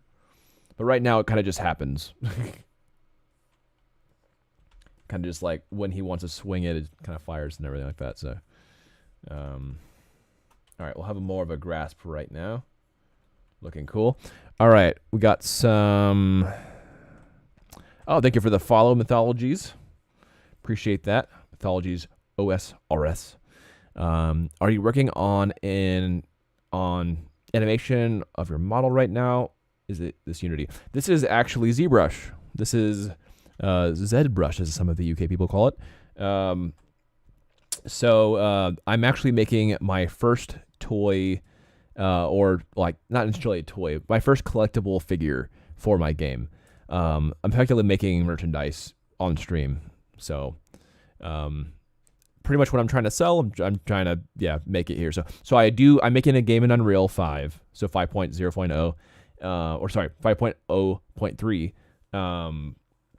But right now, I've been boothing my game at I moved at London and PAX West and in Tokyo, and I realized that I'm severely under selling myself, I guess, where I like every booth had merchandise, like really cool merchandise, and we weren't really selling anything. We were just showing our demo, and I'm like, I am really behind on making some really cool merchandise. So basically, now I'll have my demo, and then I'll also have like some cool mini style amiibo figures is what I'm trying to do right now. A similar level of quality as amiibos. So I think I'm pretty dang close right now, and as far as like the actual development and design goes. So, and I also have like, just like stickers of my characters and all that stuff. Here, real quick, I'll show you my characters real fast so you can kind of see what I'm up to. So here is some like marketing art for my game. This is Chaos Cart. I'm a full-time indie game developer. This is Chaos Cart. I have my newest character, Hookbeard. So basically it's Mario Kart mixed with Overwatch or League of Legends kind of thing. So each champion fights differently than each other. Instead of items, is champion-based abilities. We have Hookbeard, our newest. Malboy, who I'm reworking right now, is our oldest character. We have Bucky, we have Revanera, and we have Talk. And they all kind of have their own themes and all that stuff. So I recognize the hammer. Okay. So this is the old hammer. And I have simplified the crap out of it. So I made it have a lot less spikes. All these rings are pretty much gone now. A lot of the piping is gone. So I heavily chunked the details down. I'm really trying to simplify the characters and make them look a little more cutesy Nintendo-esque. So I'm right now just reworking Malboy and so reworking him for game, but also making him posed for his first, like my first toy, my first figure. So I already have the manufacturer lined up, so we're well underway to have this. To have my first minifigure toy line going. PVC collectible characters. Anyway. So that's what I'm doing. I have done animation streams, and I actually the senior animator that I contract out for the animations of my game has already said the okay of wanting to stream. And so when that happens, if you're a part of our Discord channel, then we'll have like some alerts for animation streams. So that'll be cool. So I'll basically just like link to his streams whenever he's streaming animation for my characters, if that's what you're interested in seeing. So, all right. So we need a tighter grip on that thumb. That thumb is looking too loose. Looks like he's about to drop it on his head. So let's go ahead and I'm going to go ahead and mask that hand. Oh, actually, I'm just going to mask the thumb by itself. And there we go. reverse mask. We can soften it a tad. There we are. Let's see. Daniel, at Mythology is a man of many talents as well. Music production and architecture, among other things. Okay, is this your friend, Kamonti? Are you the musician?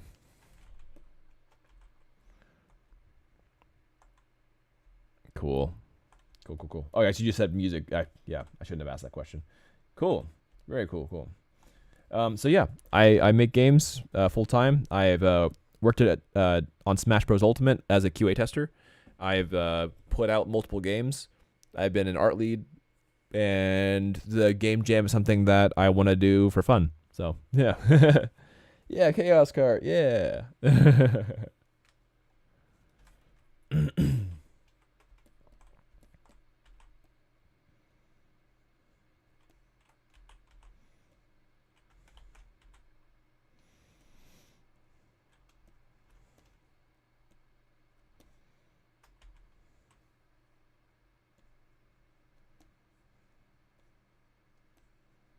Let's get this grip. He needs to get a grip for sure.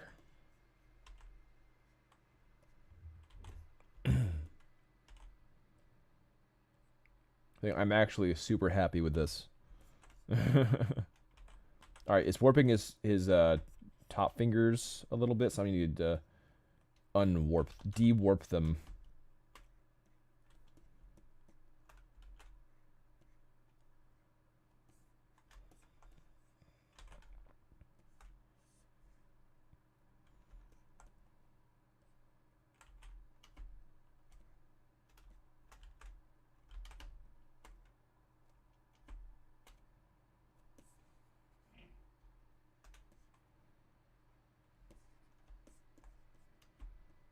Let me do an inflate on this finger.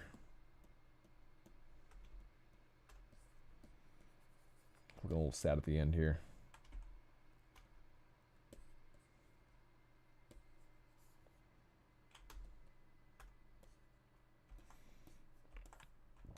I think I'm probably going to fuse the fingers together on the final thing, just so it's like one strong mitten chunk.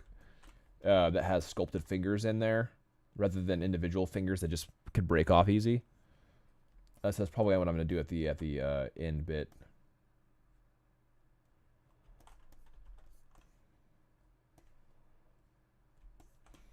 And then also I just need to use the inflate tool and just inflate the crap out of this palm so it just covers this handle a lot better.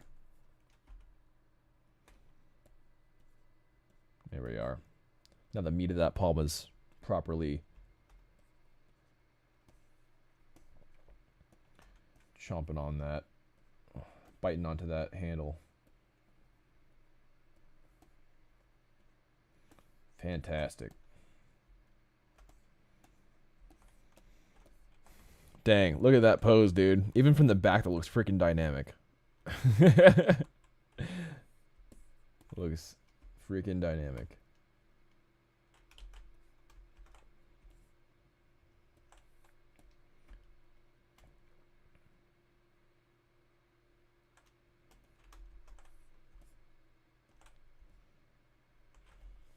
Hell yeah, dude.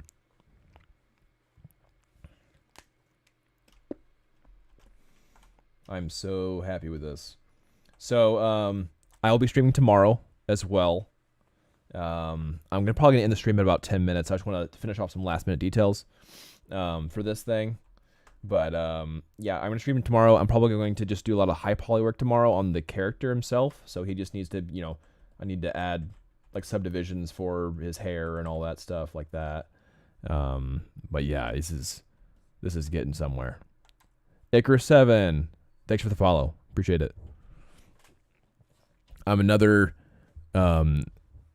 bass voice, mic wielding streamer, game developer, full-time toy maker, gamey person. Yeah, welcome to the stream. uh, so you are new. So real quick, I will show you real quick. Yep, welcome Icarus. Thanks for the follow again. Here is what I'm doing. So I'm a full-time game developer. My name is Daniel. I've worked on Smash Bros. Ultimate and like 7 other games that I publish, indie style. A few horror games that I've done pretty well, and a MetaQuest game. And now I'm currently making Chaos Kart, which is a mix between Mario Kart and Overwatch / League of Legends. So rather than item-based combat, it is champion-based combat. Each champion fights a bit differently. We have our newest character, Hookbeard, oldest character, Mallet Boy, who I'm currently reworking right now, Bucky, Revenera, and Tak. So that is what I'm doing. Yeah. I've been working in 3D for about 10 years now. A little over that, actually, about 11 years now.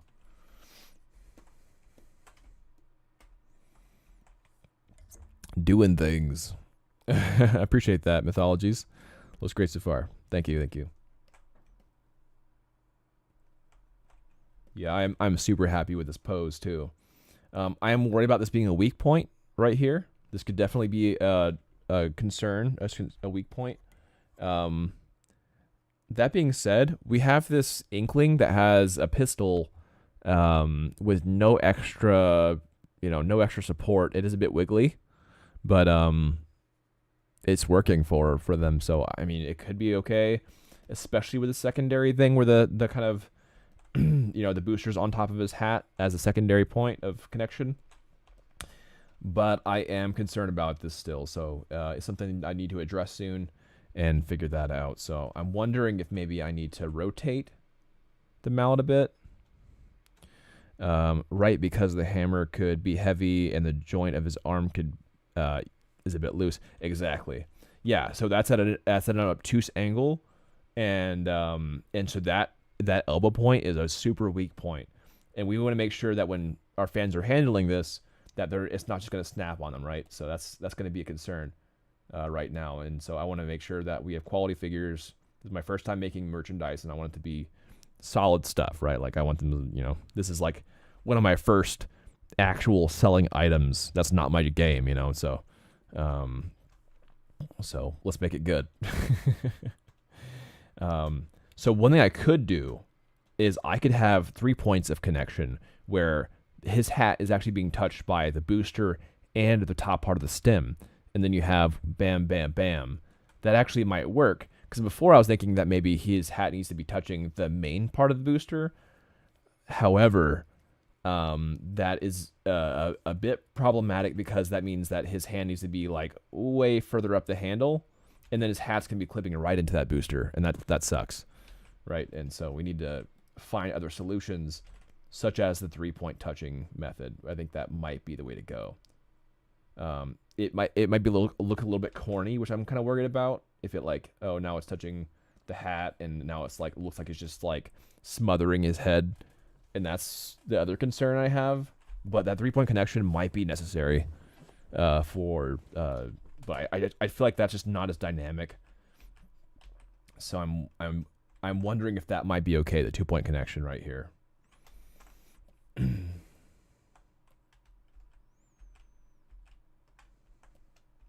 So that'd be the hope, is that this hat touching this booster and that is enough. Also, right now the weight is heavily backwards, and so it actually might just fall backwards if I'm not careful with balance. So balance is one of the last things I'm going to worry myself about. And really that can be helped by just rotating the mallet a bit more forward, and that can fix a bit of that problem. I just rotated a tad. As long as I saw that connection, which I currently do.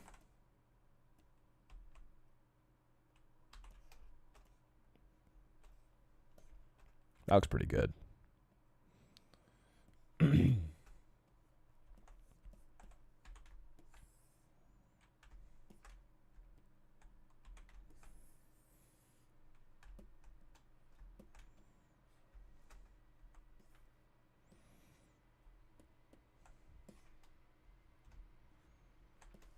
let's see here.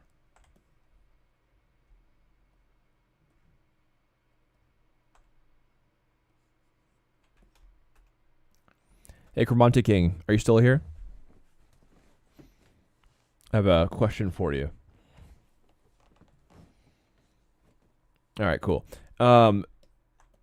Hat slightly askew, or do you like it? Like, I'm leaning towards just the way it was, where it is normal back, just full backwards hat. But do you like the slightly askew to this kind of like dead zone? Or do you think that just straight backwards, like I had it, is the better option?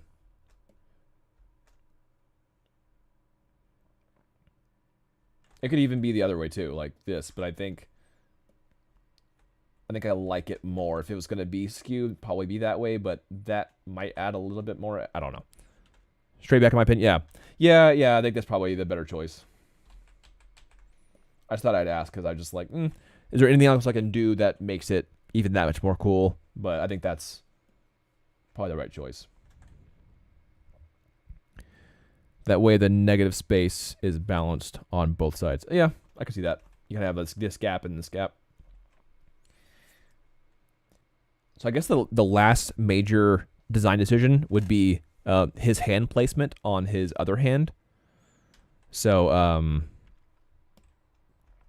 so one thing is I could make his mallet hand more 90 degrees and then have this part of the stem on his hat. So there's two pointed connections really close, and that reduces any kind of weight shift happening. So if I have these 2 points on the hand and on the hat, like just right here, then I don't want to do that right now because right now it's going to shift all the weight to that side. So I really like it the way it is, just above him.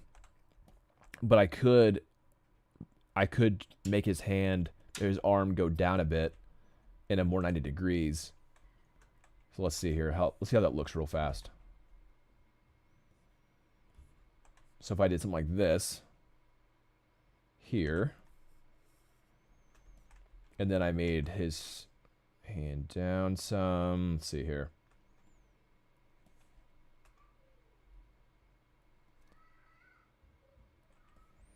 So if I just had this right about roughly there, that adds a 3-point connection here where it's touching the booster and touching the stem. That's very safe. This is a very safe option. It doesn't look as dynamic as it did being directly up, but that 3-point connection could be good.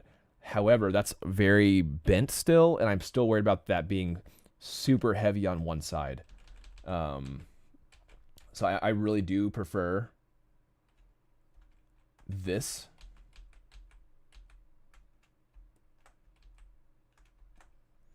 Because it's right above his head. So I'm a little bit torn. But yeah, I could move his whole like say if I moved his hand like here. So still at an angle, but his this part of his jacket would be following along, of course. So if I have this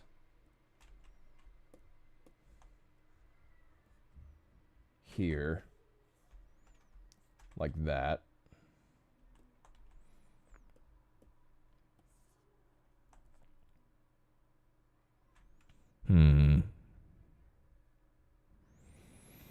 I have no experience in this field of toy making, but I have a feeling the hammer attached over his head would be the best. Yeah.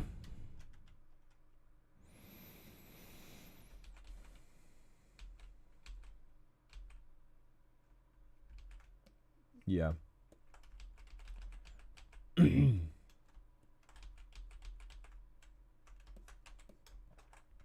Okay. Yep.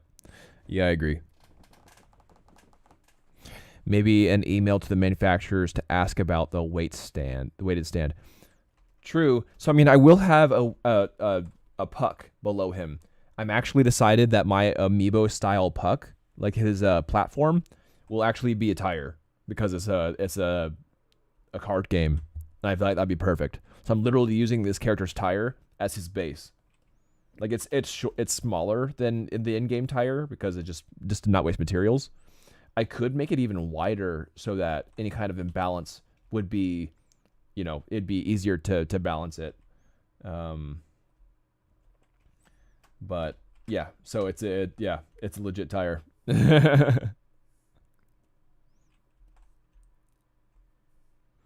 We add, whoops, not that. Fill object. There we go.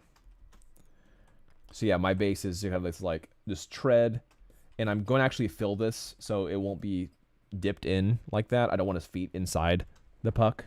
I want it to be an actual platform, like the bottom. So it'd actually be more like the opposite way. But that will actually help some of the weight. And of course, I'd make sure that it's in the middle like that. So right now, the main two issues are possibly a weak point here, which I like you suggested. I can talk to the manufacturer about balance and stuff like that, and break points. So at least I'm at 2 point right now. The balance on the back and forward right now, it's very back heavy, so it could easily just topple backwards. I don't feel like the weight is there yet. So that is another concern. It's just the weight being too full back. So what I could do is if I want to fix that, is just be having a high guard like this.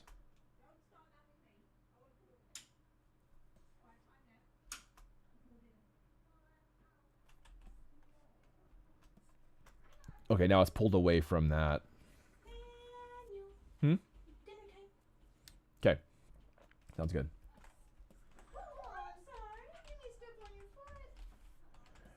Alright guys, I'm being called for Din Din.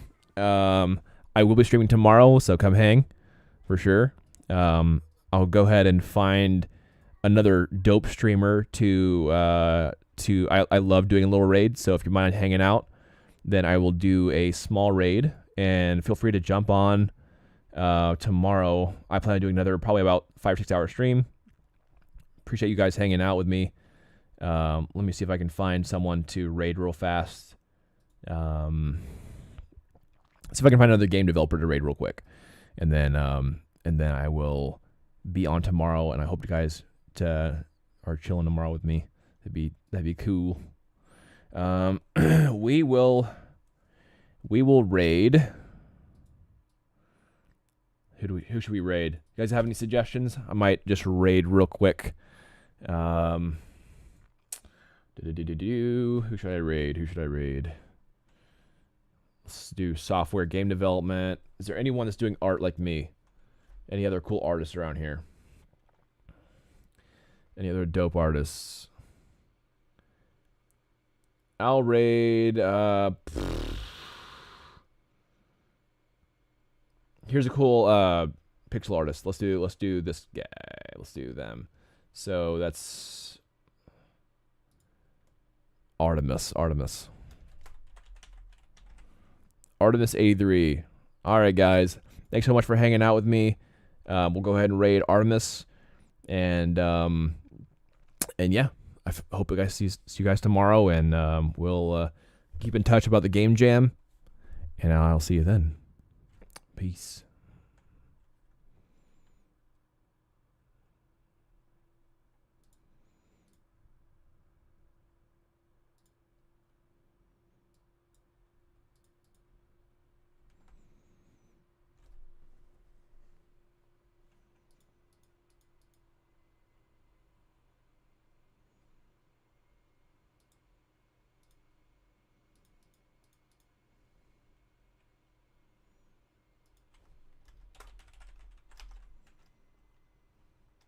That's fun.